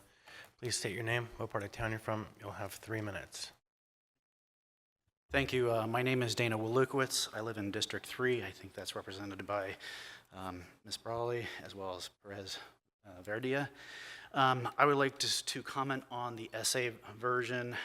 When comparing the essay version with the original version, it seems that additional projects or additional tax relief have been added to the original proposal ordinance to provide carrots and cookies to get people to buy into what is a flawed tax, proposed tax that would be highly regressive in nature.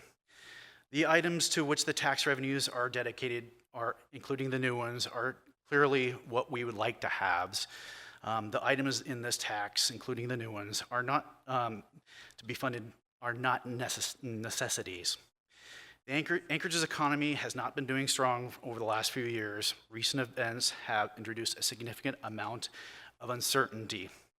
Anchorage's economy is highly dependent on federal funding. Much of this is being cut or threatening to be cut. Alaska relies heavily on federal grants and funding to support our economy and community. In FY 2022, $6.2 billion or 39% of Alaska government comes from federal transfers. There will be a time, and that time may be really soon, when Anchorage will need to raise funds for police, fire, road maintenance, health, and other critical needs. And these other sources of funding are drying up. If this tax goes through, we will have tied our hands, and Anchorage will not be able to afford additional taxes to support basic government needs, as the residents won't approve another sales tax. I know a lot of people think that we can just punt this to the voters, but I ask you to please remember why you were elected to this body. You were elected to lead us and think about what Anchorage will need in 2, 5, and 10 years. You only have one shot at getting this right.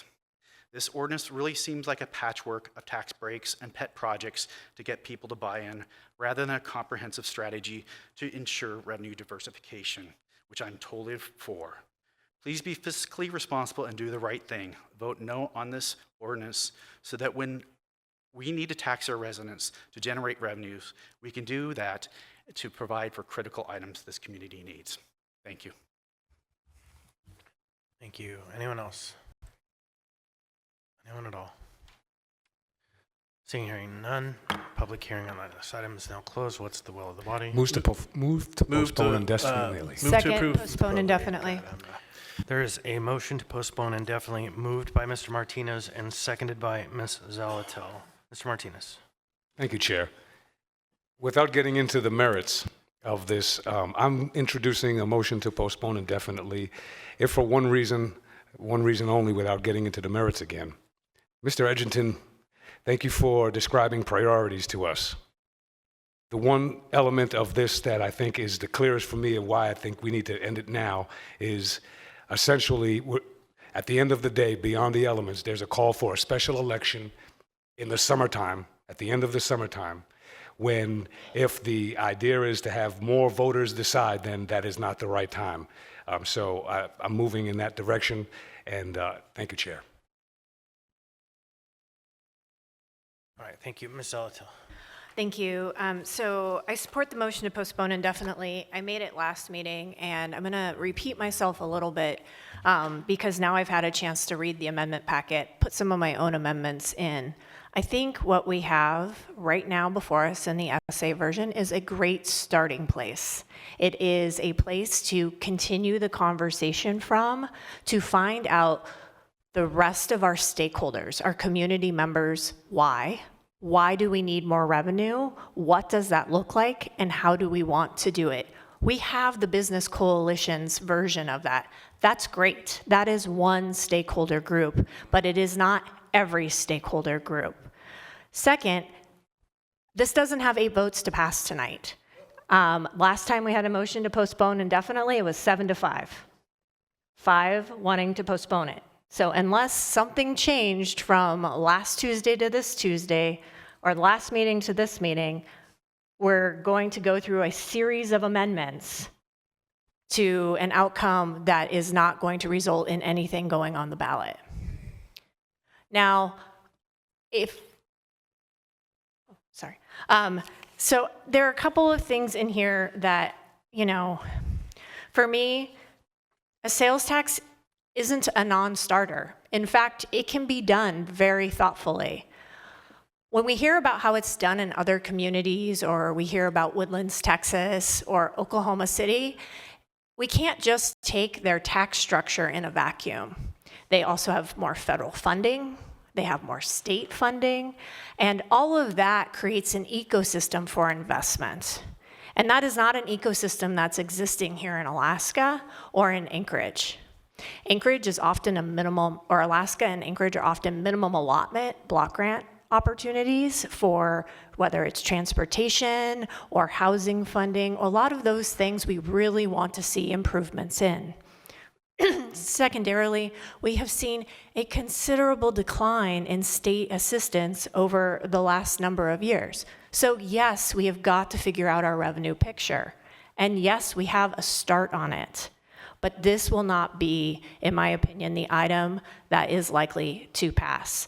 I think we can work for the next several months, and I won't be doing that work. I will just admit that up front because I will be coming off this body. But I think that there is a commitment by folks on this body and by this community to continue this conversation because it is so important that perhaps by next April, we could have a community vision of a sales tax we put on the ballot that isn't about who does or doesn't benefit. Also, we'll have the state question around residential property resolved by then. And I know that's been a sticking point for a number of my constituents. Lastly, any sales tax provisions that go forward, I really need to see as more than, to address regressivity as more than doing the minimum. At 130% federal poverty level, we are talking about the minimum. Those that would qualify for other assistance. One person, $22,590 in this town, that's ridiculous. No one will get ahead. I want to help those, and I have been this way since I've been on this body. You want to help people. And the people I want to ensure aren't burdened by this tax are those that are starting to get ahead, who don't qualify for the SNAP, who don't qualify for the assistance anymore because they're thriving. I don't want to come and whammy them with a tax. So again, great starting point. I think that we can build off of this. I think that there is energy around a revenue conversation. No, I'm not delusional about what's happening outside this chamber and on our streets and where our community is, but this is not it. So I really hope we don't walk through a lot of amendments tonight if it's not going to get the 8 votes to pass. Thank you. Thank you, Mr. Rivera. Yeah. Wait, hold on. Ms. Bronca, you wanted to raise a point of order? My point of order was just to the audience, and I didn't know the way to address it. Just point of order. Yeah, so the point of order is it would be better if you didn't do the cheering squad out there. So, point of order would be that our rules of decorum for debates are that members of the audience don't cheer or jeer or clap or snap, and signs are kept to less than 8.5 by 11 inches. And so I would ask members of the audience to help us get through this process because the rules are the rules. So thank you for raising that, Ms. Braga. Now, Mr. Rivera, sorry. Yeah, thank you, Mr. Chair. So I think for my part here, we have, before this motion was made, we had 2 questions to either move forward with an extensive debate on amendments and then a possible final vote, or to postpone action and to continue working and refining this product as a starting point and possibly getting it to the ballot either in September or in April, however the votes, whatever direction the votes go on that. I think we do not need to start from scratch. And I think the door right now is open to having this conversation. And I think we have a framework to have that conversation.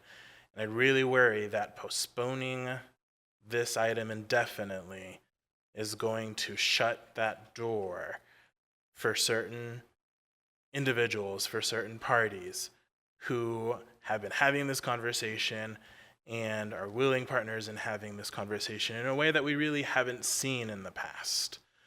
I think it's interesting. I don't think I've ever seen a tax that's been brought forward that has alignment from every stakeholder group. I think it's an interesting idea.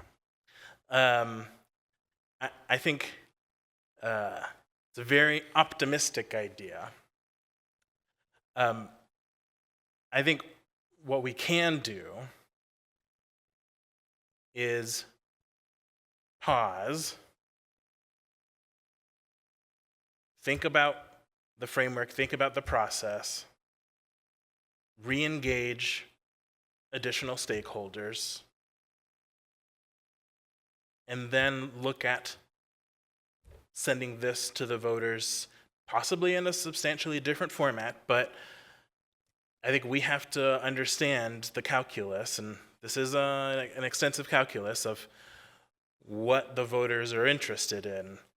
And the product that we all put forward may not be what the voters are interested in, y'all. I think we have to be honest and receptive about that. So I'm going to ask members to vote against this motion to postpone indefinitely. And if we feel like we don't have 8, and I honestly don't know if we have 8 tonight or not, because we haven't been able to hear from members, which I wanted to do. If we don't have 8, then let's postpone action. Thank you, Mr. Chair. Point of information. Mr. Martinez? Chair, does a motion to postpone indefinitely mean that folks can't continue thinking about the action or working on it independently of this particular item? No.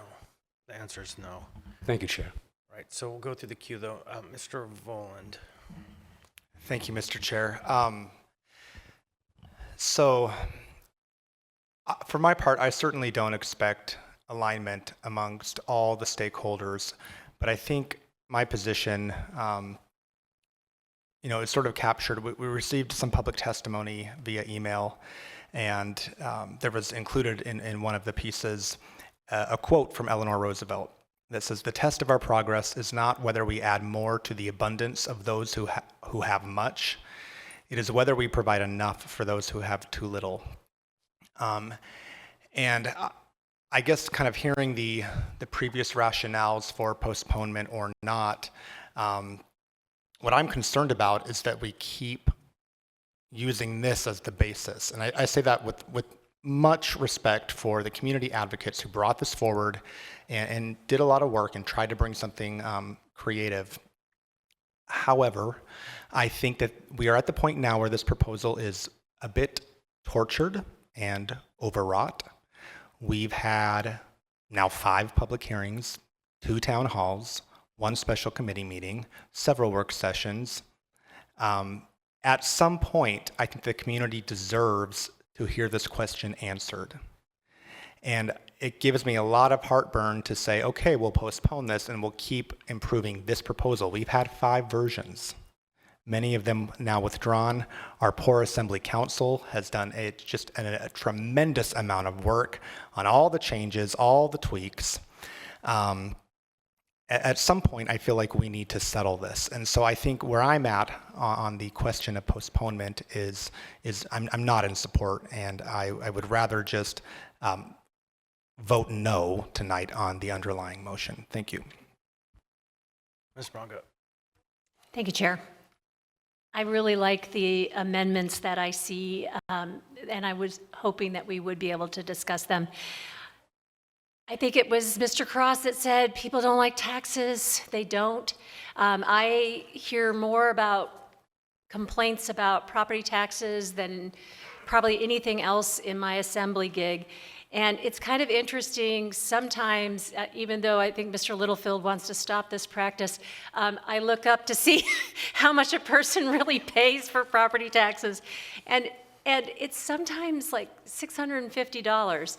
And you think about a year of snow plowing, police service, libraries, stuff costs money. And as you said, I'm willing to pay. I will live here forever. I've been here since '64, and I'm willing to pay those property taxes, even though they cause me pause when I see them. Because I'm not quite at that senior exemption, pretty close though. Anyway, I know when I was a kid, I would have been on free and reduced lunch if there had been such a thing. I lived in South Mountain View and went to Clark, and I paid income tax to the state for my first 4 jobs. And I was a poor kid, and we did it. We just didn't think about it. It was how we contributed to our community. My parents really brought us up on that's pride. You're doing your part for your community. I had my little bank account. We got out the forms. It was a learning process. In this, I've seen that there's 100, and you guys have heard this before, 100 municipalities in Anchorage that, I think it's 106, have a sales tax. And the largest city in Anchorage does not. It's just odd to me. I was down in Soldotna last weekend. Due to an unfortunate incident with my dog, I had to go to the laundromat in Soldotna. And I'm telling you, the community there is no richer than we are, and they're paying a 3% sales tax, and they do it with with not complaint that I ever hear. I buy my groceries down there without thinking twice about it. So in Alaska right now, it's 3.8 to 7%. I can't find an example, and someone, if you spotted it, let me know, of another community that was willing to give a low-income exemption. I looked through Matsu, Kenai Peninsula Borough. What they do is if you are on food assistance, that is your exemption. And Juneau does something with senior citizens. So I don't think this is super onerous. I really wish we could get to the point where we're splitting it 50-50. I think that would be fair. I really want to see some bright new changes in our community, because right now, even though I'm going nowhere, it's not, it's a community in decay. Thanks. Youth Member Bell.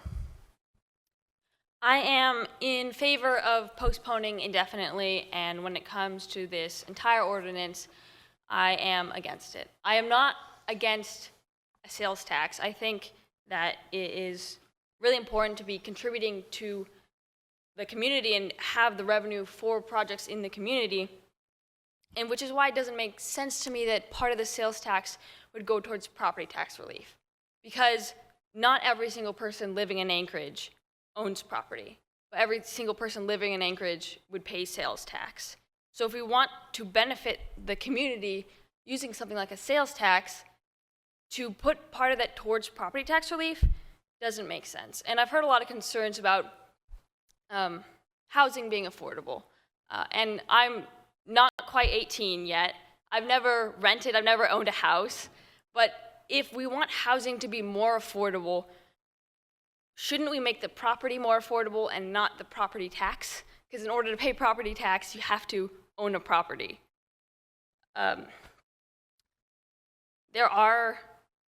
Another benefit of sales tax would be that we get a lot of tourism in Alaska.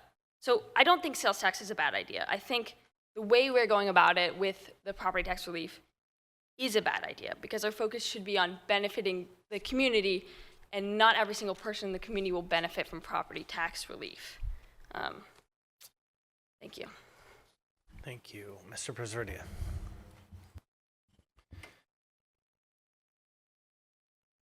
Earlier in the evening, we were talking about that in my day job, I work on trying to help people have good conversations. And I think one of the things that's been so frustrating about this is that we're not having the same conversation. We're all, there is at least 10, probably 20 different conversations happening at the same time. And so it is not only difficult to follow, because each point we're making is a different conversation about a different piece of it. And so it is so difficult to pull that all apart and to be able to have a thoughtful debate about the pieces and parts of this that we value. Whether we should or should not invest in our city, whether we should or should not take care of the most vulnerable among us. The debate around where the money goes in terms of giving to the rich and big businesses, whether we should have a sales tax or not at all. The regressive nature of this, the challenges that our community feels like it's in decline, capitalizing on tourism. I mean, all of these things are really important conversations to have, and they're all built into one thing. So where I'm at with this is that I think these are really important conversations, and I think it's an important debate to have. The question that's before us is whether we should put this before the voters or not, whether this is a responsible ordinance to put forward, and whether it's something that is ready. And I would just also say that if this does not move forward tonight, and it is either postponed indefinitely, and I agree with my colleagues that does not mean that it's dead. It means that it's paused in a different way. But I will be the first person to step up and say, I'd like to be part of putting something else together. Because I do believe that we need a sales tax. I really do. I think it is something that this community, this town has needed for a long time. And we're in a new place now where we need to bring in new revenue sources. And a sales tax, I think, is one way of doing that. So I am in favor of, in some way, bringing forth a sales tax. Where I'm at right now is that I don't think this is a responsible proposal to put before the voters. I think it is too complex. I think it is too difficult to understand. I think that we have not worked out all of the kinks. And I want to vote for it. I want to put it out in front of the voters very badly, because I think it's important that they decide. But at the end of the day, my role here is to make a decision about whether I think that this is a responsible choice to put before voters or not. And I don't think it is at this point. But I'll be the first to step up and join the work to continue to make it something that we can bring forward and allow voters to vote for. So at this point, I am in favor of postponing indefinitely. I think that that does not kill the proposal at all. I think that we need to continue to work on it and bring something forth that is going to work for Anchorage and be a good debate, that we can actually debate the merits of it rather than just a big confusing mess. Thanks. Mr. Constant? Thank you. Boy, I have a lot to say on this item. I maybe would prefer to debate it on its merits and put it to bed with a clear no vote. I do not support this proposal, but I'm happy to support a motion to postpone indefinitely with a mandate to go back and rethink this path.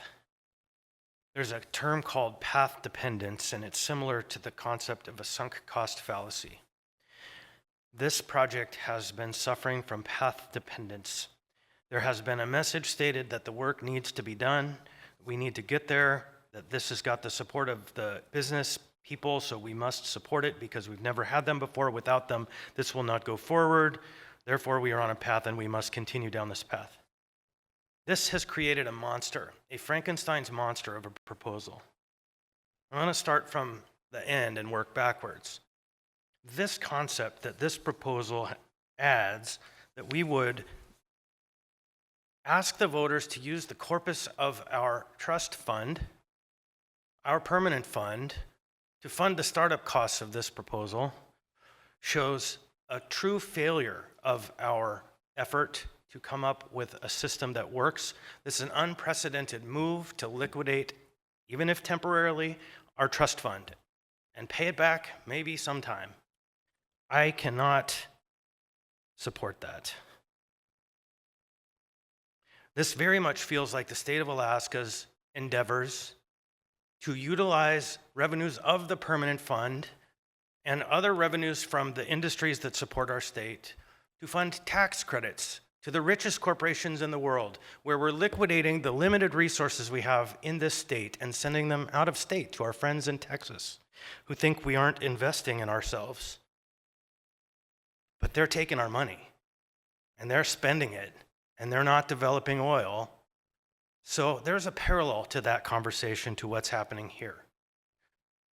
The resource extraction, though, is from the pockets of our poor neighbors who would spend so much money. Let's pick a refrigerator. Somebody gave me that example that would not be exempted from the poor people card that they would be carrying.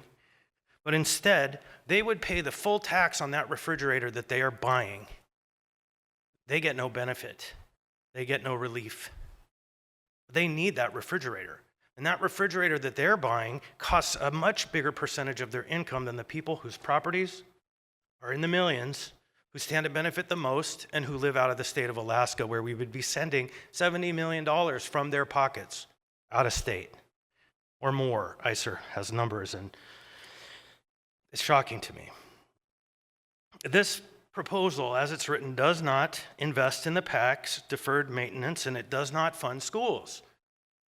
It, like Project 80s, is a complete set of dedicated restricted funds.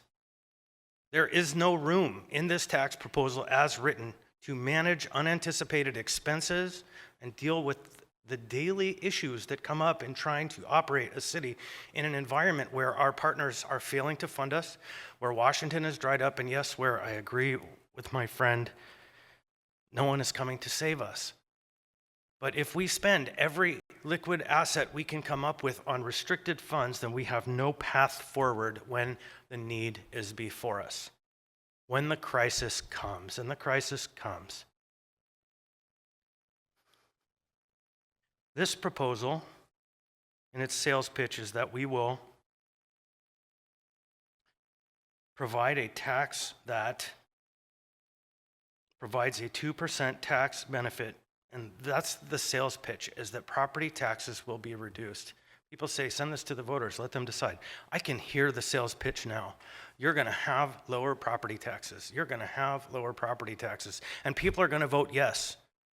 This is the Chilkoot Charlie method, as Alaskan as it's ever been, that we're gonna cheat the other guy and pass the savings on to you. Vote yes.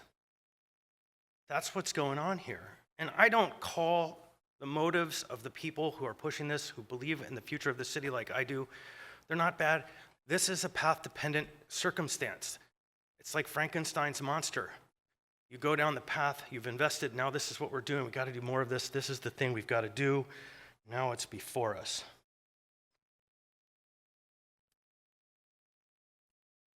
I have a lot of feelings about this.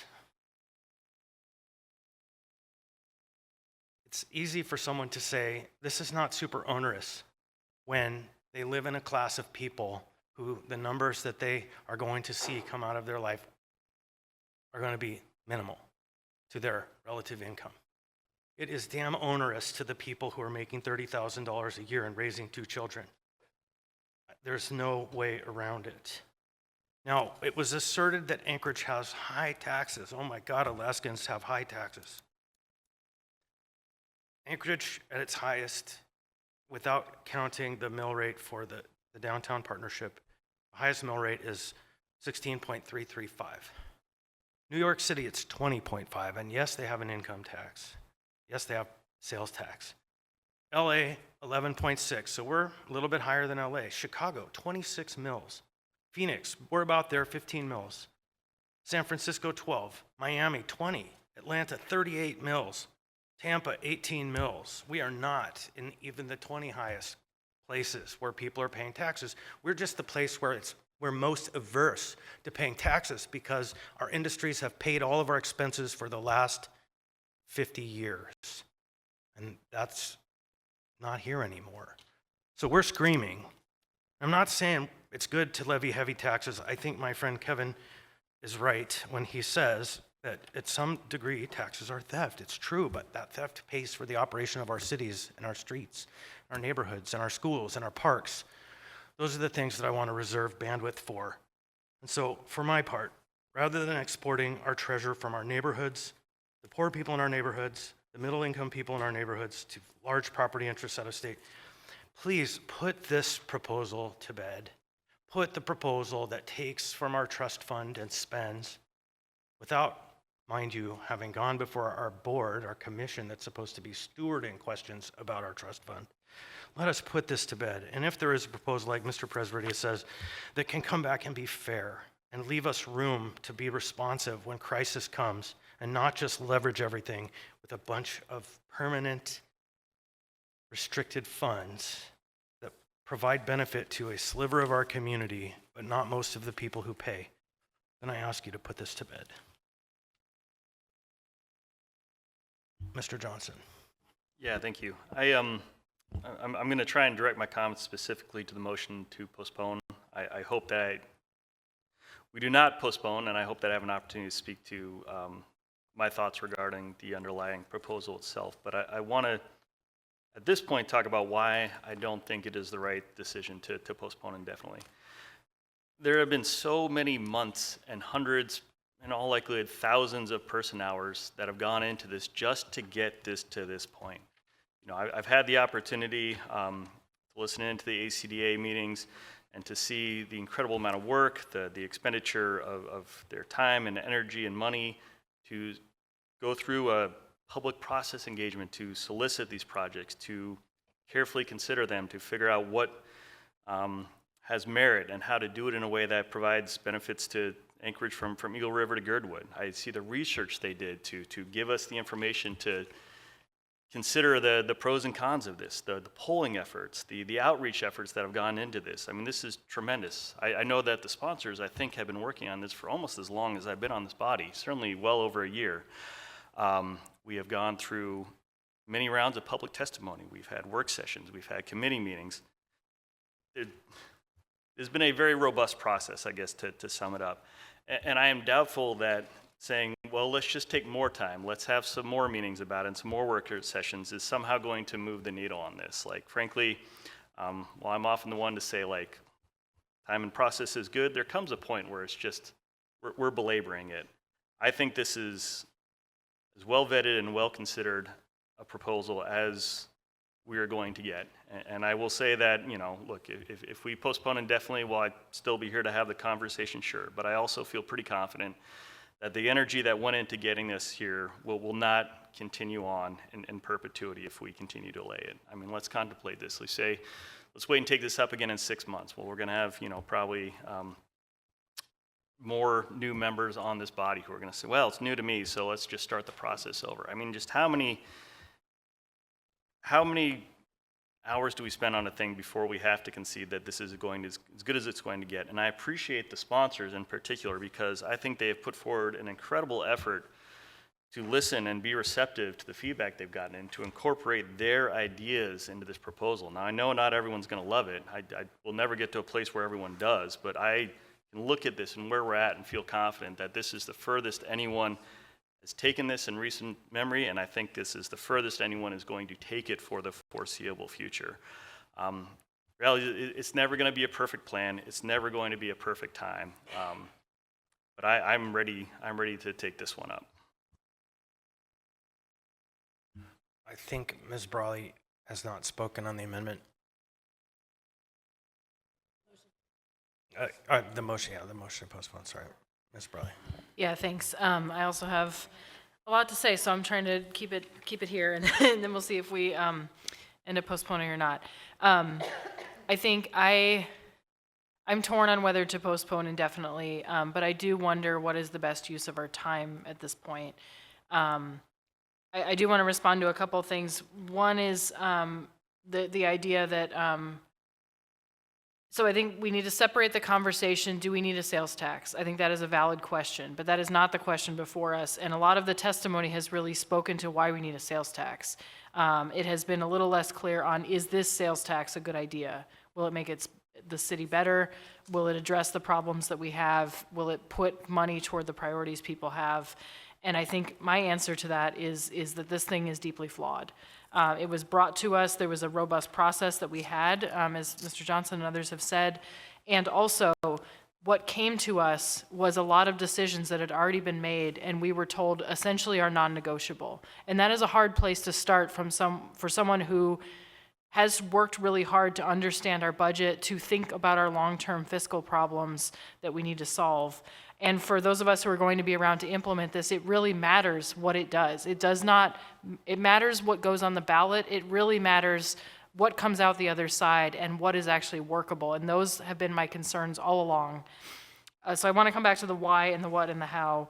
As Ms. Alatel said, in November, I proposed that we commit to a process to engage the entire community in a discussion, and not just discussion, but eventually decisions about Anchorage's fiscal future.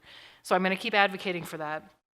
I want to engage the public. I want to back way up from what these specific things, what the specific answers are. We need to start with asking people not just what do you want, but we need to work with folks. We need to have a conversation about why we are where we are. Very few people understand our budget in this city.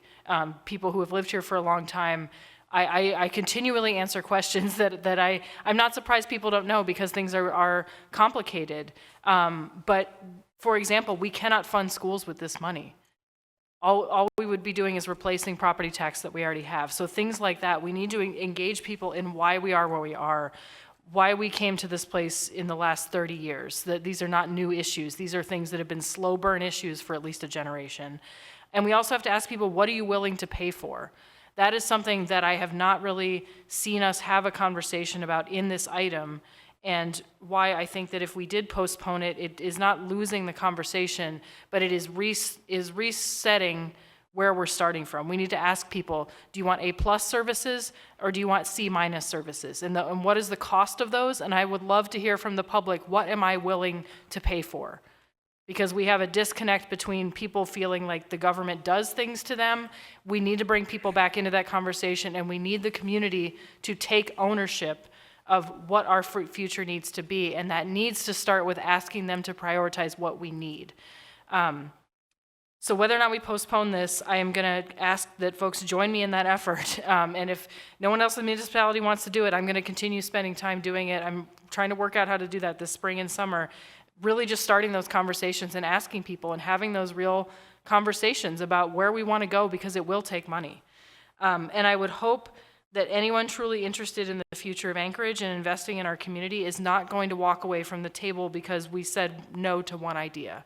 I think that is, I think Mr. Constance spoke to, that's been some of the tenor of the conversation, and I understand the work that's been done, and I understand the good faith that it's been done in. But we need to start from understanding where we are as a city and what we need, and from there we can build a number of other things. We could change our bed tax. We could put that on the ballot next year. We could increase it. We could change what it's used for. That is money we're pulling in right now. Those are things we could use to promote tourism. And then from there we can start with, then we can move to what other revenue we need. And from there, if we start from where the community understands why we're doing this, what we're funding, and then how we're going to do it, that is the work that needs to be done. And so I've really struggled with this one. And so I'm open to discussing these amendments tonight. I'm open to voting no on the postponement, but I worry that it's still not going to be a good answer. And then the opportunity cost of us putting forward this deeply flawed proposal is that we will be behind the 8 ball again for another few years. And so I think that is a real cost that we all have to think about. And it's not just putting something to the voters, it's making sure that what we put forward is responsible. And I appreciate Mr. Perez-Verdia's comments on what is responsible, because whatever we put to voters, we have to deal with on the other end. And so I guess I'll hold any other comments for if we get to the next step, but I think that's really important to put on the record. Thank you. Mr. Salt has not spoken. Thank you. I will not hold my comments in case I don't get to speak. So I'm going to start with the why. So why did this come forward? Well, I'll put down 5 reasons. 1, a strong desire to revitalize Anchorage, to invest in ourselves based on the 1% model from Oklahoma City. Granted, we're not Oklahoma City. They had a sales tax, so their implementation was pretty straightforward. And I think their initial ordinance was 1 page. 2, a desire to diversify our tax base, to take the big benefit from our tourist and non-resident. And I'll come back to that. Probably out of my fiscally conservative nature, a desire to not increase government spending by putting a portion of this, the 2%, under the tax cap. Number 4, maybe a small desire to have every person knowingly participate in the funding of government. I feel a lot of people that pay rent don't understand the cost of government. Number 5, another small desire to have a tax that's in your control, that you can buy what you want to buy or not buy what you want to buy and pay that tax. I'll take the blame for the property tax portion of this. So everyone knows how our budget is built, okay? Let's have a bucket, and that bucket is the tax cap, is the municipal budget. And there's a bunch of things: auto, tobacco, marijuana, motor vehicle, fuels, but by far and away, the largest portion is property tax.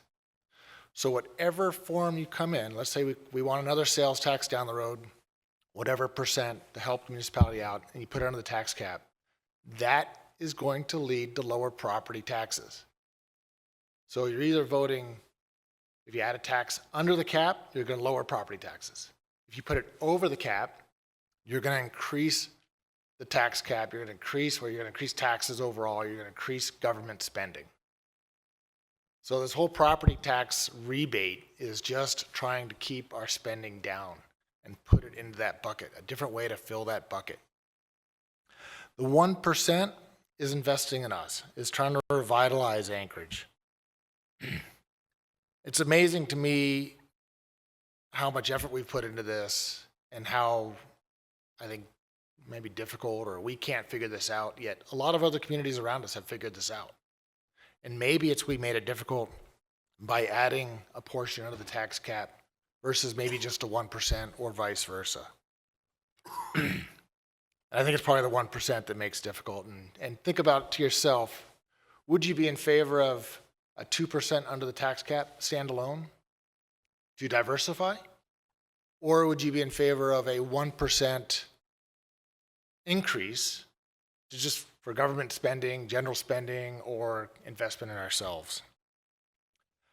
So I'll probably call it to a close there, and I will jump on Anna's bandwagon that every no vote that is cast tonight to postpone indefinitely is a member of her team.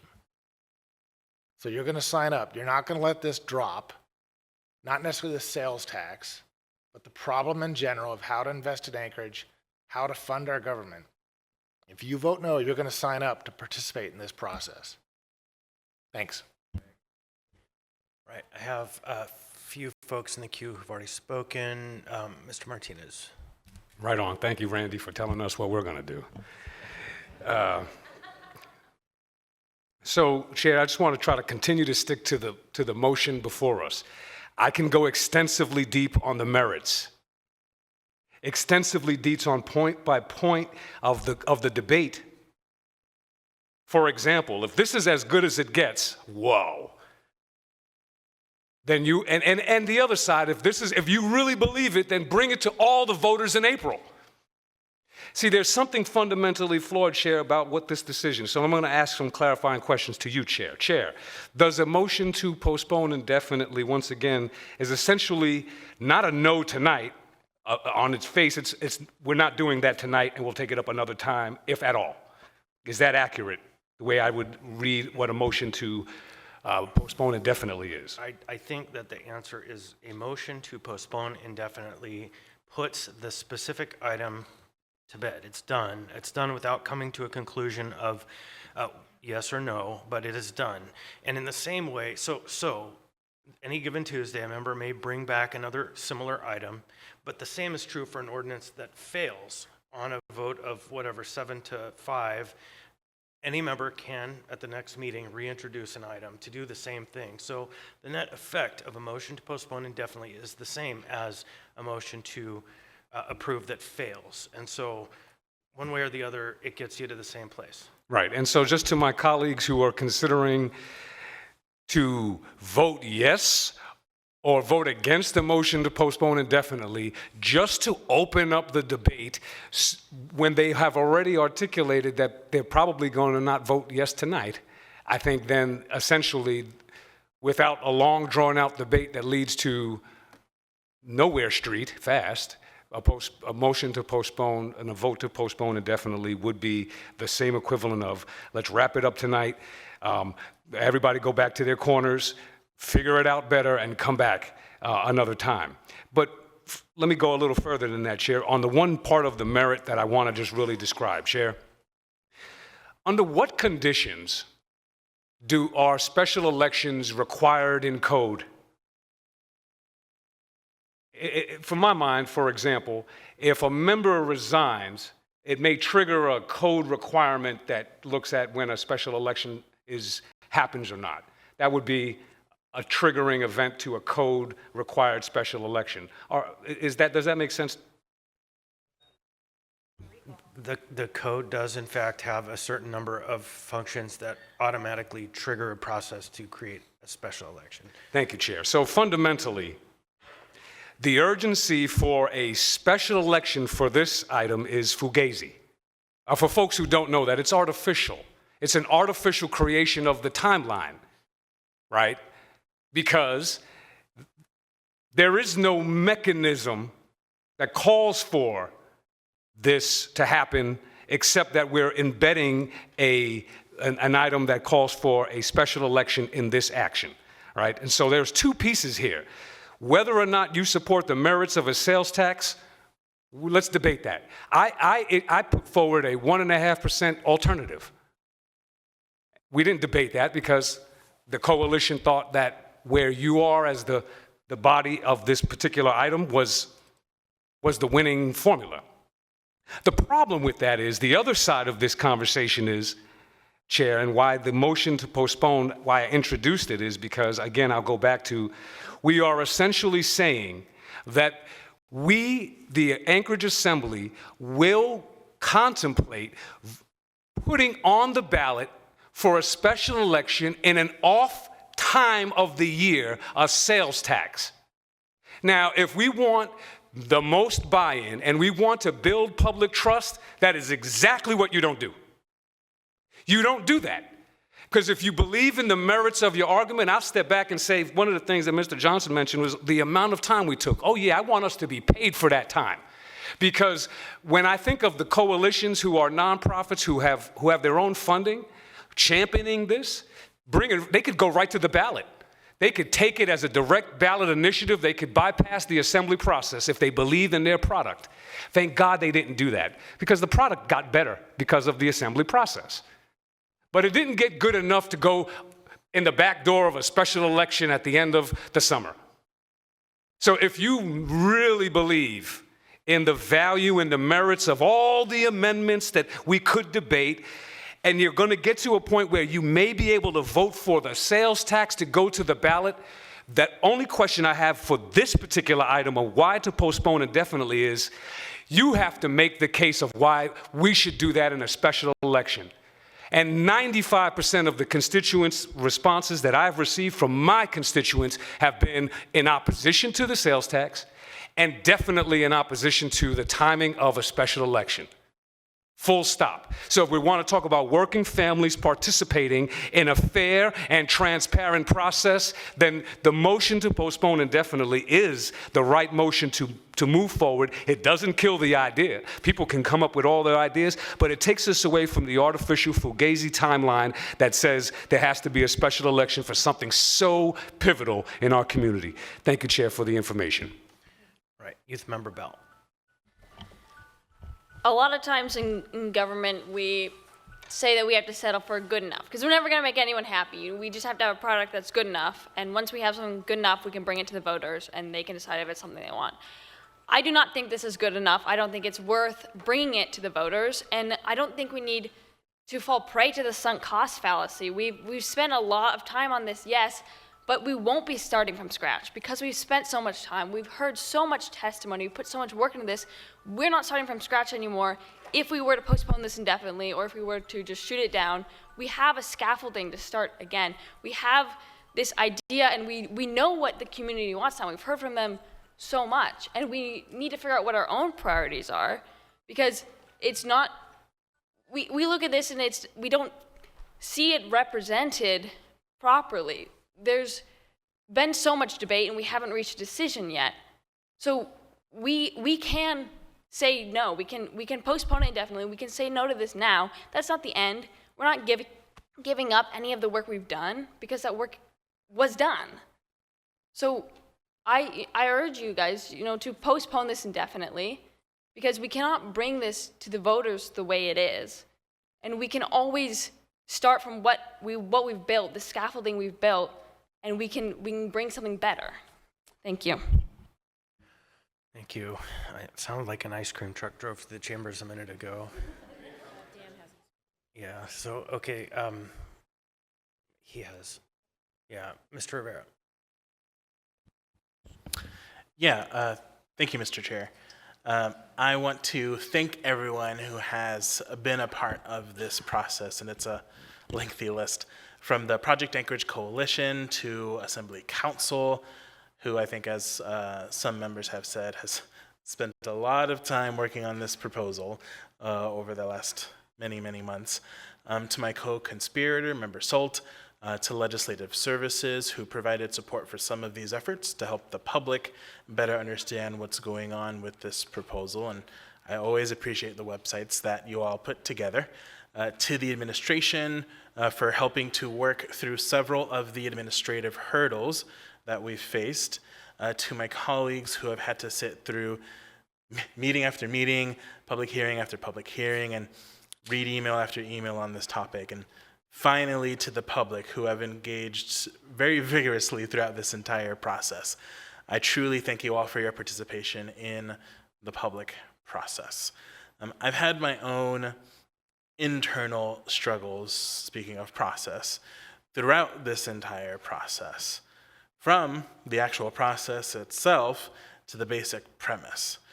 I've fought with myself on every step of this long road. At the end of the day, I want to see us dream and hope again as a community. And I'm hearing pretty loud and clear from my colleagues that this proposal isn't it. That this proposal is going to die today. But y'all know me, as long as I'm here on this body, and there's a clock going, so, but as long as I'm here on this body, this conversation isn't dead. And I hope, I really hope, that the coalition that brought this forward will continue to walk with us as we continue to try to wade through the vast complexities my colleagues have brought up today. What I hope we don't do is try and solve every single systemic and institutional financial issue that we face as a municipality, because that feels like an endless merry-go-round. That's a years-long conversation, much longer than my tenure on this body. So what I hope we do is finish this debate, figure out the next steps, do it in a way that's as inclusive as possible, and in the end, put something before the voters to consider. Whether that's in April of 2026, or whether that's in April of 2027, after I'm done on the body, hopefully I can, as the youth representative stated, provide some scaffolding, maybe do a little bit, strengthen that scaffolding up, and pass it on to the next body. Either way, the community should know that this conversation isn't over, that you will be asked at some point to say yes or no to a tax. That conversation is going to happen, so be prepared for that. Thank you, Mr. Chair. Mr. Barrett, Mr. Voland. Thank you, Mr. Chair. So I think hearing all of the comments and the discussion, I'm persuaded that a motion to postpone indefinitely is somewhat equivalent to a no vote. So I see where this is going. I will move to I will support the motion to postpone indefinitely. But I guess my request, I am not one that is volunteering to try to shepherd this through anymore. I did my best and, didn't achieve the compromise that I hope to see.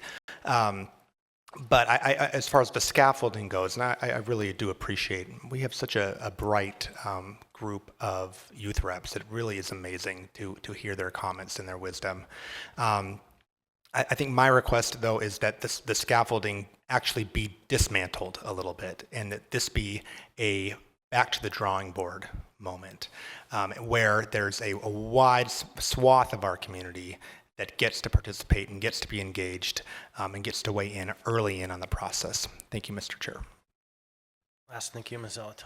Thank you. So I'm going to offer something, and my Budget and Finance co-chair can just throw something down the dais if she doesn't like it. But I think we can put a small standing item on here to check in during Budget and Finance Committee, just to check in, see who's working on it. It's an open, noticed meeting. I would say y'all could talk about it tomorrow at Rules Committee, but I feel like that might be too soon. But we have shifted the Budget and Finance Committee to April 3rd.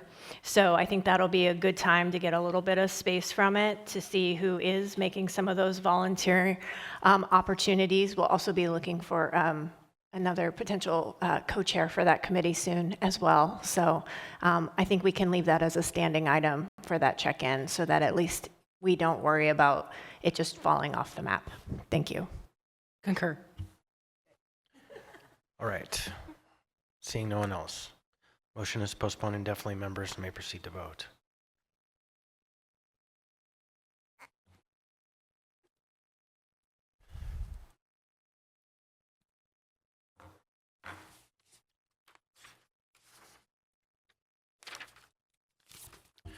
On a vote of 8-4 and the youth member votes Yes. yes, the motion to postpone carries. Probably we should take 5 and we'll get back to the business.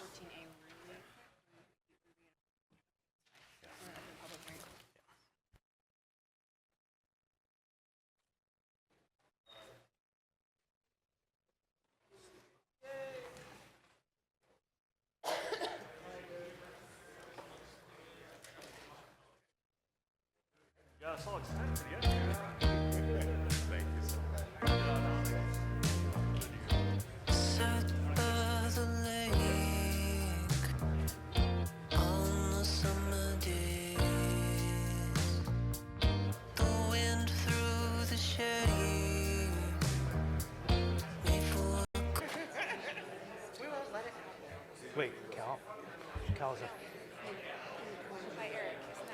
Yeah, Phil Cannon, he's a pastor.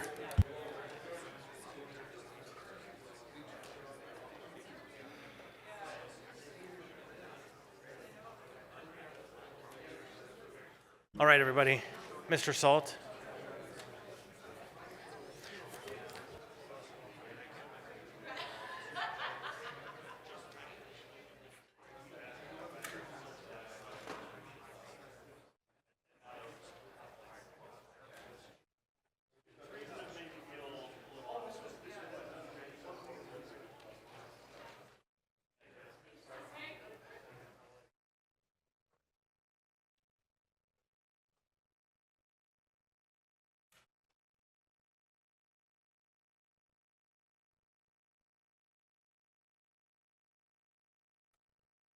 I think we're just missing one person right now, so we'll go ahead and get started.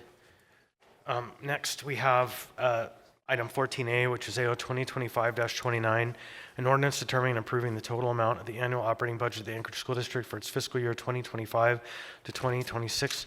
Before I open the public hearing, I want to describe the process we're about to go through. Leadership has determined in collaboration with the administration and the school district that it will be beneficial to take just a little bit more time for the administration to review and provide analysis to the assembly on the nature of the proposed budget from the school district. And so to achieve that, we're going to schedule a special meeting on April 2nd at 2 p.m. to take up deliberations on the school district's final budget. Now, that is the statutory last day we have allowed to us to take action on the budget before it just goes into effect. So we need members to participate at that meeting. And so for that purpose, members are just put on notice we do not intend to deliberate the school district budget tonight. With that, I now open the public hearing. Anyone wish to be heard on this item? Anyone at all? Seeing, hearing none, the public hearing is now closed. Ms. Alatel. Move to postpone to a special meeting on April 2nd. Second. There's a motion to postpone to a meeting on April 2nd, moved by Ms. Alatel, seconded by Ms. Brawley.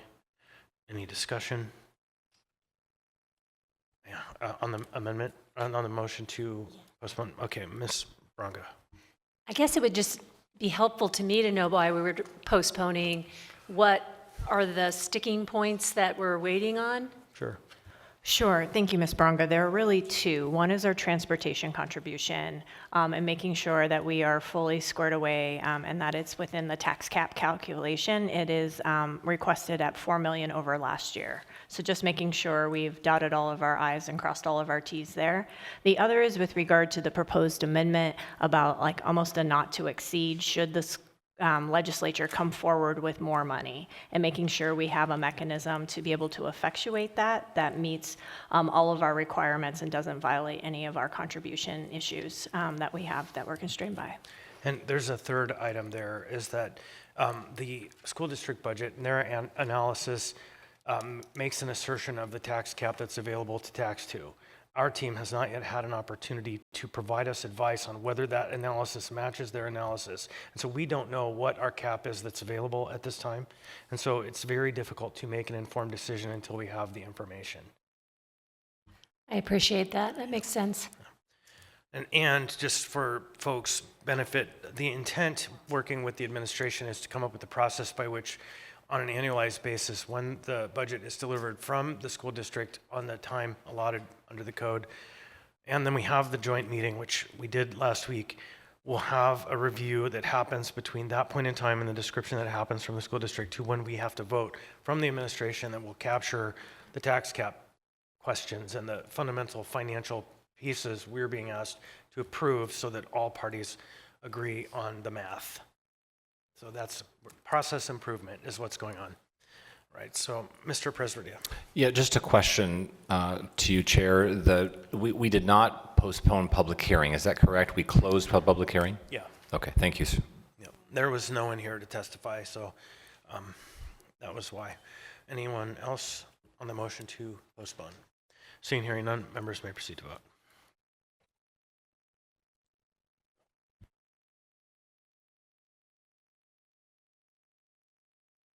On a vote of 12-0, and the youth member votes Yes. yes. AO 2025-29 is postponed to a meeting on April 2nd at 2 p.m. Next, we have item 14B. 14B is AR 2025-37, a resolution adopting recommendations to be forwarded to the Anchorage Metropolitan Area Transportation Solutions Policy Committee regarding the 2050 Metropolitan Transportation Plan MTP Amendment 1 public review draft.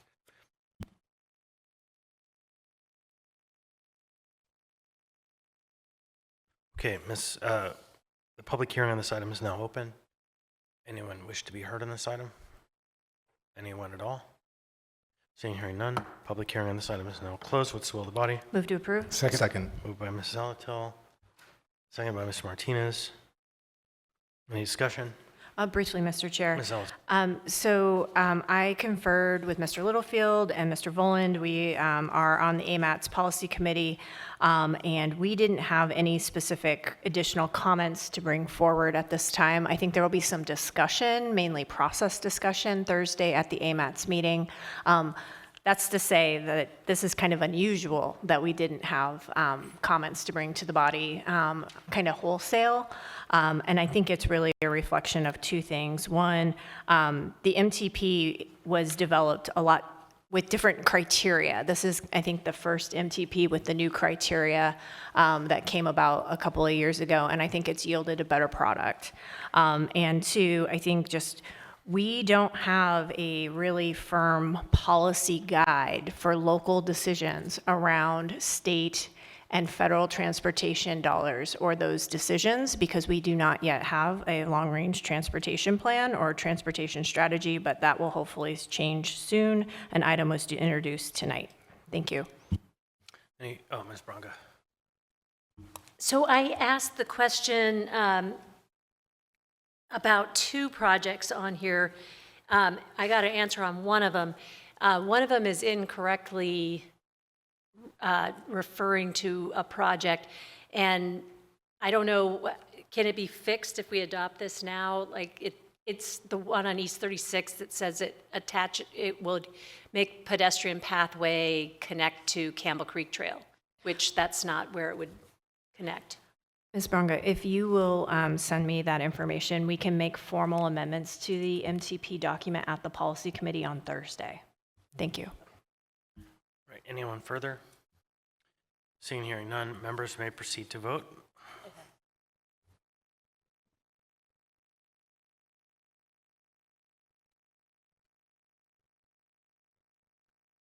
On a vote of 12-0, and the youth member votes Yes. yes. AR 2025-37 has passed the body. Next, we have item 14C, AR 2025-43, a resolution adopting recommendations to be forwarded to the Anchorage Metropolitan Area Transportation Solutions Policy Committee regarding the draft amendment number 3 of the federal fiscal year 2023 to 2026 Transportation Improvement Program. The public hearing on this item is now open. Anyone wish to be heard on this item? Anyone at all? Seeing, hearing none, public hearing on this item is now closed. What's the will of the body? Move to approve. Second. Moved by Ms. Alatel, seconded by Ms. Brawley. Any discussion? Briefly, Mr. Chair. Ms. Valentine. So I want to call out one thing on this TIP amendment, because if you listen to me in AMATs, I'm a bit of a broken record. But one thing I'm really excited about in this TIP amendment I wanted to make the full body aware of is the Seward and 36th Avenue interchange project is back. It stalled out for a while. It had gone through the PEL process where it identified that there was an intersection. It was deemed, and I think it maybe still has the distinction of being the most dangerous intersection in Alaska. It fell out of the state transportation improvement plan, but now it is here in the TIP. So I am very excited about that. And why I'm excited about that is there's been substantial right-of-way acquisition. It is really just an ugly, busy intersection that doesn't work in the heart of Midtown. Also, it's really important that that project remains aligned with the Tudor Bridge replacement. And that bridge has been hit so many times. Eventually, we're not going to be able to use it. So these are the types of things I just want to raise for the body, is to look for those key transportation projects in your district as they show up on the transportation improvement plan, where you're going to see federal dollars in them, and then you just have to keep watching them, and they will fall off, and maybe they'll come back, but that's what the policy committee members are there to help you advocate for. Thank you. Thank you. Ms. Vaughn. Thank you, Mr. Chair. Yeah, I guess I just want to highlight that there are some things in this amendment, number 3, to the TIP that I'm really excited to see. For instance, I'm very excited about the extension of the 3rd Avenue signals and lighting upgrade downtown, that reconstruction. Whereas, well, essentially now it will go all the way to Gamble Street. So I just love the idea of continuing to drive investment into East Downtown and Fairview. I'm excited about that. I'm also excited about increases for the Fish Creek Trail connection. I know that's been a project of great interest, not only to this body, but also to the public. So some additional design work needed, and that is something that Parks and Rec, their teams that are working on that project, were able to speak in support of at an AMATS policy committee meeting. And then also some increases to non-motorized safety campaigns, and that's also been a topic of great interest. You know, how do we help everyone be safer on our streets, whether it's folks who are driving or pedestrians, vulnerable road users, however you're getting to your essential destination. We have a lot of work to do, I think, on educating the public on how we can all be more safe. So I'm really happy to support this, and I appreciate staff for bringing it forward. Thank you. Anyone further? Seeing and hearing no one, members may proceed to vote.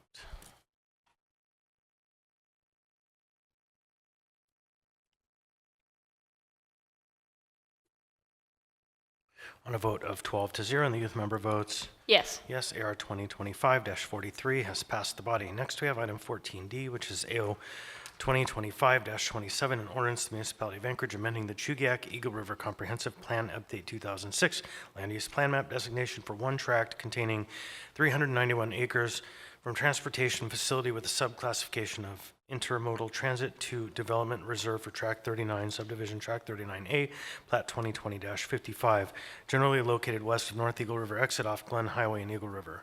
Public hearing on this item is now open. Anyone wish to be heard? Welcome. Please state your name, what part of town you're from. You'll have 3 minutes. Thank you, Chairman. My name is Craig Bennett. I'm with S4 Group representing Eklutna Inc. tonight, and I'll be brief, respect your time. Let's start with it. So this is the comp plan amendment. This is more of a housekeeping situation. The railroad owned the east side of the property, and it was classified as transportation facility. And now with Eklutna owning it, we need to change it to development reserve. And with that, I'll just see if there's any questions. Thank you. We're good. Oh, now there is, appears. Ms. Brawley. Thanks. Sorry, I just have one question, because I understand this is a much larger parcel, but just a portion of it is being changed. If you could just briefly speak to why just a portion. Thank you. Yeah, so there's actually 3 parts to this project. The planning, or the P&Z Commission heard all three parts, and they approved the preliminary plat that goes with it. But we need to do a map change, which is this, and then the next is the rezone. So the map change is half the property was already shown as development reserve, and half was shown as transportation. And it was shown as transportation because the railroad owned it. But in 2021, they sold it to Eklutna. So we're making it all development reserve, and that's what long-range planning asked us to do. All right, thank you. You're welcome. No one else in the queue. Thank you. Thanks. So on the map, is the TR was the transportation area, and that's Just on the eastern side, yes. All right. Anyone else? Right. Anyone else wish to be heard on this item? Anyone at all? Seeing and hearing none. Public hearing on this item is now closed. What's the will of the body? Move to approve. Second. Moved by Mr. Myers, seconded by Mr. Littlefield. Is there any discussion on this item? Hearing and seeing none, members may proceed to vote.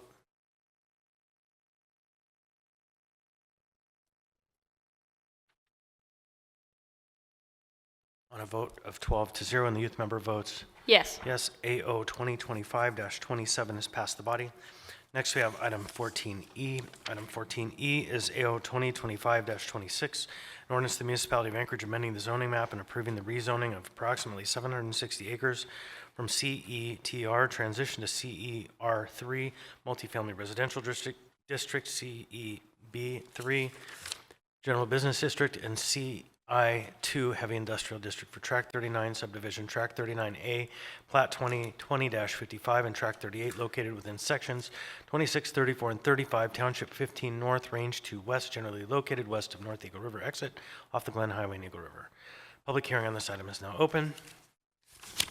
Welcome. Please state your name, what part of town you're from. You'll have 3 minutes. Thank you, Chair. Craig Bennett with S4 Group. And this is the second half of it, which is the rezone request. And we're requesting into 3 different zoning districts. And I can go into them if the board has any questions on what they are and why. And I'll just say that this could be a large part of the administration's 10,000 homes initiative. Eagle River Community Council provided a resolution in support. Planning and zoning recommended approval. Planning staff and the municipal departments recommended approval. I had no objections. And with that, questions, if there's any. I don't see any questions. All right, thank you. Right. Anyone else wish to be heard on this item? Anyone at all? Seeing, hearing none. Public hearing on this item is now closed. What's the will of the body? Move to approve. Second. Moved by Mr. Myers, seconded by Mr. Littlefield. Any discussion? I have one quick question. Have we resolved the water questions about the property? Isn't water kind of generally the challenge, getting water to this area? So internally, are we still working on that? I'm not sure that I have an answer to that. I can certainly follow up if you'd like to have that information. Yeah, it's fine. I just know that we've kind of had long conversations about how to get water from the Eklutna River through these parcels so they can actually be developed. So looking forward to seeing that plan come to fruition. If there's no one else, then members may proceed to vote. Okay, Ms. Braga.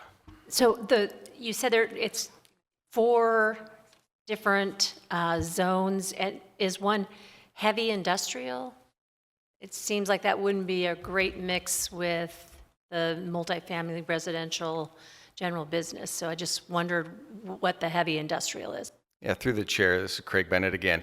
So there's 3 zonings. It's existing transition district, which is kind of a holding district. And before you can do anything, they recommend rezoning to something that's appropriate. There is a CEI2 industrial, heavy industrial, and it's along the railroad. And what that's covering is the existing conditional use permit that's there, which is a Anchorage snow disposal site, gravel site, and gravel extraction. And that's already in an existing conditional use permit. So this just covers that and makes that legal. I appreciate that. You're welcome. Any further questions? I have possibly a conflict that I wanted to. Please do let us know. My niece backs this property. She's on Vasily. So I will, is easy enough. I'll rule if it is your niece and you don't have any financial interest in that property, then the personal interest is not significant. Thank you. Thank you for the declaration. So anything else? Anyone else? Hearing and seeing none, members may proceed to vote.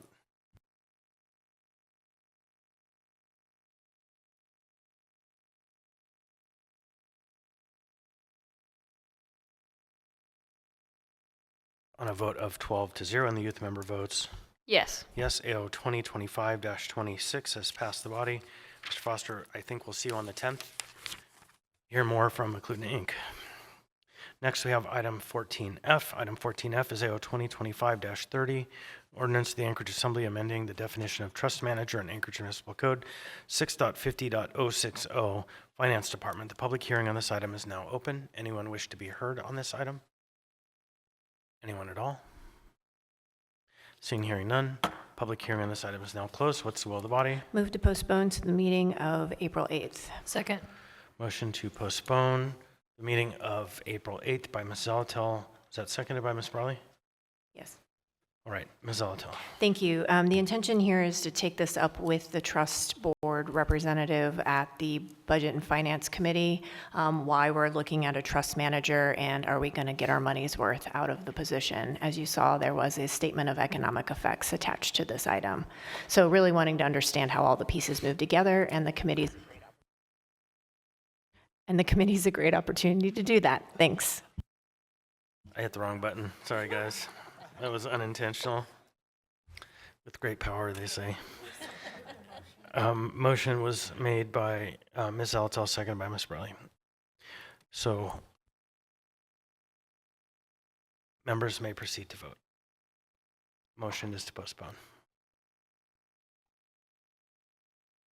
On a vote of 12-0, and the youth member votes Yes. yes. AR 2025-75 will be back before, or excuse me, AO 2025-30 will be back before us on April 8th. Okay, so the next items that we have to take up are relating to marijuana and alcohol issues. They're quasi-judicial, and so we'll excuse the youth member from participating.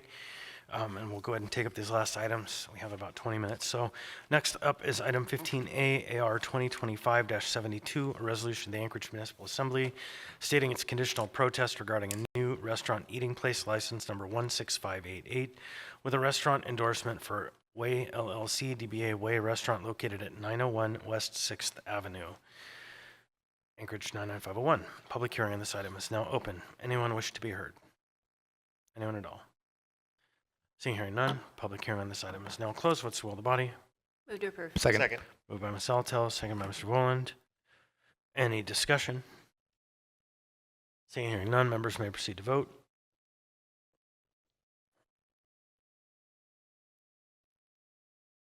On a vote of 12-0, AR 2025-72 has passed the body. Next, we have item 15B, Resolution AR 2025-73, a resolution of the Anchorage Assembly stating its conditional protest regarding a new brewery retail license 16027 for Buzzed Beetle Brewery, LLC DBA Buzzed Beetle Brewery, located at 3024 Mountain View Drive, Suite 106, Anchorage 99501. Public hearing is now open. Anyone wish to be heard on this item? Anyone at all? Seeing, hearing none, public hearing is now closed. What's the will of the body? Move to approve. Second. Mr. Vaughn has moved. Ms. Zalatel has seconded. Any discussion? I'll just say I love the name.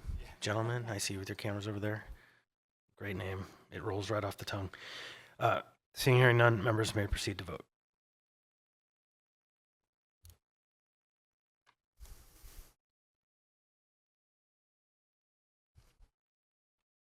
On a vote of 12-0, AR 2025-73 has passed the body. Next, we have item 15C. 15C is AR 2025-74, resolution of the Anchorage Municipal Assembly stating its conditional protest regarding a new brewery manufacturer license number 15963 for Buzzed Beetle Brewery, LLC, DBA Buzzed Beetle Brewery, located at 3024 Mountain View Drive, Suite 106, Anchorage 99501. The public hearing on this item is now open. Anyone wish to be heard on this item? Anyone at all? Seeing, hearing none, public hearing on this item is now closed. What's the will of the body? Move to approve. Second. Moved by Ms. Zalatel, seconded by Ms. Burley. Any discussion on the item? Seeing and hearing none, members may proceed to vote.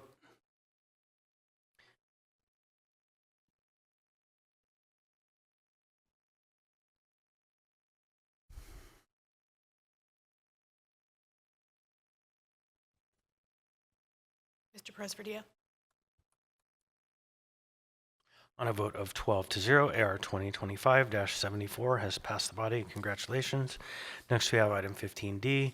15D is AR 2025-76, a resolution of the Anchorage Municipal Assembly stating its conditional protest regarding a new restaurant endorsement for beverage dispensary tourism license number 4283 for Beluga Point Investment Limited LLC, DBA AKME International House of Hot Dogs, located at 1020 West 12th, Anchorage, AK 99501, or it's IHOH.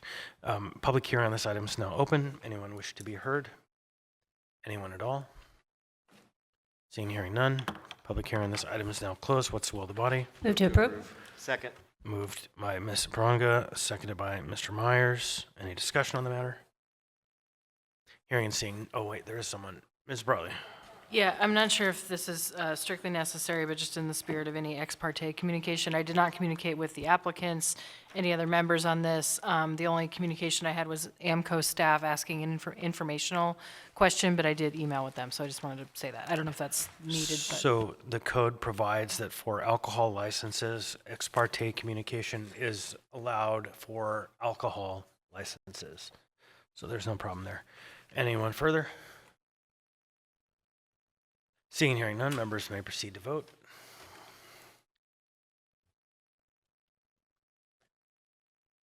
On a vote of 12-0, AR 2025-76 has passed the body. All right, that concludes our business agenda. Next, we're up to audience participation. Any member of the public wish to be heard? All right, come forward, please. State your name, what part of town you're from. You'll have 3 minutes. The green button, there you go. Oh, it went on. There you go. My name is Margaret Varlamis in South Anchorage, and that's something very near and dear to my heart. I shared it with Assemblymember Johnson, but I did not hear back from your office, unfortunately. I'm going to read a letter I wrote that I sent you, and I have it. I can leave it with the Assembly here. I'm going to start with my last paragraph and then go to the front. Thank you for your attention to this critical issue. My son has twice been accused of driving while intoxicated. He was exonerated the first time and is currently suffering a new charge, though he blew a .0025. The first time he blew .00.00. That's nothing. The officer got a search warrant. They had his blood taken. It came out 00.00. It cost us $980, $520 to the municipality to process the impound, and $400, whatever the difference is, to Vulcan Towing for the impound, the after-hour charge, the storage fee, and I got it out as soon as humanly possible. The car was titled in my name. This happened again a week ago Saturday night, well, Sunday morning. My son likes to dance. He likes to sing karaoke. He's a little bit socially awkward, and it's very difficult. His father and I wish he didn't do these things. Go downtown. Nothing good happens between midnight and 5 a.m. We tell him every day, but we can't stop him. He has a job. He has his money. This is what he wants to do. This time it cost $1,013 to get it out. $520 to the municipality, $493.01 to Vulcan Towing. He wasn't driving wonderfully. That's why he was supposedly pulled over, but he wasn't given a traffic ticket at all, so it wasn't that bad. But the same officer, both times. It breaks my heart. This causes homelessness to people if they're accused falsely, and it costs them $1,000. If he did not live with his father and I, he would be homeless because he wouldn't get his car out. He would lose his job, which he has worked steadily since the whole time. He's almost 25 years old. He always has a job, but he wouldn't have a job if he can't get to work. Something has to be done about how these things are processed. Something has to be done for innocent people. The first time I was told by a Muni employee, oh, if he's exonerated, you get your money back. So I was okay. That's why I didn't come here in September of 23. But this time, I'm well aware, and I didn't want to sign it, but I had to get the car out. Now, I will tell you, that the sergeant in charge of the officer who pulled him over gave my money back today. Have the charges been dropped? I don't know. No one has contacted him or I. This is a very near and dear to my heart. May I please leave this letter with you? Yeah, thank you. Okay, just right on this corner right here. We'll grab it. Thank you. Mr. Rivera, before you go, please come back forward. It's not a question for her. okay. Thank you, Madam Chair. Just a statement. If you could please email, I know you sent a paper copy, but if you could please email the assembly that full testimony or whatever other information that you have, that would be helpful, ma'am. And you can get our email. Someone in the clerks can give you the email for the full assembly. Thanks. All right, we'll make sure you get that. All right, welcome. Please state your name, what part of town you're from. You'll have 3 minutes. I'm William Baxter. I'm from Fairview. And I go up the Coycock River and go moose hunting, and I get big bulls. I've got 7 big bulls out of that area. And I get tired of it. I spend a lot of money on my hunting and all this kind of stuff. And I like to have more hunting around Anchorage and stuff like that, you know. And I know I've took the FFA person up hunting, and he got a big 65-inch bull on the Nowitney River between Ruby and Tanana, and I spend a lot of money on this stuff. And I like to see we do more predator control around here, moose habitats, and everything like that. And I'm talking to people like doing fire breaks and stuff like that, and having moose habitats and fire breaks and agriculture and fire breaks and stuff like that. But, you know, I'm getting tired of it, you know, and I see a lot of other people spend a lot of money on four-wheelers and stuff like this. We spend a lot of money on our hunts and stuff like that, and I'm getting tired of it. Thank you. Thank you. Welcome. Please state your name, what part of town you're from. You'll have 3 minutes. Good evening, everybody. Crystal Hoke from Girdwood. I first want to say thank you for passing the Girdwood area plan. It's something that I testified before. I'd been aware of it for probably 6 or 7 years, the effort on that. And but I do know that personally, I've been waiting for it to pass because of what comes next with the HLB plan. I have been working with Girdwood Community Land Trust since we created it in 2021, and to take you back a little bit, we had a open house in, I believe it was 2019, and Robin Ward was there from HLB at the time. And I came up to her after the meeting when we were going over all the needs that we were seeing for land uses in Girdwood, and I said, and I just learned about it, and I said, you know, a community land trust is the mechanism that could solve so many of those things. And I'm not sure that if she knew what a community land trust was at the time, or because I do feel like it was an education process to show HLB examples of it. And what I've learned in the meantime is there's 300 community land trusts in the nation. They have a 40-year history. The reason why they were created is to keep the people that were in a place in place. So typically they're inner cities, and so you see the rise in real estate come up around them, and it becomes too expensive, and it creates gentrification, and they have to move out. So the purpose is to keep the people that were there in place, and so they don't have to leave their home. And then the general definition is a community land trust is a nonprofit corporation that holds land on behalf of a place-based community while serving as the long-term steward for affordable housing, community gardens, civic buildings, commercial spaces, and other community assets on behalf of a community. So in my minute that I have here left, I just want to say, with Project Anchorage not working out for funding the Girdwood Arts and Recreation Project, I want to express my desire to continue forward on that regardless, and hope that there will be an external funding source that can help, because maybe some of you guys do know or don't know, but when Girdwood tries to bond for projects, they fail. And there's been at least 5 different examples of that. The Girdwood Library is one example that failed in a bond, and then it required Girdwood Inc. to become the fiscal sponsor, and they raised $5 million to build the library, and they took a loan for the last $1 million. So I think that we do need some kind of additional funding mechanism in Girdwood because the bonding situation doesn't work out for us, but yeah, we have projects that we really want. And I also have multiple site maps that I submitted with my proposal that included the RV park, and I also have a new site map that I intend to show HLB here in the next month. So thank you for your time. Thank you. Welcome. Please state your name, what part of town you're from. You'll have 3 minutes. Hello, Mark Kavokoff, West Side. I would like to speak a little bit more about the sales tax and specifically how this has been handled. I've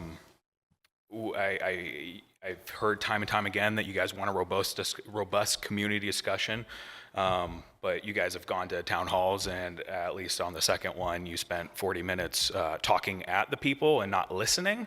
And we have time and time again come out to tell you what our problems are, and you guys have spent thousands of hours, man hours, working on this, and you guys have not addressed, the public's problems, like, renters getting screwed.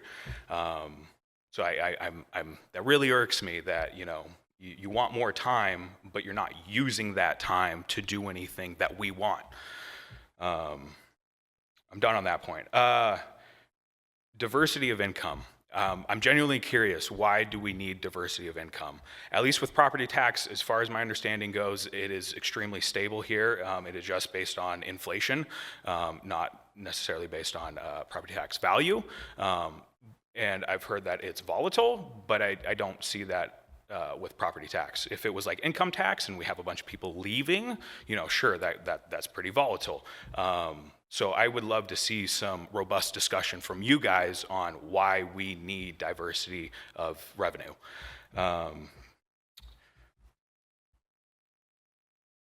I don't really want to talk about a sales tax anymore. I want to be done with the sales tax. I would really love to at least hear more options, like say an income tax, or like why not do an income tax and why do a sales tax versus that. I mean, we've just been given one terrible option and no other options.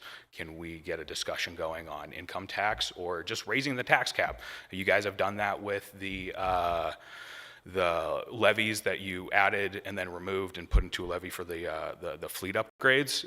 There is a tax cap increase in there. So it's not like we can't do a tax cap increase. Let's just do a tax cap increase, or maybe have a discussion on why that would be not as great as a sales tax. So yeah, I'd appreciate more discussion on that. I don't believe that we can I don't believe that a sales tax will ever be not regressive.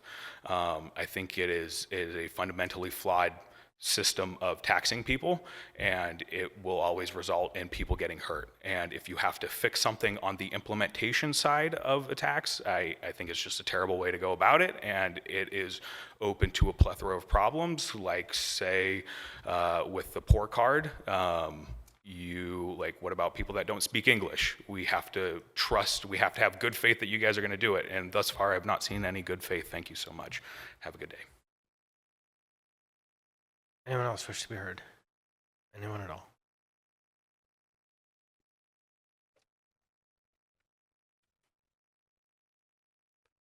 Welcome. Please state your name, what part of town you're from. You'll have 3 minutes. Right. Jamie Lopez, East Anchorage, formerly Coalition, formerly Homeless. During the sales tax debate, a great orator here, Mr. Cal Williams, suggested and implied that we have a moral imperative to protect those most vulnerable among us, and I completely agree with them. It's with great sadness that we are here on the cusp of the great Homeless Summit of 2025, a bread and circus of sorts, where those that have lived experience or that are unsheltered are not actually invited to the table. They were essentially an afterthought at a lunch catered by Turkish Delight. It is also with great sadness that someone mentioned my name and suggested I speak at this, but was vetoed by somebody. I would like to thank that person for thinking kindly of me. And an organization which I used to work for and also was a client for, they're failing a lot of people right now, and yet they are essentially considered the premier organization here. And I'd like to talk about something in particular. So just to give an example. So this is the Anchorage Coalition and Homelessness 2024 report. It says partnership, we need each other. This photo was taken June 24th over at Jacobson Park. The gentleman is Mike Hill, he's lead outreach man. And the lady there, she was at Jacobson. This was an extension of Project Next Step, which they took 150 people from these shelters and put them in housing. What happened is they extended this to Jacobson Park as well as Elderberry. And in this example, they showed up, they offered this woman housing. They made her sign a media release, said they'd give her a $75 gift card. For whatever reason, she wasn't able to follow up with them, and the outreach person kind of failed to follow up. Subsequently, she was attacked. She was in a coma. She got out of the coma, apparently, and then she approached this gentleman here. He essentially said, let us sign an ROI about your medical. What he should have said was, show us something that shows you were in the hospital, but we don't need access to your medical records. Those are HIPAA and everything else. So anyways, he said, so sorry, too late. We can't give you the $75 gift card. She got upset about the ROI, and she disappeared. I've been taking food to her for 4 to 5 months at Davis Park. And so what happens here is essentially in January 2024, they used this photo. And if this is a benchmark of success, publishing photos of people that failed to get housed, they're doing a bang-up job, and they're failing a lot of people. And this is not the only one out there, and there are others. And so with that said, I look forward to seeing you tomorrow, and I'll probably see you in the next couple days as well. Thank you very much. Anyone else wish to be heard? Anyone at all? All right, I don't see anyone else. We'll move on. Next is member comments. We'll start with youth member Bell, since you're here. This is just general cap on the evening. No comments. Thank you, Chair. All right. Mr. Presverdia. Thank you, Chair. Just wanted to remind people to vote. You should have your ballots. You should have received them by now, and if not, they should be coming very soon. So please mail in your ballots, or make sure you vote before April 1st or on April 1st. Thanks. Thank you, Mr. Salt. 1 down, 1.5 to go. Thanks. And if there's no objection, I'd ask we extend just for time for member comments. I don't see objection. Ms. Brawley. Yeah, thank you, Mr. Perez-Verdia, for reminding us about voting. If you did not get your ballot, call 907-243-VOTE. Thanks. Mr. Voland. No comments, thank you. Ms. Bronco. No comment. Ms. Alatel. Mr. Solt, I would adjust your expectations about the half and make it more like till 11:50 perhaps. That's what I've been told. Thanks. Mr. Johnson. No comment, thank you. Mr. Rivera. No comment, thank you. Mr. Littlefield. No comments, thank you. Mr. Martinez. Thank you, Chair. I just wanted to thank my colleagues and the members of the community and just remind folks that there are good people working with imperfect tools trying to deal with complex problems in our community, and it requires a lot of grace and patience. Thank you, Chair. Here, here, Mr. Martinez. Mr. Myers. No comments, thank you, Chair. And I think for my part, just thank you, everybody, and stay tuned. We have a special meeting on the 2nd. We'll be meeting again on the 8th, and there may be a special meeting after the 8th, depending on the business that needs to get done. Thank you, everybody, for hard work. This work is not easy, and I would say we're adjourned.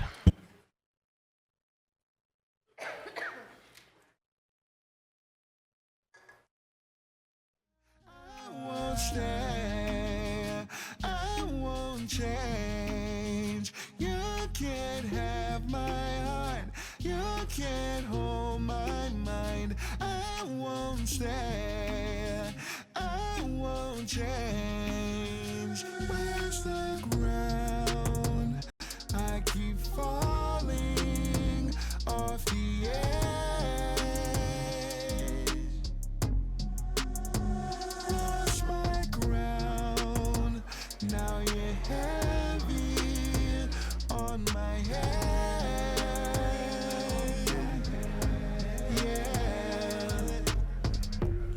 So full of love, so full of pride. While I sift through all my